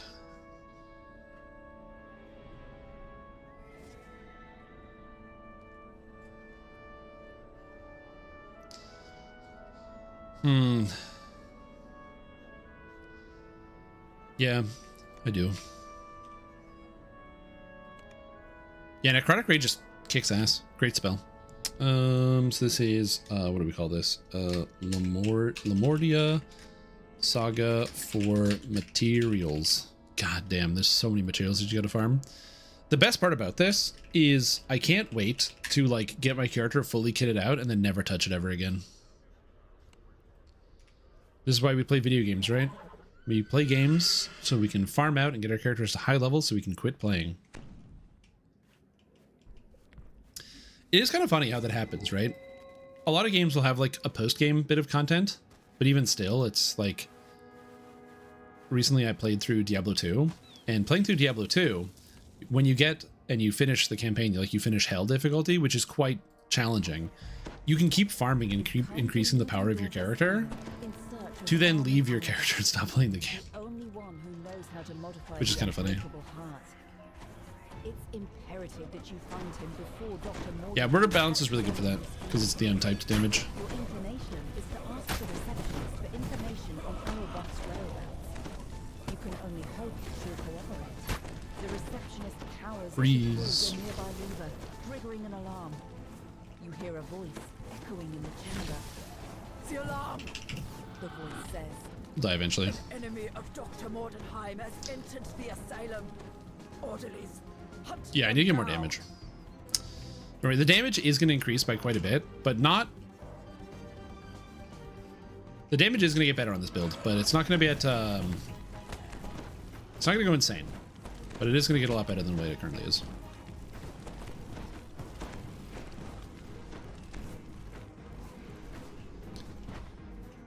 Never seen or make new high and rune words. You tried almost everything. Well, the thing is, I love the fact that I have so many hours in Diablo 2. Diablo 2 Resurrected. Like, I have played these games for so many goddamn hours. And every once in a while, a unique will drop, and I have no idea. I've never seen it in my entire life. It's like a brand new item to me. Just some like random spear or something, and you're like, huh?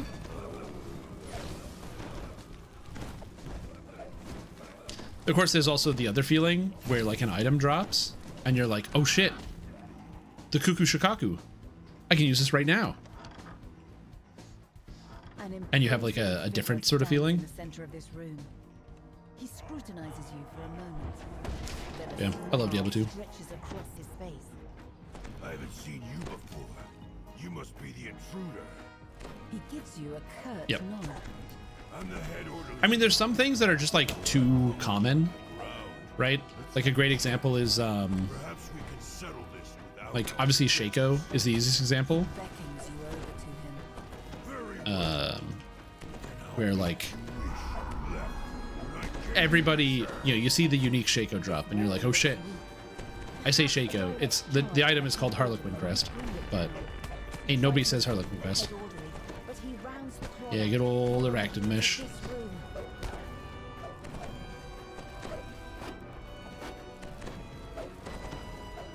Come on, dude. He's just like too busy. He's like doesn't want to slam. Try for a world record run yet? No. You run to I the did gap left by the watch. broken wall. You expect the There's Hellblades a to guy come. named Kano He hesitates when he on sees the YouTube patients gathered and Twitch nearby. who posts videos of them doing world record He runs says, where they will do like later, away from level prying eyes. 1, like brand new character, "You level find 1 a to rusty Ubers fishing rod leaning against on the hardcore in like 6 hours. fence with you, just in And I'm case like, dude, I can't even beat the There Ubers growl, on anything and outside of a birds smiter. trapped nearby. A patient must have confused And even the then, enemy. yo, I stack up that smiter, baby. I get the goblin toe. I get the Guillaume's face.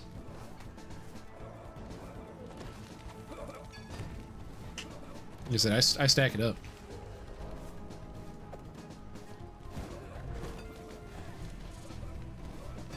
It's still alive.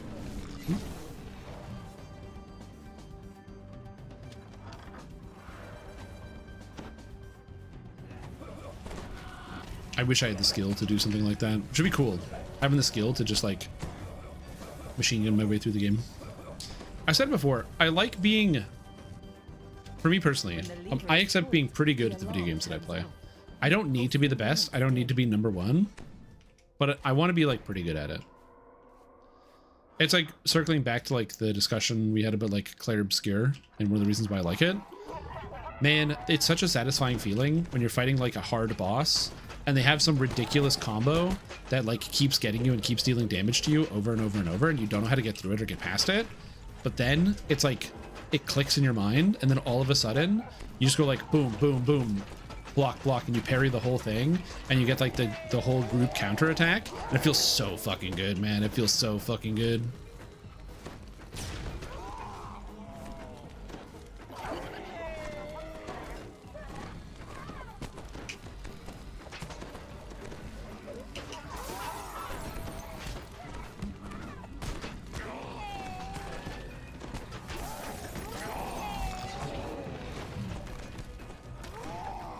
Man, can we just play Diablo 2 all night? Hell yeah, man.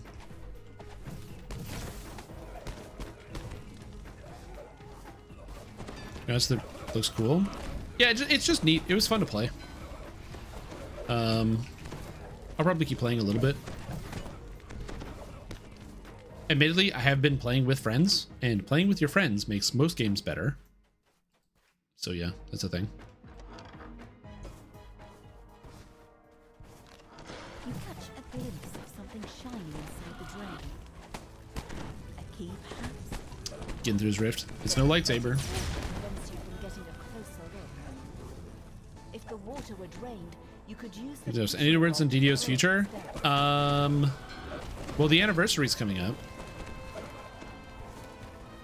So you're gonna get news soon. This guy a rogue? Maybe. I don't know. I don't trust people with rogue. The number of times where... Oh, contested moat? Oh, this guy's he is doing this.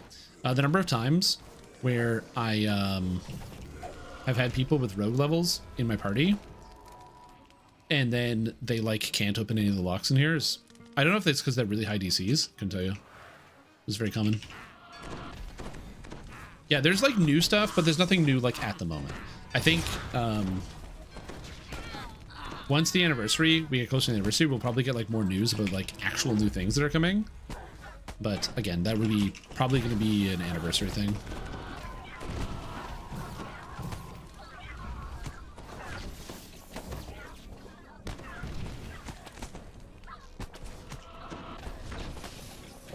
Well, there are more stash tabs in D2R in China. So in the Chinese client, you can already get more stash tabs.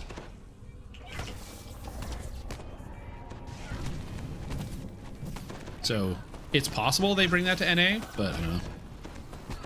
They also like give you, I think they give you like a peasant crown or something for free. Quest and you like, complete. there's like a pack you can buy where you can get like a free unique and some extra stuff.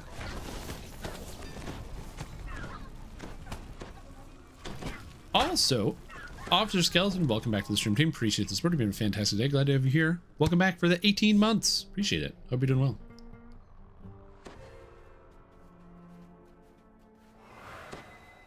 God, there's so much health.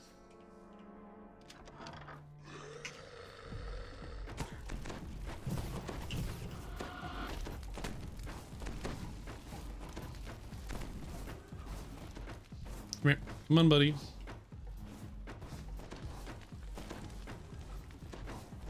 Strength 30. To be fair, a lot of people aren't using dexterity. Are we doing this room? Oh, we are doing this room. Oh, lockpick? Oh shit.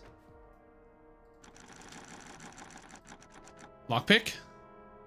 Let's go. Yeah, lockpick. All right, dude, that's sick. An extra chest. An extra chest. I love it. Big fan.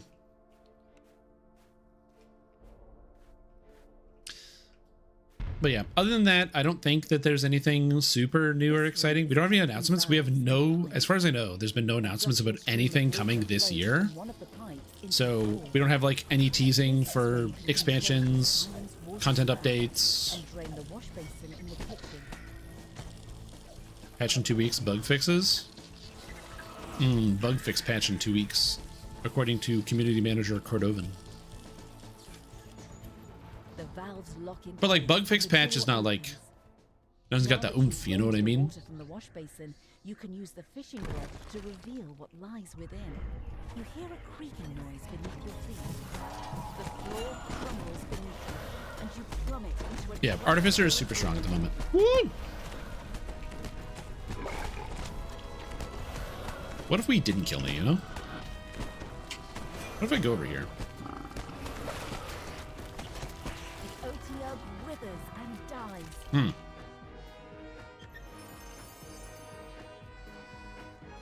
Yeah, it depends on what the bug fixes are. Also, as many people have noted, there like is some lag creep that's been happening over time. So yeah. Managed to go 18 minutes after the New Year. Not even 1 a.m. on January 1st. So producer's letter? Beside this door reads Patient's Wing. You'll need a silver key to open the door. That's funny. I too would like the producer's letter, because that would give us some cool intel about what's coming in the future, man. I want to know what's happening in the next year of DDO. The missing key to the Patient's Wing. You use the silver key to unlock the door leading to the Patient's Wing. Well, the patch isn't out yet. We have 2 weeks from now. Unless you've already seen the patch that's coming out in 2 weeks, and you know that fighter is going to get nerfed. Oh, I'm a rogue. Because if you do, that'd be good information. Also, Flying Flaming Flamingo, welcome to the stream Back to the stream team. Appreciate it. Fantastic day. Glad to have you here. Hope you're doing You well. need his help to modify the unbreakable heart, so that you can use it in your confrontation with Dr. Welcome back. Mordenheim. Welcome back. Step out of the asylum's reception area and into the dark and quiet ancient My DCs are awful. I mean, I don't have any items on, so I'm only at 92, but...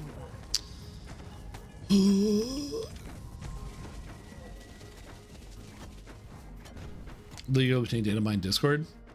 Yeah. Yeah, I've mentioned this before. I'm not a big fan of data mining on stuff, and the main reason for that is just that, like, I don't know. I like it when we get to experience new things all together, but I understand how some people can't help themselves. There are some circumstances in which, like, I kind of go 50-50 on it, and this is why I can't condemn people that do this entirely, because, like, there are a lot of numbers that we don't get access to that we should get access to. Personal opinion, if a game is willing to tell me how much spell power I get, so if the game says, hey, you know, +2 charisma, that's +2, that's a defined number, like I know I get +2. If the game can tell me that, then the game can also tell me Meltfang. Not Meltfang. What's a better example? Something that has like a percentage chance. Like Legendary Ash. 50% chance to reduce enemy MRR and universal spell power. I should know the number. You should tell me the number.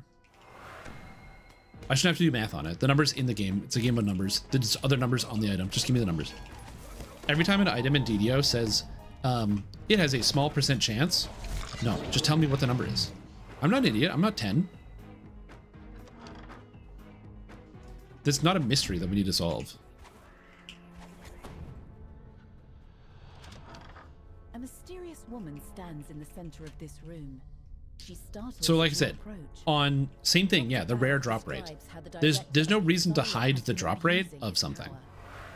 You also learn that It's the fine to have High rare Order items, cannot be defeated but yeah. until his dark gift, the blessing of the Listen, the Full Europeans were right on that one, The deputy director I'll own up to that, describes a nearby storage room that's on the where, brink of you know, collapse. loot boxes, If you can leave the head orderly there, they gotta tell you exactly what the rates are for every single thing. buying you time to continue your search. You remember what the Yeah. deputy director So said. good job, Europeans. You can You're figuring that one out. destroy the weakened sections of this room. You should be able to trap the head orderly. Fiery But yeah. debris rain down on the head Again, orderly. but the problem is you have the other side of the coin, which is, as Druid's Fire brings up, of like, there being no secrets and no mystery. Enter the correct passcode.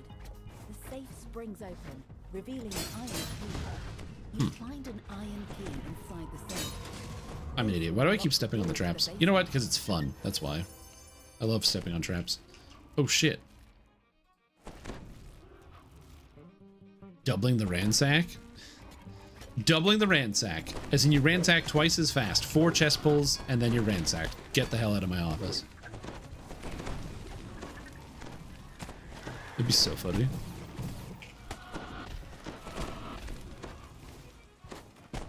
Oh no! It's a Fey Found! I love that it's mistakenly called a Fey Found. I was told you need dental surgery. Is it like easy dental surgery?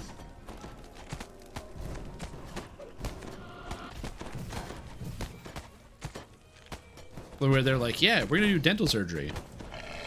And it's like, we gotta like do something simple. I don't know. Or is it like difficult dental surgery? We're like, we're gonna replace all your teeth with new teeth? Have you heard of a root canal? We're going all the way to the base of the root. We're digging all the way back there.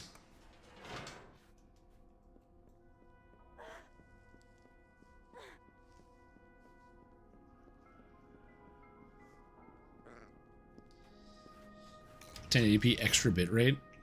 Yeah, exactly. Opposite of what it's supposed to be. I pop one and ran my lamb all the line without pulling an item from a chest. Yeah. The plaque beside Well, the main floor problem with leads drop rates to that's the basement. spooky is it's really hard to know if they work or not. This is the thing about the 1% from Turn VIP. the iron key in the lock. If the 1% from VIP doesn't actually add 1%, how would you know?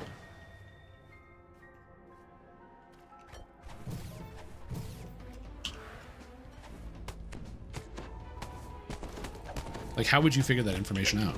And there's no way to know. The bone in the spot has decided it doesn't want to be there anymore. It's also not supposed to take long, so what is your criteria? Bones, eh? I mean, bone surgery sounds important. This is a tough one.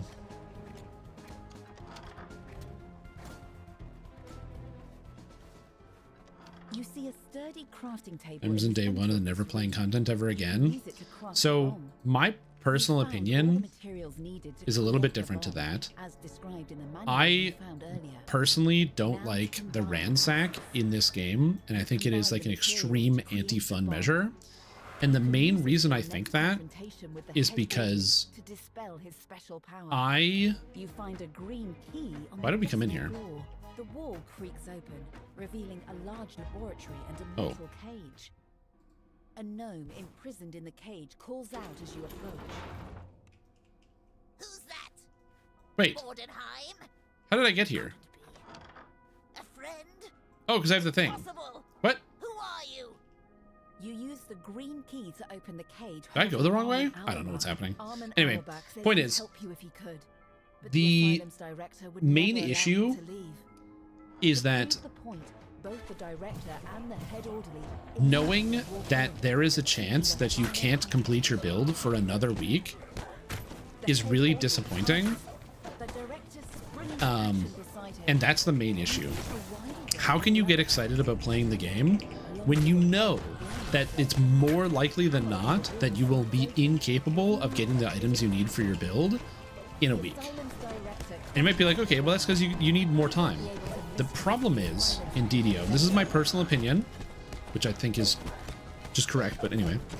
The problem is, if you play this game, let's say you need, for your build, the legendary Saluna's Light. In this trinket slot, there is no replacement for this item. You can't replace the stats. So, if you don't get this item, you're just down 14% crit. Is that going to break your build? No.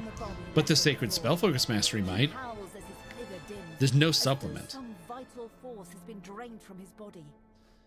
And so, every item you don't get, you amplify that.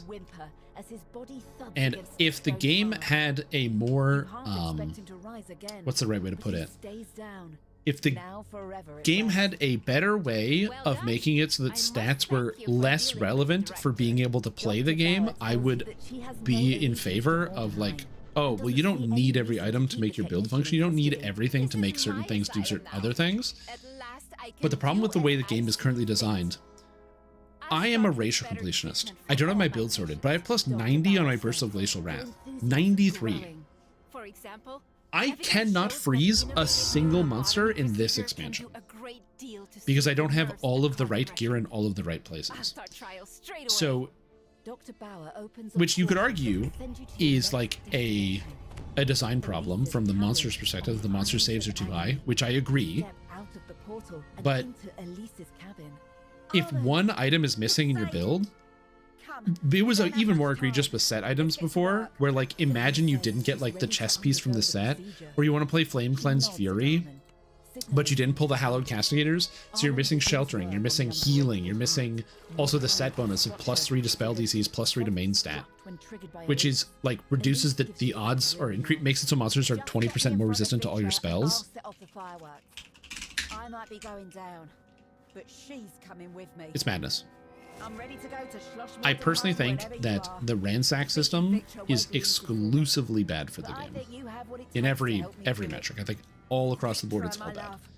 Because when you realize that you can't play your character for a week, what are you going to do?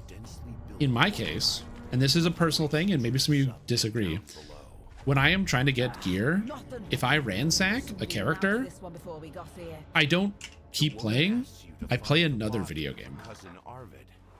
She thinks that body snatchers have taken it. But I think it also, there's a bigger problem, and this is kind of like a symptom of gear Tetris. Because gear Tetris is a thing, which is not a bad thing, just is a thing, and it's a part of the game. Not even any bits we can salvage. Particular, and we can't afford to get on her bad side. Nobody. But yeah, because gear Tetris is a thing, if you do a quest and you get an item, and that item is not the one that you want, almost all the time it's useless to you. It's not just like, oh, I didn't get the exact item I wanted. It's like, oh, I didn't get an item I can even equip or use in my build, which is usually okay. But because of the gear Tetris, most items in DDO, I would probably classify 75% of all items that are added into the game are just like unusable. They just don't really go into any builds because they have weird stat distributions that don't fit, or they don't fit with other existing items, where you might have an item that's like perfect in every way, except for the fact that it has like a certain subset of stats that you just don't need because you already get it other places. There's some weird scenarios where items that would traditionally have insanely good stats just don't have good stats because, or like you can't really use them because there's nowhere to put them. And so if you pull an item out of a quest and you can't use it right away, you don't have a good use for this item immediately, what ends up happening is you're not really excited about it. You're looting a chest and you're not excited about the equipment that you're actually picking up. And that feels kind of bad. To make a simple comparison to another video game, Diablo 2 is a game that has way worse drop rates. If you want to get an item from one of the bosses, like if you want to get an item from Mephisto, most of the items you want to get will be in like 1 in 1,000 chance to get an item from that character. 1 in 1,000. So you have to kill him 1,000 times to have a reasonable chance of finding the item that you want. It sounds even worse than DDO, where DDO is like usually 8 or 9% to get the item that you want. It's so much better than like the other option. But the difference is, when I'm playing Diablo 2, I only want one of the items from this boss. But the boss can drop like anything. So yeah, I didn't get the exact item I wanted. You know, I'm farming Mephisto, I wanted the Shaco, but I got an Arachnid Mesh. Maybe I got a Skin of the Viper Magi while I was farming. Maybe I found a String of Ears. Maybe I can trade it to another player and then get the item that I want. There's like alternative levels of value to the farming. Whereas in DDO, if arguably the only answer is like you can use it to feed your items. So you can like, I've got my Sentient Jewel, I can feed my Sentient Jewel up and then get up to 210,000 XP. Which you could argue there's a point there, but then eventually, what do you do when your jewel fills up? These like random named items that you don't want don't have an exciting element to them of like, I'm having fun finding these other things. So what ends up happening is you go into a quest, and even if you got an item every single time, so let's say you ran a quest 8 times, you ransack and you pulled 8 items. If you pull 8 items, but not the item that you want, it's still dissatisfying. You got arguably like crazy lucky and a whole bunch of stuff, and it sucks. In fact, you could even argue it's the worst feeling. It's like the game is dancing around the thing that you wanted, and you still have to wait a week. Now, here's my thing. I would normally agree with the idea that Ransack is a system designed because the developers don't want the players to acquire all their gear too fast. If it wasn't for the fact that they encourage you to purchase astral shards to re-roll to get the gear faster. Those things are incongruous and don't line up. But maybe you mean the physical number of runs. Sure, they just want to make it so people don't burn out. Absolutely. Unless,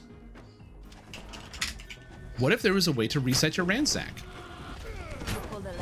Oh, there is a ransack reset that was just added to the game, wasn't it? For some reason, you suddenly smell fried food and stale beer. That's right. You can reset your ransack now. So again, for me, I just don't think any of the arguments for it are good. I think all of them are bad. Manor next door. Apparently, that place became overrun by the undead. Yeah. With the last of this batch of body snatchers defeated, you can now explore the upper part of the tavern in peace. Well, I actually disagree. I don't think it's necessarily the most predatory monetary practice. I just think it isn't fun. That's my personal problem. I don't think it's that it's like horrible monetary practice, because at the end of the day, a lot of people aren't going to engage in it. I just think it isn't fun.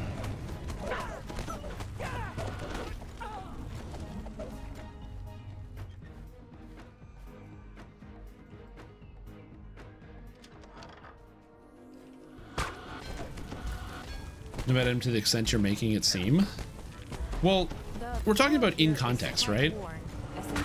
Right? You're saying as somebody who is doing the leveling, if you're doing TR trains, you're not fully farming out a gear set. And if you're not fully farming out a gear set, then the ransack penalty isn't something you have to stress about and worry about. So all those items you get randomly, you can make use of. But if you are farming for gear, you're not using those other items. Again, there's a good chance you are, and you're maybe feeding it to a jewel, but outside of feeding it to a jewel, especially if you're like specifically grinding for gear, it's not the same. Now, somebody did ask a question, which was actually good. Interesting. What about raids? What about raids? How do you feel about raids? The local deadmonger stores some of the corpses they've snatched And before delivering them onto their customers. that's an interesting question. Because raids, truthfully, are the same thing, but exacerbated, because now there's a 3-day timer, and you can buy a raid timer. But as pointed out by Luminal, there is bad luck mitigation in raids. Because you're able to pick up a, oh god, Shadowfell Bite Maiden. In raids, you can get runes. If I run a raid on Elite 10 times, I am guaranteed to get the item that I want. If there was a ransack, or not a ransack, a rune-like mechanic for everything in the game, I don't think it would be that big of a deal. And I don't think as many people would care about ransack or have any interest in even talking about it. But because I can run a raid 10 times, or 20 times on normal, and get the item that I want, yes, there is a time delay. However, you have an expected time. Right? Like you can plan out and expect how long it's going to take. Worst case scenario, it takes 10 raids or 15 raids or 20 raids, depending on the difficulty you play on. But that's like the worst case scenario is it's going to take this amount of time. But you are going to get your item. With the ransack timer, there is no guarantee you ever get your item. You can mathematically literally never get an item from some of these quests. As Bobby points out, he's never gotten the gloves from Soul Survivor in 140 runs. And that is a huge difference. Inevitability. Knowing you will get the item if you put the time in is very different than having no guarantee or certainty that you will get the item after having put the time in. The temperature drops even further as you step out onto the roof. And I think that's a huge difference. Making things so cold in this building. It's the creature standing before you, a dazzling shield of powerful light flickers out. You've quieted the lost souls of Gruber Manor, bringing peace to the neighborhood. Now to report your findings to the police.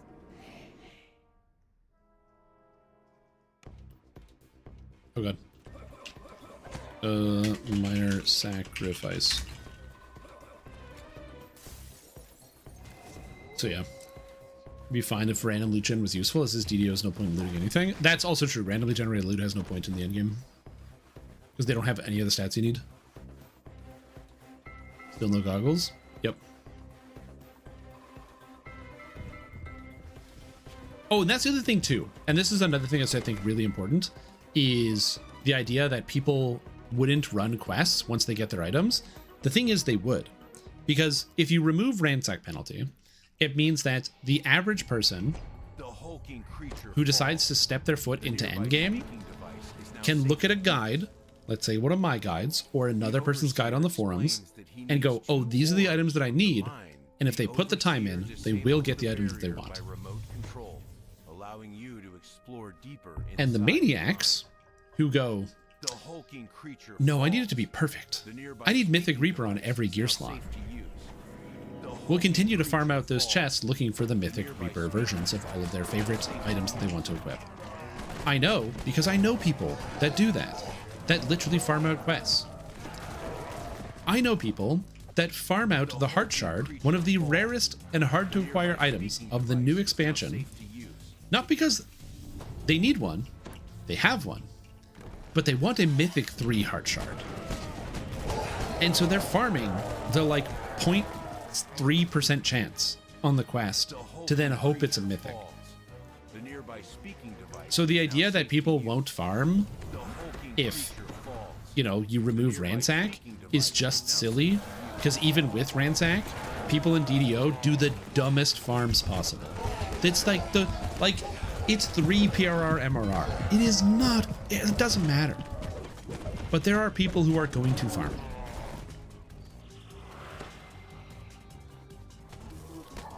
It's not worth it. Rage induced, I agree.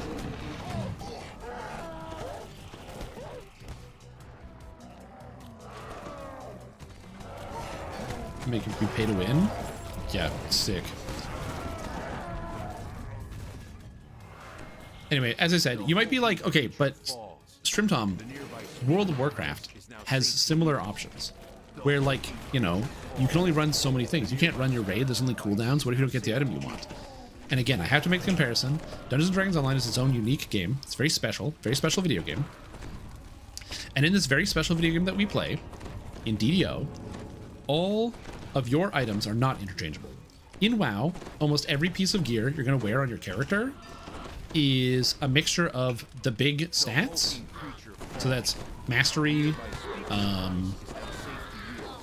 haste, crit, and versatility. And that's it.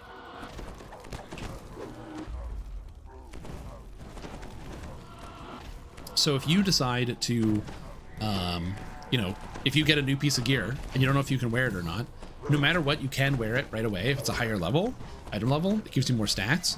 And then maybe the stats aren't the exact distribution. Maybe like, I'm playing Ret Paladin, and Ret Paladin wants crit mastery. I don't want haste or versatility, but I got haste crit. At least it's got crit. You just slap it on. Number go up. It's not perfect, but it's good.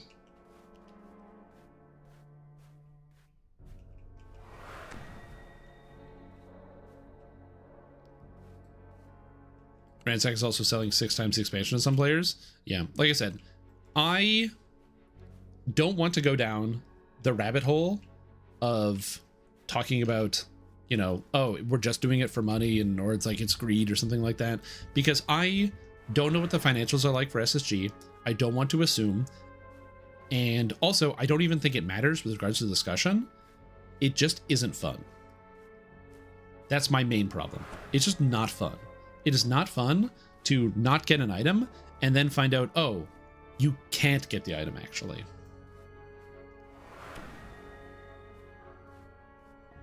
That's just a bad feeling. Not because everyone should get everything for free. I'm not saying that. I'm saying that if you put the time in, you should be able to acquire something.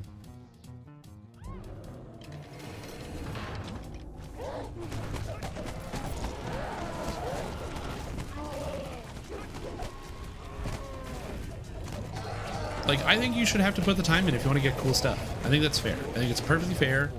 You know, I am not the, you know, give everything to everybody kind of person. I'm also not like gatekeep everything, but like, you know, if you want to get the cool items and do the cool thing, like do the video game thing. Go run the MMO. Then marks the location of the unbreakable heart on the map. I don't know if anybody needs this. Place to the north, known as the Isles of Agony. The wish next. Checking giant on the way. Her help against Dr. Mordenheim. Yo, you want it? Have it.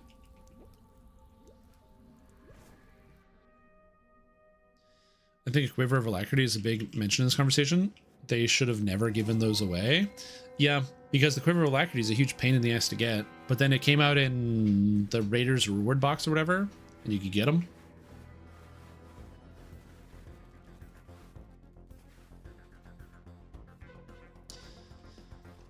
Man, I remember when Wrath wanted one of the druid chest pieces from, I believe it's Newcomers. Oh my god, farming the quest out. Oh my god.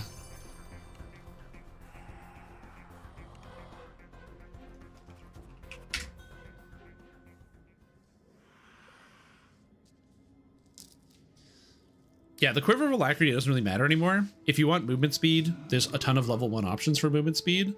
And if you're somebody who is like, doesn't want to farm it out, you can just go get the past life for movement speed.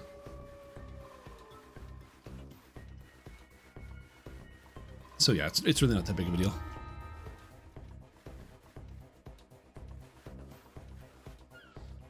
Oh, is there no giant? Yeah, Snow Peak Sapphire solves your problems. Wasn't Snow Peak supposed to start soon? Or did Snow Peaks already start and I'm blind?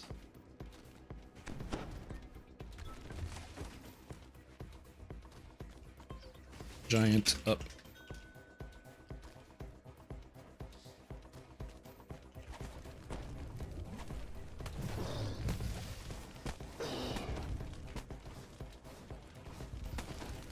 Mid-January, probably. Oh, 2 weeks. Gotcha. Good. I have a need for charisma and dexterity augments.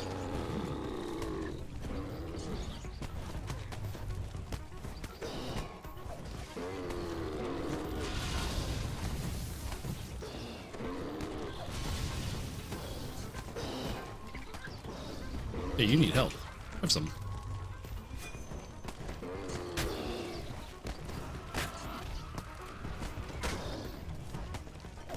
Yeah. Anyway, long story short, I find Ransack not fun.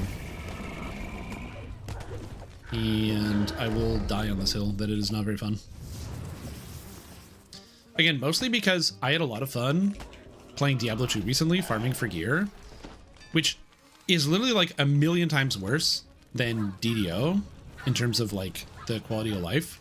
Because in Dungeons & Dragons Online, at least the drop rate is like 8% for the item that you want. In Diablo 2, you just don't get the items you want. Oh, do you like it? Did the prevailing philosophy in Diablo 2 is like, oh, do you want to get this item? Okay, go kill Mephisto 1,000 times. That's insane. What an insane thing to say to somebody. But hey, man, that's Diablo 2. And you know what? It's kind of fun. I'd farm a quest 1,000 times in a row if it meant I could get something cool from it. But the problem is you just can't get something cool from it.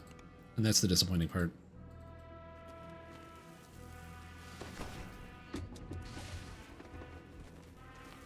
Your hand hurts? Yeah.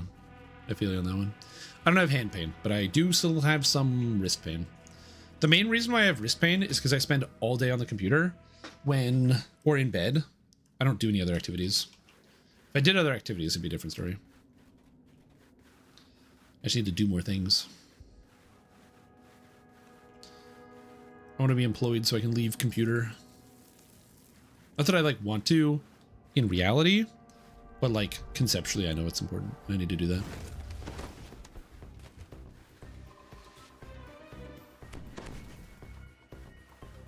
Anyway. I just think that fun is important. Quest completed. I know it sounds like a weird take. 42 months, the answer to everything. Canicus, welcome back to the stream team. Preaches Bird. We're having a fantastic day. Glad to have you here. Hope everything is going well with you in this 2026. The sleeping beast mountains. Ready to get your wish granted? Because you play strategy games. Are you telling me you don't have like extreme APM when you're playing StarCraft? You might not die. I merely jest, Elise. What's your APM? How could I let us Actions slip? per minute, like 20? That's the spirit. Your vision I of click the around previous sometimes, journey you up know. the mountain fades, and then there's a crashing sound as the ice wall collapses. Man, you know what I haven't played in a while? I haven't played a good 4X game. Now there's an idea.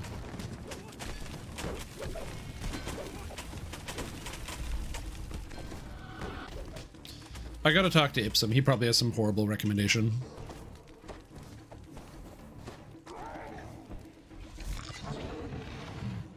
Go ransack this quest 125 times. Exactly. Yeah.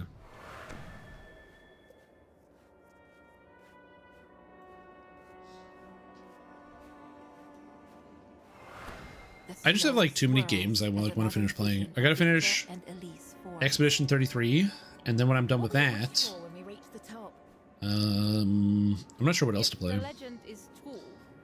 Still gotta finish Guild Wars, finish the Prophecies campaign for Guild Wars 1, and now doing Factions, I think is the next one. I will say, so as somebody who isn't, like I'm learning Guild Wars. Having fun, but I'm learning it. I played Mesmer as my first character for the Prophecies campaign. And now I'm doing Factions, and Factions is fun.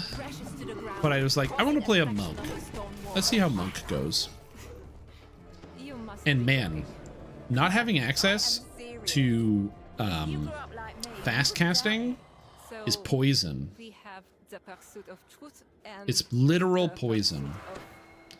I cast so slow. My character is a lumbering beast.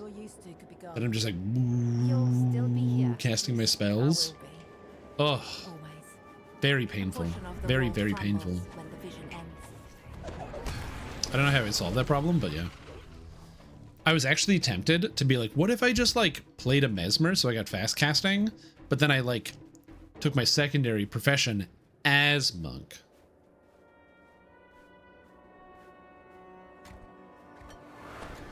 Did I skip a mat chest? Which mat chest did I skip? I don't think I skipped any.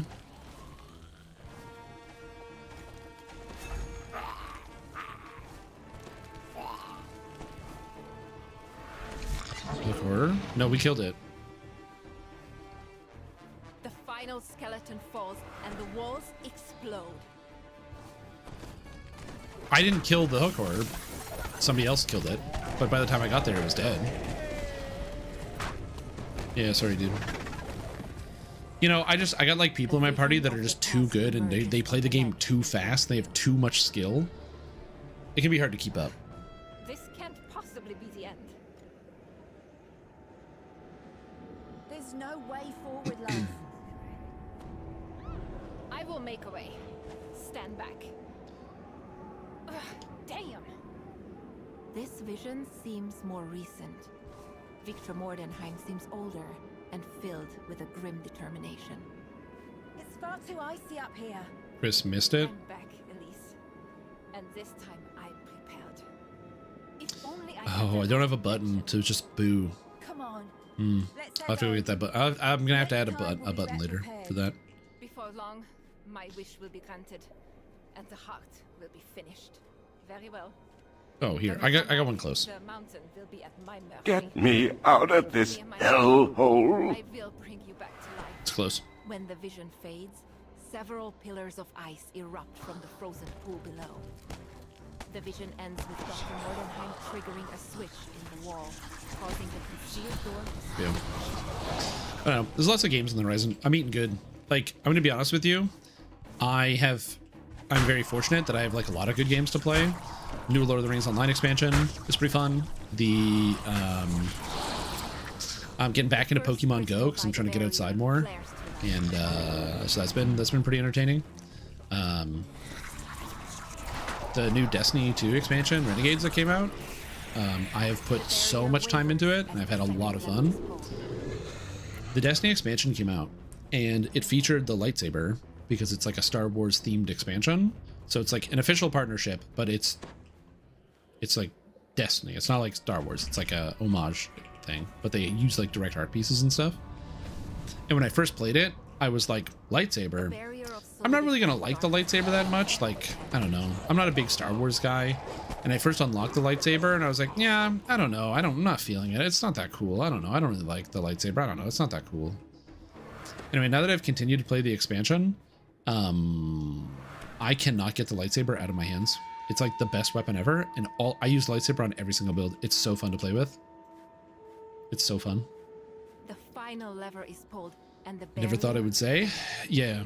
Yeah, Dorak popped in here and was talking about that. I'm not much of a Minecraft guy, so I don't have much of experience with it, but if you know, there are people excited, that's good. New games coming out, it's fun. Stone grinding stone. Two of the stone lions. Just being blind, it's not anywhere. There was things I wanted to do over the holidays, but I got like giga sick. The next two stone lions But yeah, shall I do want to get the build reviews up and running again. A dread chill fills the air as the last But yeah, step still touches work the in progress. But I do want to do that. I have the tools now to do everything. I just have to like sit down and do the preemptive work to get things actually properly sorted out, which is not a lot, but I just haven't done that yet, so I apologize for that. That's entirely on me. Literally no other excuse. Oh yeah, I've also been I've been re-experiencing old video games using Archipelago, which has been fun. For those that don't know, Archipelago is a website and game infrastructure thing that allows you to not only randomize games, so for games you've maybe played before, you can randomize it to experience it slightly differently, so it feels kind of new. But also, you can do multi-world randomizers where you connect multiple games together and randomize the items in between them. The final golem collapses. So let's say you want to play with your friends, but one of your friends really loves RTS games, and they love playing StarCraft, and another friend loves strategy games, and they want to play like Civilization, I beseech you. and another friend loves Answer to restore I don't know, compliance. crafting games, and they want to play Factorio, and another guy loves Donkey Kong, and they want to play Donkey Kong. You can randomize all the games together. So then, like, instead of finding a banana coin in Donkey Kong, you find a crafting schematic for Factorio, and all of the research in Factorio gives things to other people. I understand now. I know what must And it's pretty cool. A thick snow begins to fall, and the temperature I think plummets. it's been a lot of fun to basically get a chance to both, number one, re-experience games from the past, because I don't How like the endless winter started immediately oops. afterward. Beneath It's time to city return to the streets. city and think I about don't how to personally stop like Dr. to Mordenheim. or I try to avoid replaying video games. I find it's really easy to just get stuck in the path of like, oh, I had fun playing this, I'm just gonna like go back to it and play it again, when like I want to try to play new video games as often as I can. And the Archipelago is nice because when you randomize the game, it now suddenly feels like a new video game, and because you're now effectively playing with other people, it also feels like it's a new video game. Because you're now like directly engaging with like others to do the same thing. So again, I find it kind of interesting. Ooh. So yes, I do still plan to have the unique build competition.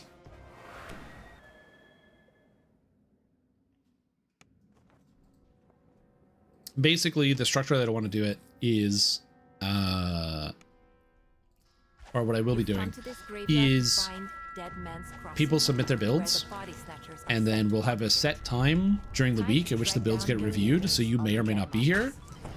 And we're going to review 2 builds, and then chat will decide on which one they think is like more interesting or more unique. And then whoever wins will get some like DDO related prizes. Most likely to be DDO points.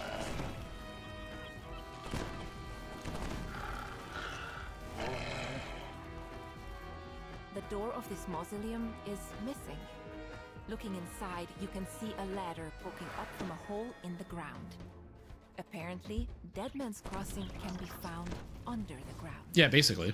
A network of tunnels connects the basement to the buildings above. No Am I on doubt Reaper? they're I am on intended Reaper. to make moving goods around the city easier. And the other person gets banned, But it nobody's getting seems the banned. body snatchers have found One, other because I don't for the passage.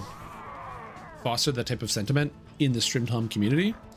And This passage 2, opens up to a large I cell don't where some have locals the number of viewers to randomly ban people based in the wrong field. Okay, good. Because just in case. Very important chef fact. Did you Okay, know what is this? when you Another use the air light fryer, it's not To your actually surprise, air frying this one the appears to air? be set up as Yes, a when tavern. you air fryer. The air in the fryer, that is frying. The food, not the air. So is the air fryer really the air fryer that fryers the air in the air fryer? Or is it that the air fryer's the not air fryer and is instead the air, not air the food fryer? Or wait.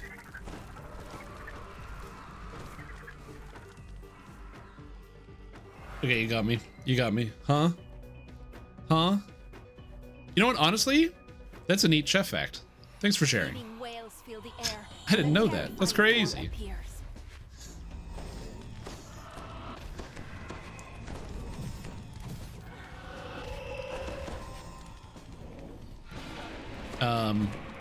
I'm glad that was just a camshaft part number, because whenever something like that happens, number one, make sure you check your passwords and or get your pets off your keyboard.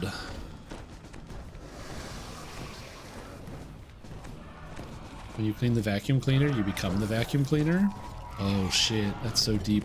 The wailing falls silent as the gallows speaker discourses. It's so stupid. Isn't language awesome?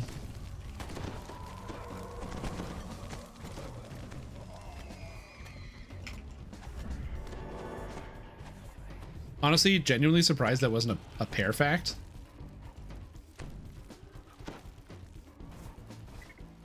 You've arrived at what appears to be the main base of the bar. Hey, what are you doing here? You know, I'm almost done with the summer flight. I've almost got a pair of wings.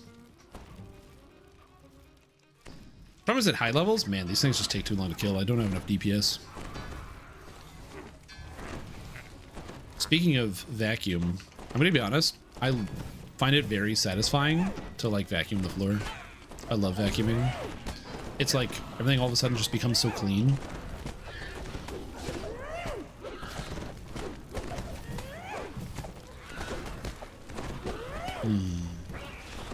Thing is, I don't ever wear bare feet around the house. I almost always like wearing socks or some type of foot covering. So for me, I'm always like not really feeling the floor, so I don't feel the cleanliness, but I like seeing the cleanliness.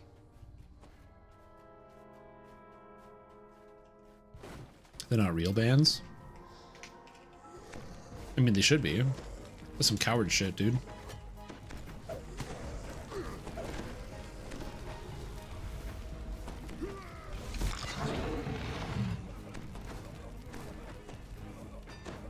For price parts and they paste them here.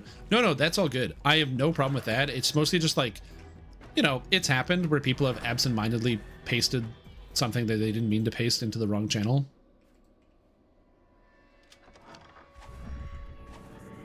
And it has devastating consequences.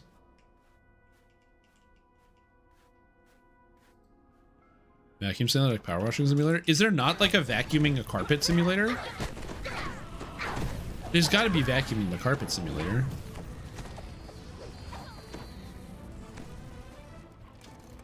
You hear gears grind when the lever is pulled. No, that's not how the oven works. Why do they call it the office when you oven the effort of the cold work out hot do the work? No. Robo vacuum simulator. Oh, is this a Roomba simulator? Oh my god. Annoyed. You couldn't leave well enough. Oh shit. That's a good idea. To get what I gave old Schmidt. A Roomba is one of those things that I don't think is the best product ever, but I will say, if you live in like a bungalow or like a single level home, and also you have like a pet, like a cat or a dog, oh my god, does it pick up a lot of stuff, especially if the Roomba can go under furniture.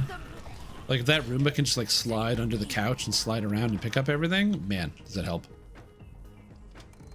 With the second lever activated, the metal grate slides into the wall. The floor shifts and buckles as a creature rises from the refuse-strewn floor. The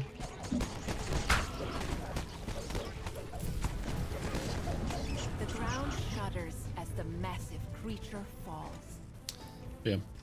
I never got into a lot of those simulator games. So like the Euro trucks, or like all the trucking simulators, there's like the farming simulators, There's this simulator, the power wash simulator. And then there's all like, there's just so many weird simulators. Like there's like the TCG shop simulator. Judging by all the guards, you found the Deadmonger's base. Or like the supermarket simulator. It's just coloring books for dads. I mean, they do sell adult coloring books. It's nice to have something to do with your hands, I assume. Well, it's got to scratch the right itch, right? A horror game where you play as a Roomba? Hell yeah.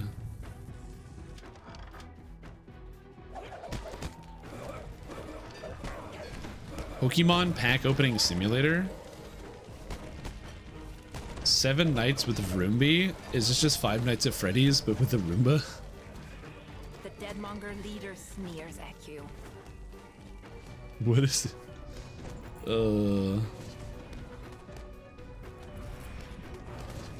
What the fuck? The beleaguered Deadmonger bards. All right, The cool. Deadmonger Cool. leader slumps to the ground. Now, he's just one of the corpses he dealt. Where's Strimtom Simulator? You've defeated the Deadmonger Just gang, become unemployed and you're most of the way but you there. learned enough about this place to realize that defeating one gang won't stop Model the trade in Builder fresh bodies. Complete If Edition? you It's a can't end the model supply, building simulator? perhaps you can cut off the demand instead. Oh Time to my. investigate where these bodies are being delivered. Oh my. Special delivery. What a simulator, dude.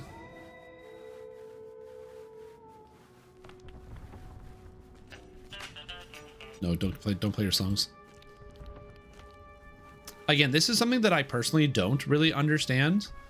I've never been into it. It's just, I think the simulator games is one part of it. Also, ASMR is another one that I have like, just, I've never really understood it. Like on a fundamental level, both of these things don't appeal to me at all.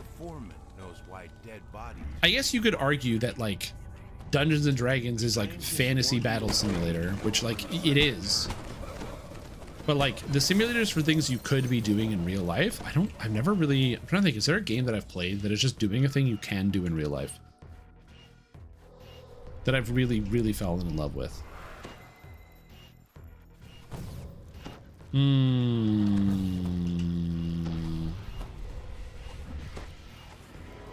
Okay, Guitar Hero. That's a good example. I do enjoy me some Guitar Hero. Now, granted, learning Guitar Hero is a lot easier than learning guitar. So there's that. Can you drive a tractor in real life? Yeah. Just make friends with a farmer and then go get onto it. I'm forklift certified, baby. I can drive heavy machinery. Success!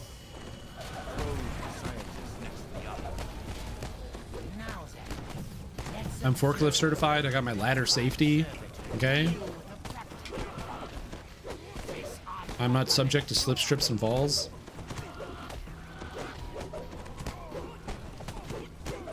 Menial tasks. But again, I'm not out here judging people that enjoy these products. I just want to make sure this is super duper clear. I'm not trying to be like, oh yeah, how could anybody enjoy it? Like, what the hell? You have to be some kind of weirdo freakazoid to enjoy that. Did I just say freakazoid in current year? Anyway, that's in no capacity what I mean. It's more so that it just doesn't appeal to me. But I think it's a perfectly fine idea. I mentioned this before, but like, sometimes you just gotta have some shit to do with your hands, you know? And sometimes it's nice just to have something to do with your fingers. It's a good way to like cool down. It's like how some people will like sew. Like my girlfriend, she does a lot of crochet. And so it's a way to relax. She'll like watch TV and crochet something, which is cool. I should heal this guy. I'm a healer. Oops. But she'll like sit at the TV and crochet things, but she doesn't want to crochet as a job. She really enjoys crocheting, but she's like doesn't want to like sell things or try to produce things like for a purpose, just because she does. She's making little cute things. Streamer simulator. Isn't there one like there's like the streamer simulator is like a horror game where you're playing as a streamer, but you're like getting stalked or something? I remember seeing a video game like that. This room seems to be where dead the scientists set to work on them. Yeah, so I do enjoy playing Guitar Hero. I don't know if is it in frame? The guitar? No, it's not. Behind me is my Guitar Hero controller. Because I do currently enjoy playing around in Clone Hero. Great way to relive it, by the way. If you have the drive and or the peripherals, and you enjoyed that thing, and you're like, man, I remember Guitar Hero, and that was so fun. You can still play it. Clone Hero is a program that functions just like Guitar Hero, so you can use drums or vocals or whatever. It has basically every track from every Guitar Hero and Rock Band game, and on top of that, people do their own custom tracks and put all sorts of stuff in. So you can find most songs by most artists. The thing is, it's all, you can't buy it because they can't sell anything because it's all copyrighted, so it's just free. Which is, I guess, the downside. It's just free. It's not too bad.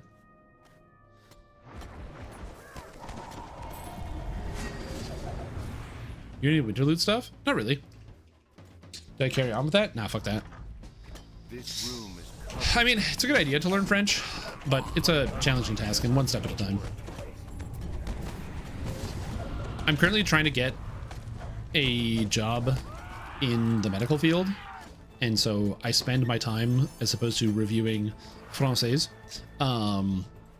reviewing medical stuff, like reviewing like my lab notes and rereading over a few of the texts that I have. It's a good idea, though.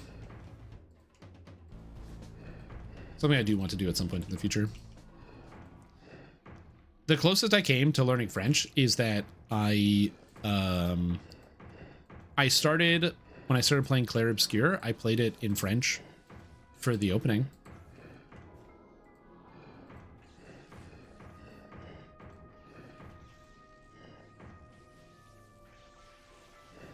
Does that count? You hear a Wouldn't say the opening. How far did I play? Through like, yeah, for like pretty much the entire opening, I played in French. Working on an array of equipment designed to create multiple constructs. I did live in Moncton for like 2 months. You know, I didn't have to speak any French. Again, I can understand for the most part when people are talking to me, I just can't speak it. Are you aware, when a bear like bear, he will look at bear with stare, not because he isn't aware he can eat bear, but whether he would dare to stop stare at pear and eat pear, cause there could be pair of pear that he could eat as pear but risk glare from his bear pair for not sharing pear. So what would you do then? Eat pear as bear without stare? But that would mean when go home you get glare from bear pair about pear.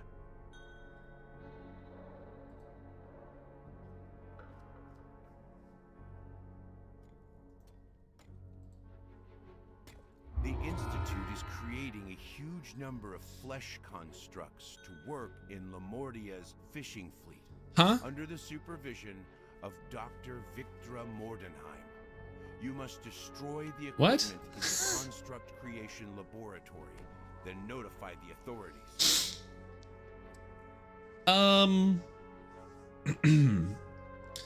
Yeah, excellent question. What am I confused about? What am I confused about?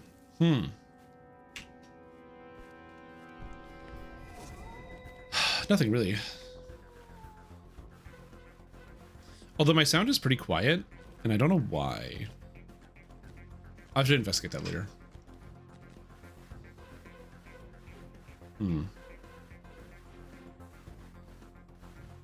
Yeah. Oh, Zoo Creeper. I don't know why I didn't type that in chat. I just started going to the next one. I don't know if the way that I do this quest chain is the same way that a lot of other people do this quest chain, but this is how I do this quest chain.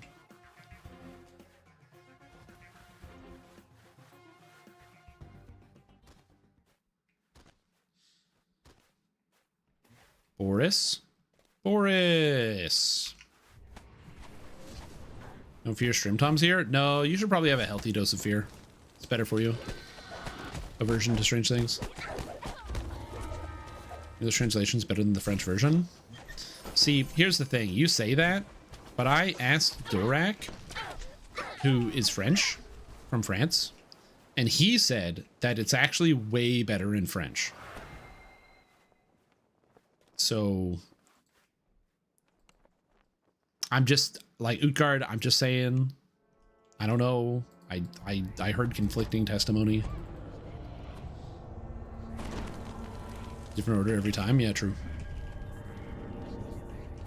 The effects of the blizzard on the zoological garden. I shall attend to it in a trice. Have you really been far? Even has decided to use even go on to look more like. Call 985-655-2500 inside the details for. Go further and even more decided to use. You can really be far as decided twice as much to use and go wish for it. When you decide far even want to use and go on, then get really part even as decided to use and look more like and go after. It's just common sense. Apply today. I need to Good listen regards, to welcome this back to the stream again. team. Pieces were having a Are you fantastic day. Glad to be aware, here. when a bear like bear, he Oh will my God, look it's at gonna keep bear with happening. stare, not because he isn't a way he can eat bear, but whether he would dare to stop stare at pear and eat pear, cause there could be pair of pear that he could eat as pear but risk glare from his bear pair for not sharing pear. So what would you do then? Eat pear as bear without stare, but that would mean when go home you get glare from bear pair about pear. I'm gonna go blind. Okay. Oh god, it's too much. My brain is overloaded.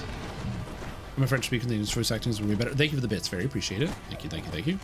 I hope the stun lock that you give me is worth it.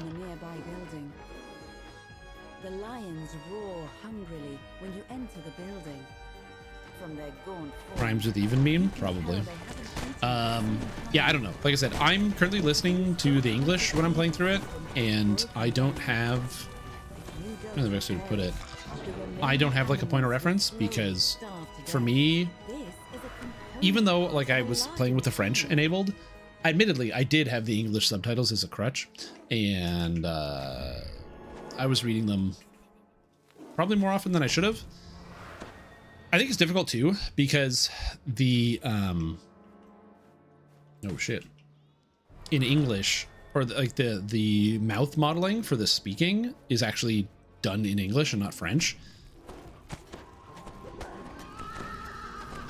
And so it's just like really jarring to have like the characters from this French video game by French people having the French language not lining up with the lips, which I found very weird.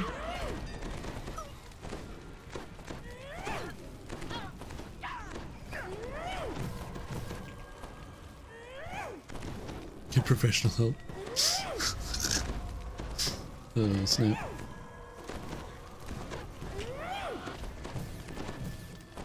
Did I play Metroid Prime 4? No, I don't have a Nintendo Switch 2, and I wasn't going to play it until I played Nintendo Switch 2, so I have not played it.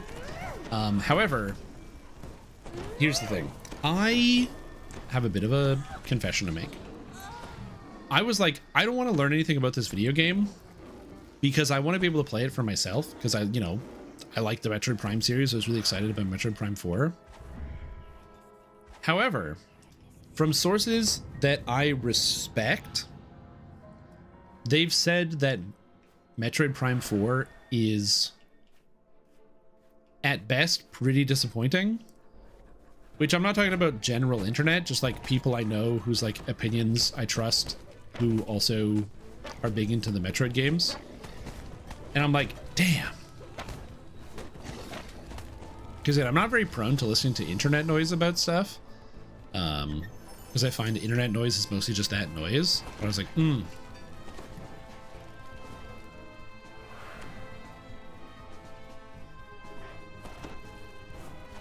Yeah, exactly. So as I said, I don't know a whole lot about the game. I haven't like read or seen that many reviews, just from specific people that I've seen. There's some people that were disappointed, and I was like, ugh. This device Very is sad. designed to send food Although throughout the zoo. genuinely Using not a big a surprise, series of because pneumatic I tubes. think that something that is Automatic more feeding true system than is ever is that broken. the one group of people that does not know how to make a good Metroid game, it would be Nintendo. The automated feeding system I think Nintendo has no idea what to do with Metroid as a franchise. Like, the answer is just make good Metroid games. That's what they need to do with the Metroid as a franchise. But I just think they don't really know how to do that. bizarre form drops down from the air vent.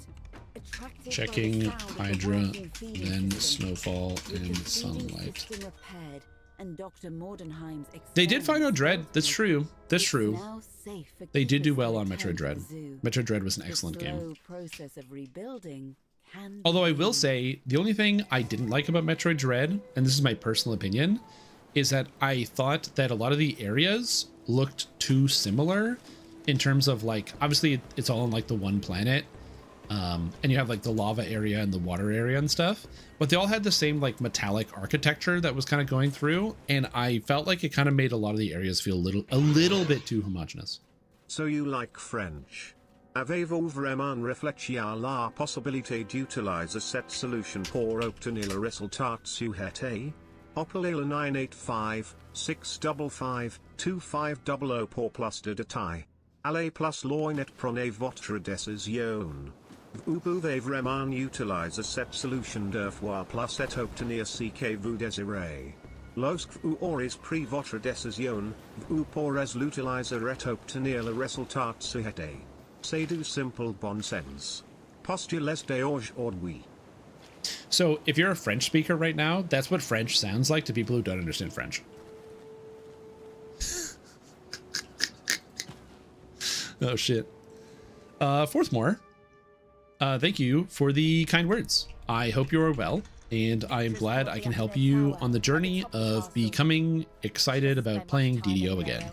The lobby is littered. That's pretty much my goal most of the time. What must be deliveries for Dr. It's just helping people be excited about the video There's a game. conspicuous elevator in the center of the room. You investigate the elevator. Power has been cut from all levels, aside from the entrance floor. Like, at the end of the day, as a content creator, I do it for the money. I do it so I can buy more Lamborghinis. Okay? I do it for my garage to get some more Lamborghinis here. No, I'm just kidding. I just want to make content because I think it's fun to enjoy video games, and it's helping other people find joy in playing a video game is like really cool. It just says there's something about that just feels good about that. Of like, you want to enjoy a thing, but you need like a little bit of an extra nudge or push, and now you can like really get into something. Because for me, the success story is not just when people like, you know, maybe watch a video and they go like, oh, that's cool, and they like learn a thing, but it's when, you know, somebody goes, oh yeah, Strim, I like read some of your builds, but I use them as like a template, and then like I change your builds, and I like now I like make my own or I customize them, and I'm like, that's awesome. Looking for bear, maybe a mare may bear down on bear, making sure there is not pair to share with his bear, or rather not share with bear, but instead stop stare at pair looking for pair and instead dare to ensnare pair for his own self-care and therefore risk glare from bear for not looking for pair to give to bear. Oh, it's too hard in the brain. God damn it. Mentioned something on the first one was phrase before about people not wanting to watch live long streams news or possibly partnering with creators instead of long weekly plays or creating footage and vertical videos. Or am I going to become the CBC of DDO? That's a good question. I don't know the answer to that one. As far as I know, let me just check my email here. I haven't been approached by SSG, so I don't know about that. I think that it's complicated. I think the weekly live stream is cool, but the problem is, like with a weekly live stream, you kind of want to have more to showcase. That's just what's fair for Bear went Bear. Thank you for your time. Thank you for your time.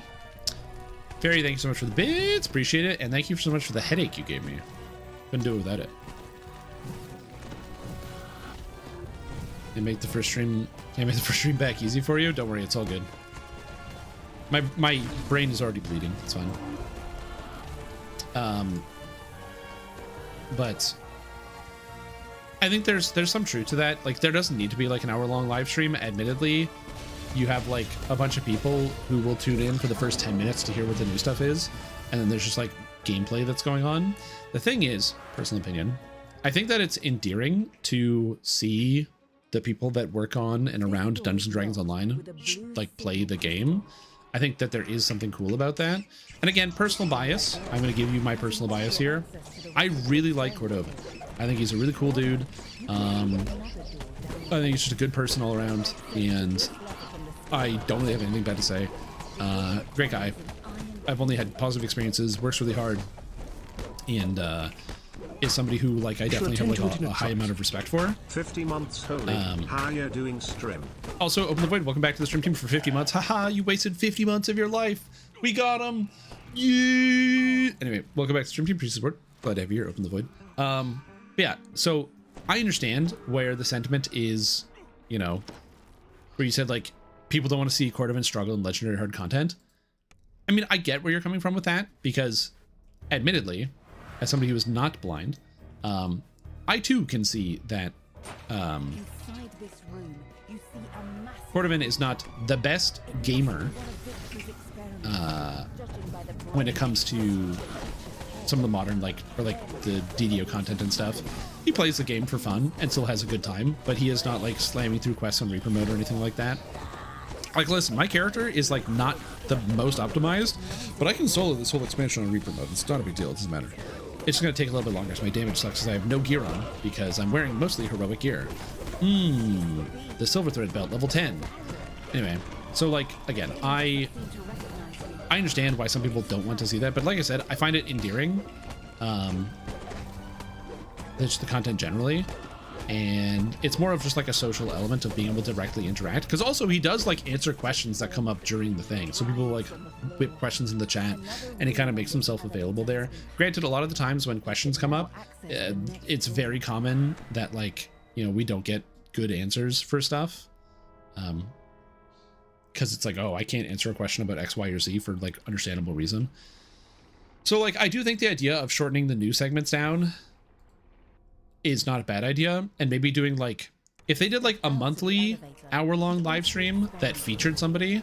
It's like, if imagine once a month they featured one of the game designers. So, like, let's say once a month, you know, Severlin, you know, comes on in January, and then in February it's Torque, and then in what comes after February, March, it's like Knockback.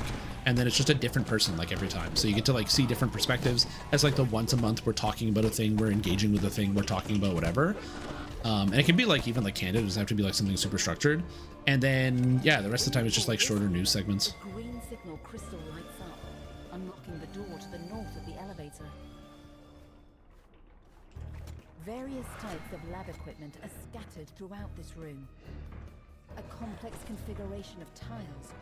And I will say that's the other thing too, is that, you know, there is truth in the fact that, like, you know, you want to see your game designers like killing it and just like showing that they clearly obviously know their stuff. A good example of this is like with Path of Exile. They disallow employees from competing in events because there are some Grinding Gear Games employees that are really fucking good at Path of Exile. So when they do like special gauntlet events and stuff, they actually have a stipulation that GGG employees can't win anything because there will be people that will win prizes and win events that work at the company.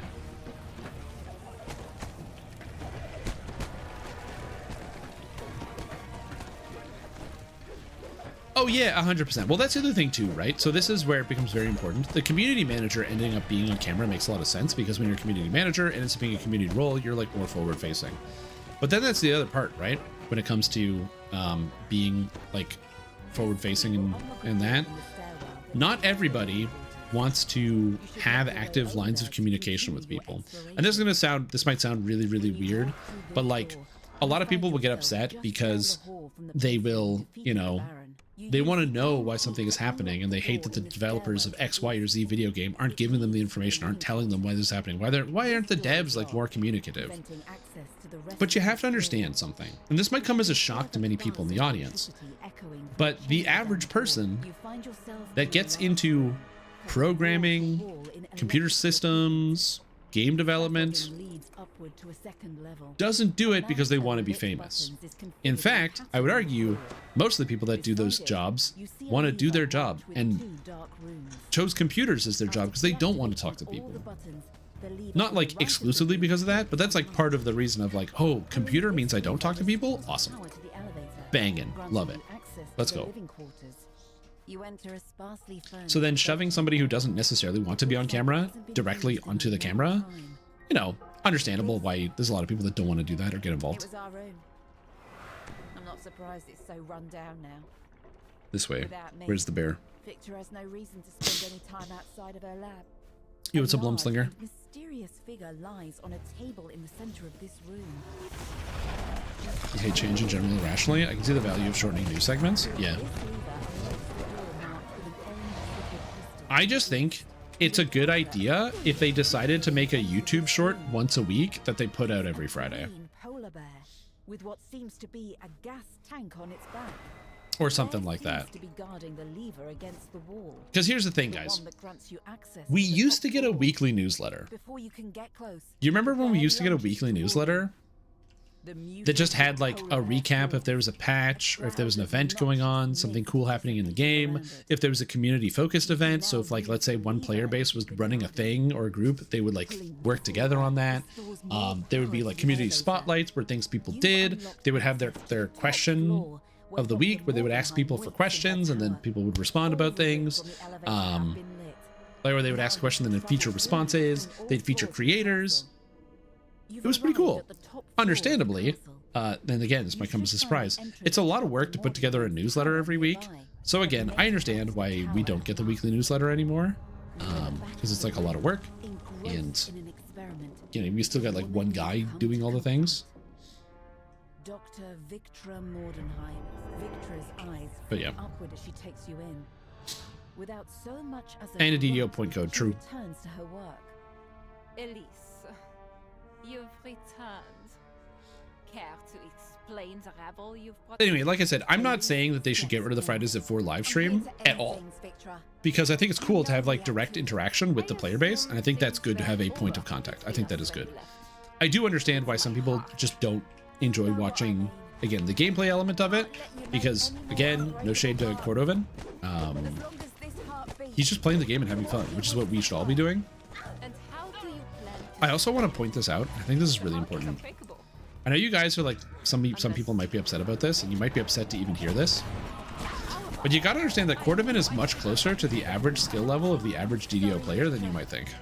Neither of us is leaving this room alive. Victra narrows her eyes. speak for yourself?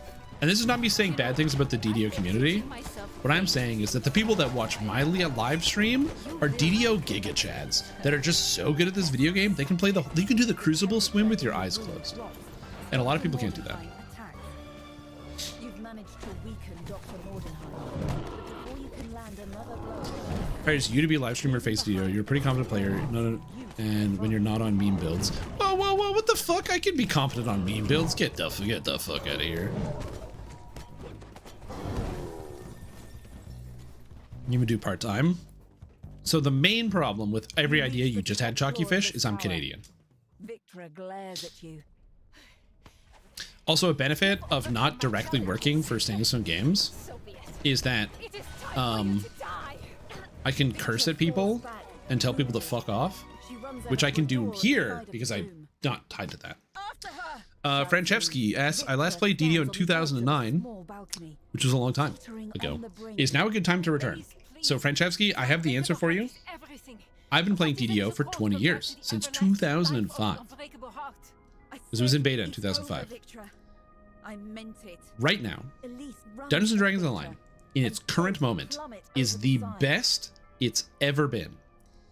The characters, the builds, all the cool features you can do, best it's ever been. Access to features as a free-to-play player, best it's ever been. So, is a good time to return? Absolutely. In fact, the anniversary is coming up next month, and they're probably going to be doing some cool stuff. So yeah, definitely it is a good time to return. Is the game casual friendly? I would say it is casual friendly insofar as power creep has been very kind to the average player, and so fortunately we've power creeped a little bit higher.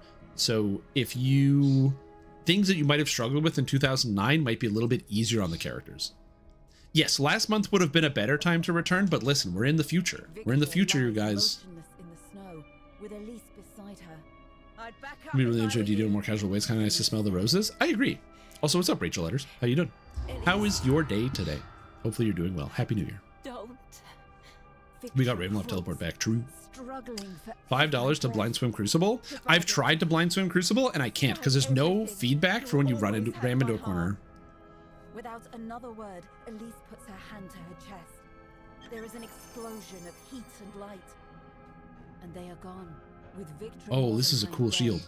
And the unbreakable heart destroyed. Lemordia will return to a more hospitable. It's better than ever. It's not better than 2 months ago, but it is much better than before. But you can only hope that Elise's dream of a better world. All right, and not ends and means. The ice one. What the fuck is the ice one called? Ice quest. Cold snap. Next. Cold snap. Oh no. Farm and raid. I can do for the raid. I gotta run it more.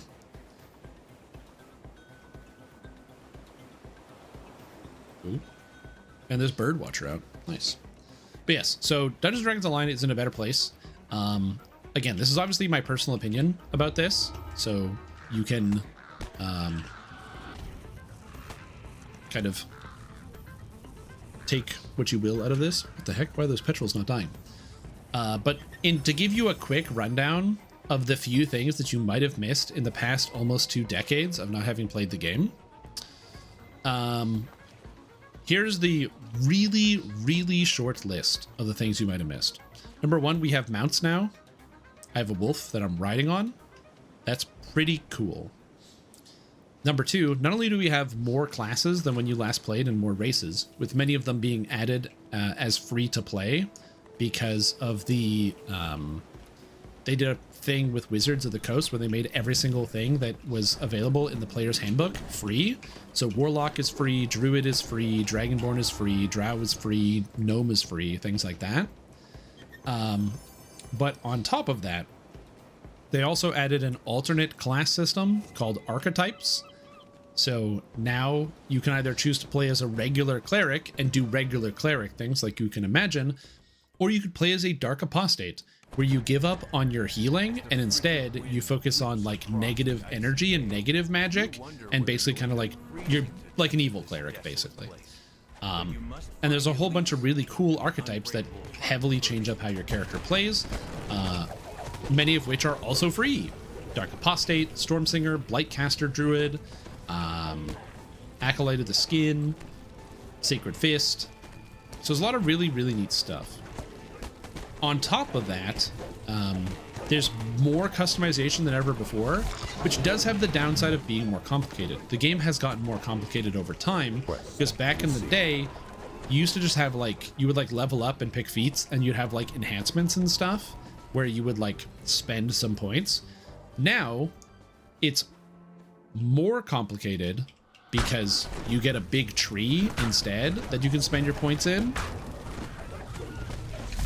But it's also like visually easier to use. It's an easier menu. So there's that. Other big changes include because power creep has basically made the game a lot easier generally for the average player. The player is a much higher power level in comparison to the average monster.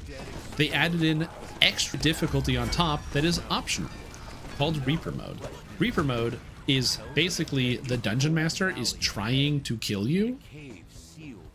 And because that's like the central theme behind it, it gets like unapologetically difficult in ways that kind of seem unfair.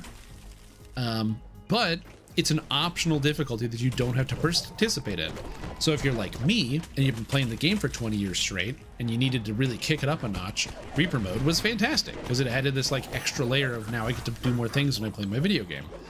But if you're somebody coming back, you have a lot more flexibility on your difficulty because now, instead of the game being normal, hard, and elite like it used to be, you now have normal, hard, and elite, and 10 Reaper difficulties to fine-tune the difficulty exactly where you want it.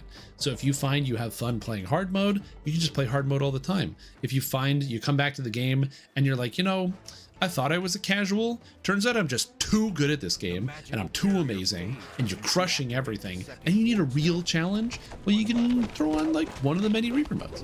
So you get the choice is entirely yours, which I really, really like. Oh geez, I'm stuck.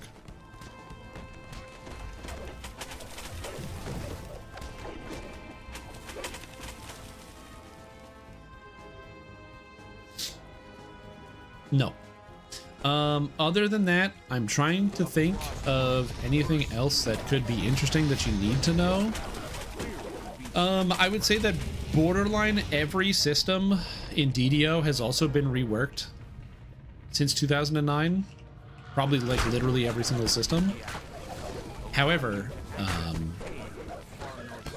I think that outside of that, like the core stuff still remains.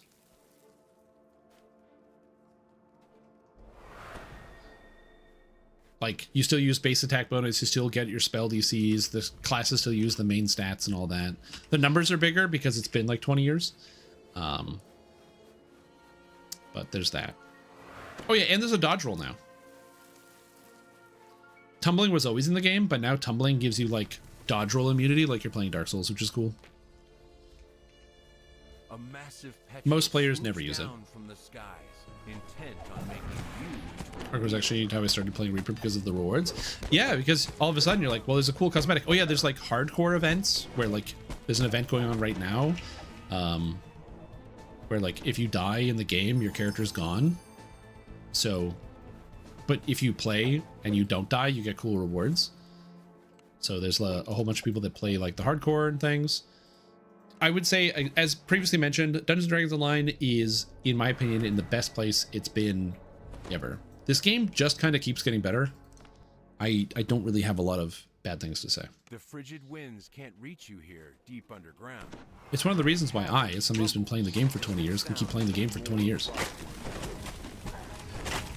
This is the same type of magic barrier you've seen before. And it's not just because I don't like change and I don't like adapting to new things and I'm completely controlled by nostalgia. All those statements are true, but it's also because the game is good.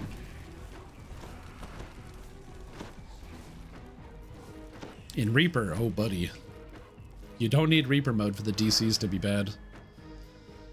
My 92 Burst of Glacial Wrath does not work in Lemuria. To be fair, again, I'm wearing level 10 gear, so that's going to change. Who lives here gives you a less than friendly welcome. This chamber contains several collections of frostworm. Again, I personally don't mind that like nothing works in R10, because that's how it should be.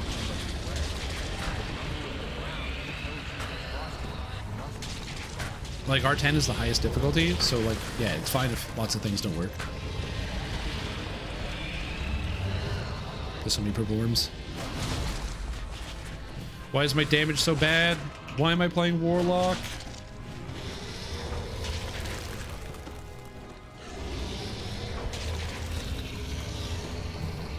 Ended up playing in PvE. Oh, for PvE 2, I played Blood Mage. I realized that I'm actually just a Blood Mage one trick in reality. So I played exclusively Blood Mage for PvE 2. And I played Blood Mage with Wyvern. So I went Wyvern build. I used a little bit of like hybrid casting. So I used Frostbomb and that like rain spell to like dump enemies' resistances. Plus then I used Elemental Weakness as an aura. And then with Blood Mage you get the thing where like when you use an aura or like anybody that's affected by your curse has max life reserved. So I used that plus a couple other things, and yeah, I played Wyvern Blood Mage. It was fun.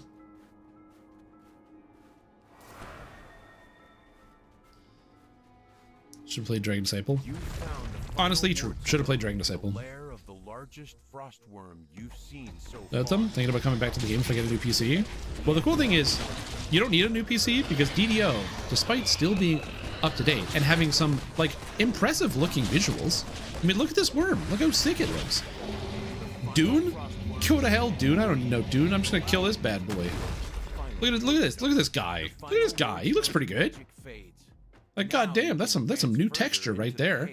But even still, you know, you can play this game on like a Nintendo Game Boy or whatever. It's still a pretty old game. But so the new servers, I'm gonna take on a little bit of story notes. Short answer, very good. But I'm gonna tell you a story. So the new servers are 64 bits. What that means is the old servers were 32 bits. If you're not a computer person, 64 means double the bits, double the fun. We can get more people on one server, less lag, more computer numbers can go through the video game. Awesome.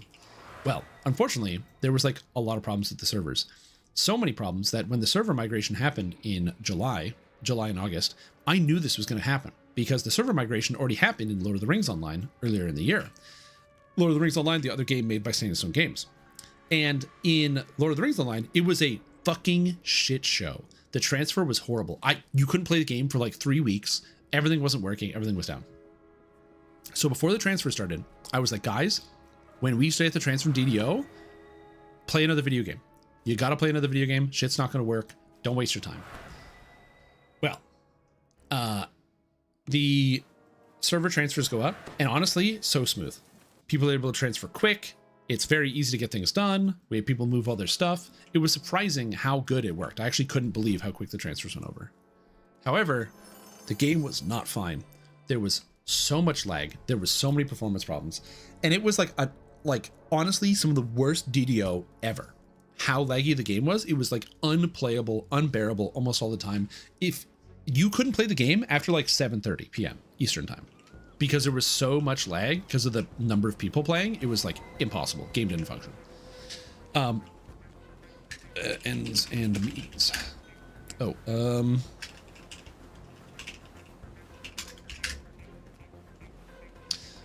so where our story continues is close to the end of August. I get tapped on the shoulder by SSG and they say, "Hey buddy, we're doing an event at PAX West.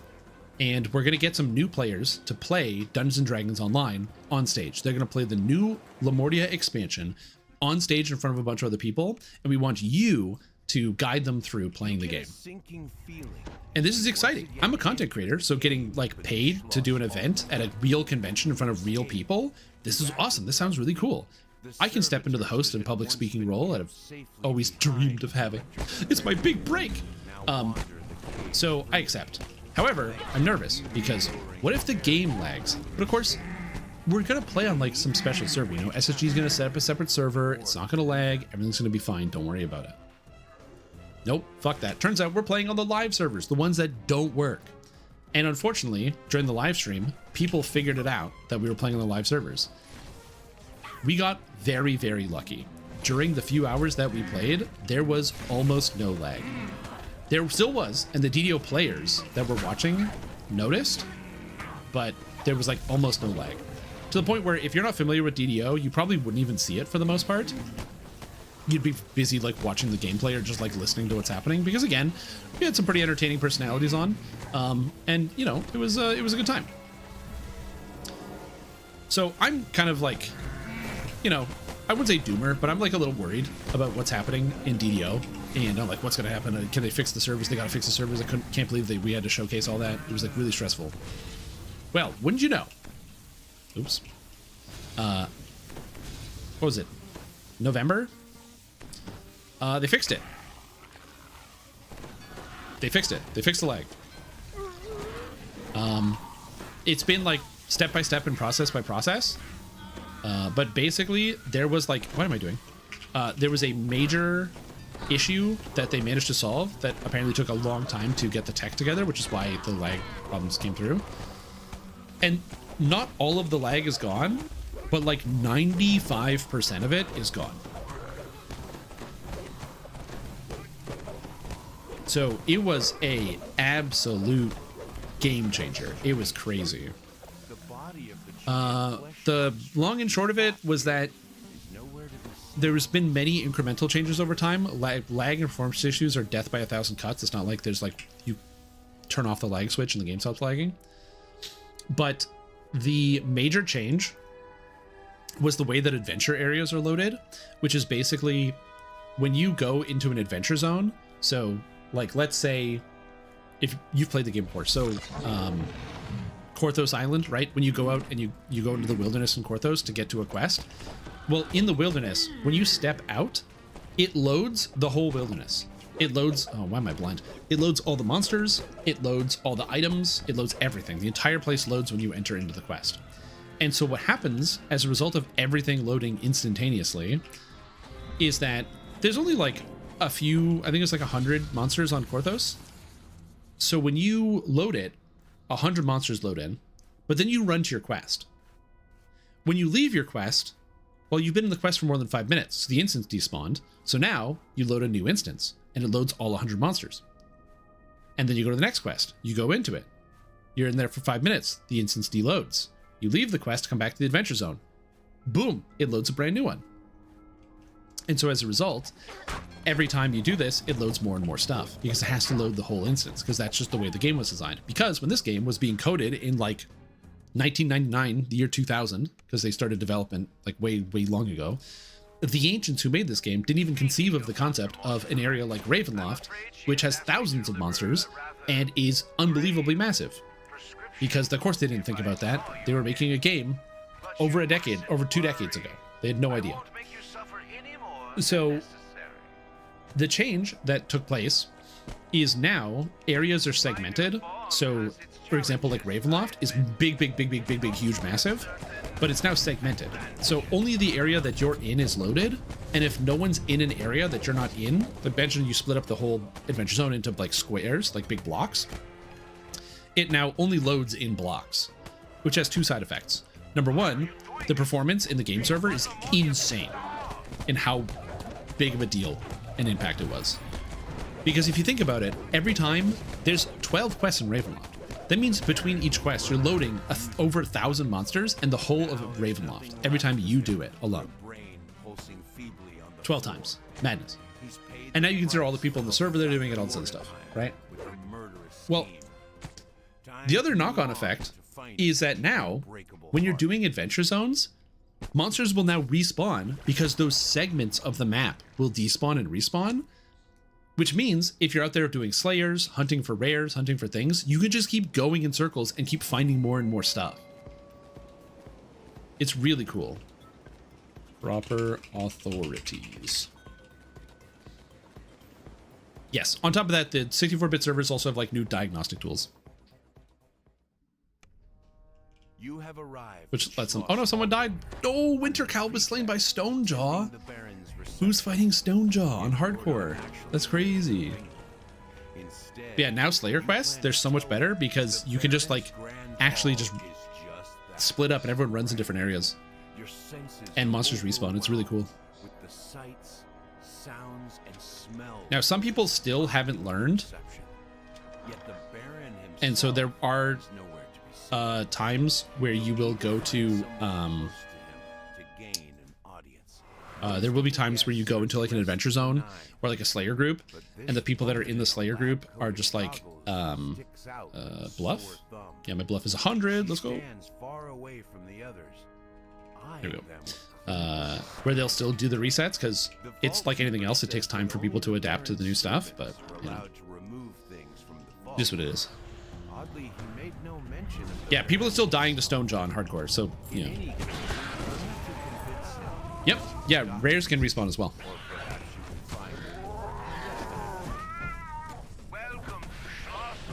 Now, it's not for every adventure zone. It's only like the big ones. So, for example, the new adventure zone that I'm playing in right now, Lamordia, is small enough that you're making the whole. You can run around the whole map in like 5 minutes. So you're not going to see that happen in here. But for like Ravenloft or the Orchard, as an example, they're good for that. Did you manage max pack dice? No, I still need like 20 more runs of this goddamn expansion. These are troubled times. Yet with all the brilliant minds and courageous souls assembled here, I cannot help but feel that Lamordia's future must be warm and bright. So let us lift up our voices and our glasses Yeah. to toast the brighter future that must surely arrive soon. There's a decent loop for Thunderholm now that the areas respawn. Door flies open. Thunderholm probably. That's a good question. In a lab coat from earlier. Ah, the heroes. Fan was pretty scuffed. They didn't understand their actives of their characters and were interested in cosmetics and interacted with the players in the Korthos hub. To be fair, that is a good thing about MMOs. One, looking at cool cosmetics and knowing how your character looks is an important part of it. Like, for example, this outfit is one of the brand new outfits from one of the the coffers that they offer now, and it looks pretty good. And it comes with like the wolf mount and everything, and it looks sick. So like showcasing the way that your character looks in an MMO is kind of a big deal to a lot of people. But also, it was fun, the fact that like a bunch of people showed up and they were like, yo, like show off your mounts and stuff, and a bunch of people whipped out all the raid mounts and things, and like the collector's edition mounts. Like that stuff is cool. Those little moments when you're playing an MMO and you remember that you're playing with other people are good.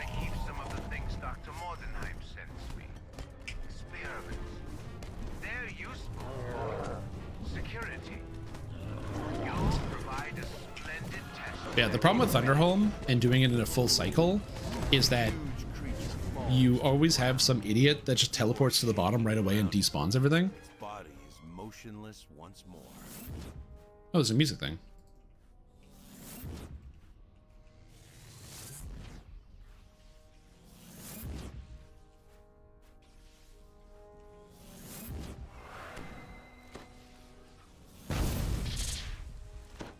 Music thing.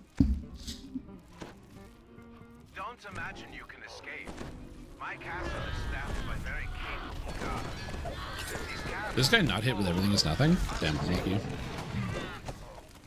Also, just realized this Sacred Fist has 5,000 hit points. What the hell? Sick. I like did not even register that for a second.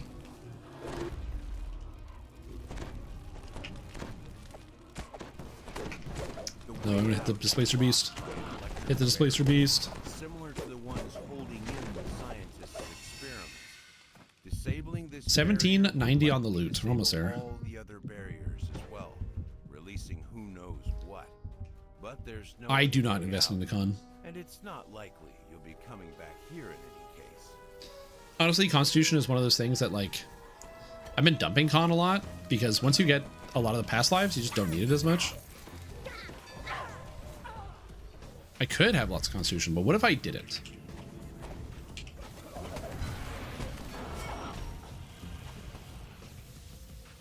Where's my team? The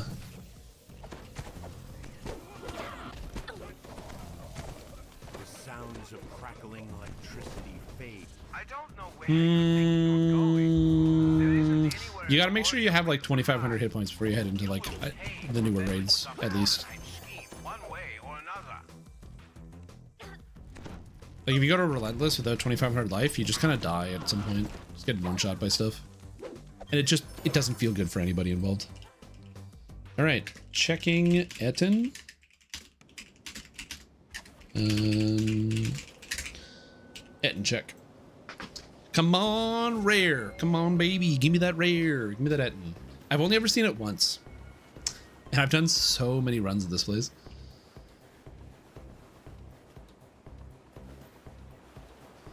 I mean, yeah, if you're not playing on hardcore and you don't mind dying every once in a while, then yeah, low-con is fine on a first lifer. I wouldn't super recommend it. As somebody who has done the 6-con life, none, dang. As somebody who has done 6-con life before, I get it, it's fun. Ugh, there we go. Woo! Nice.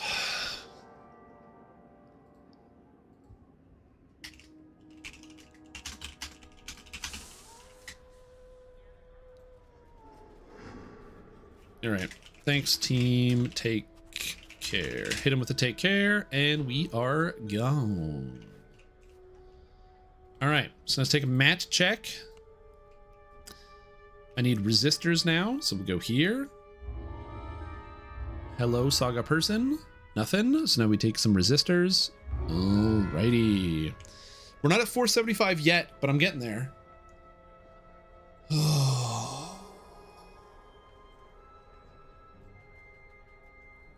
First life Cold Druid. Greater Ruin build for the Winter Loot. Any survivability tips offhand? Don't die. Survivability tips for Wolf Druid or for Cold Druid. Not really. Cold Druid's pretty tanky and pretty survivable. I wouldn't stress about it too much. Okay.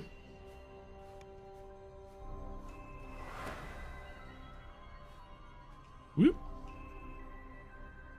The cool loot that I got from the run. Did I get any named items? Oh yeah, I did. I gave them away. I forgot. Look, man, I'm crafting. We're crafting. I did get the cloak, and I gotta say, this cloak looks fantastic. I love the way this cloak looks. This is the cloak from the loot event going on right now, so you can earn it in game. It looks great. I do want to get the winter one. Will I? We'll see, but I do want to get it. I always swap. It depends. I like to swap at 20.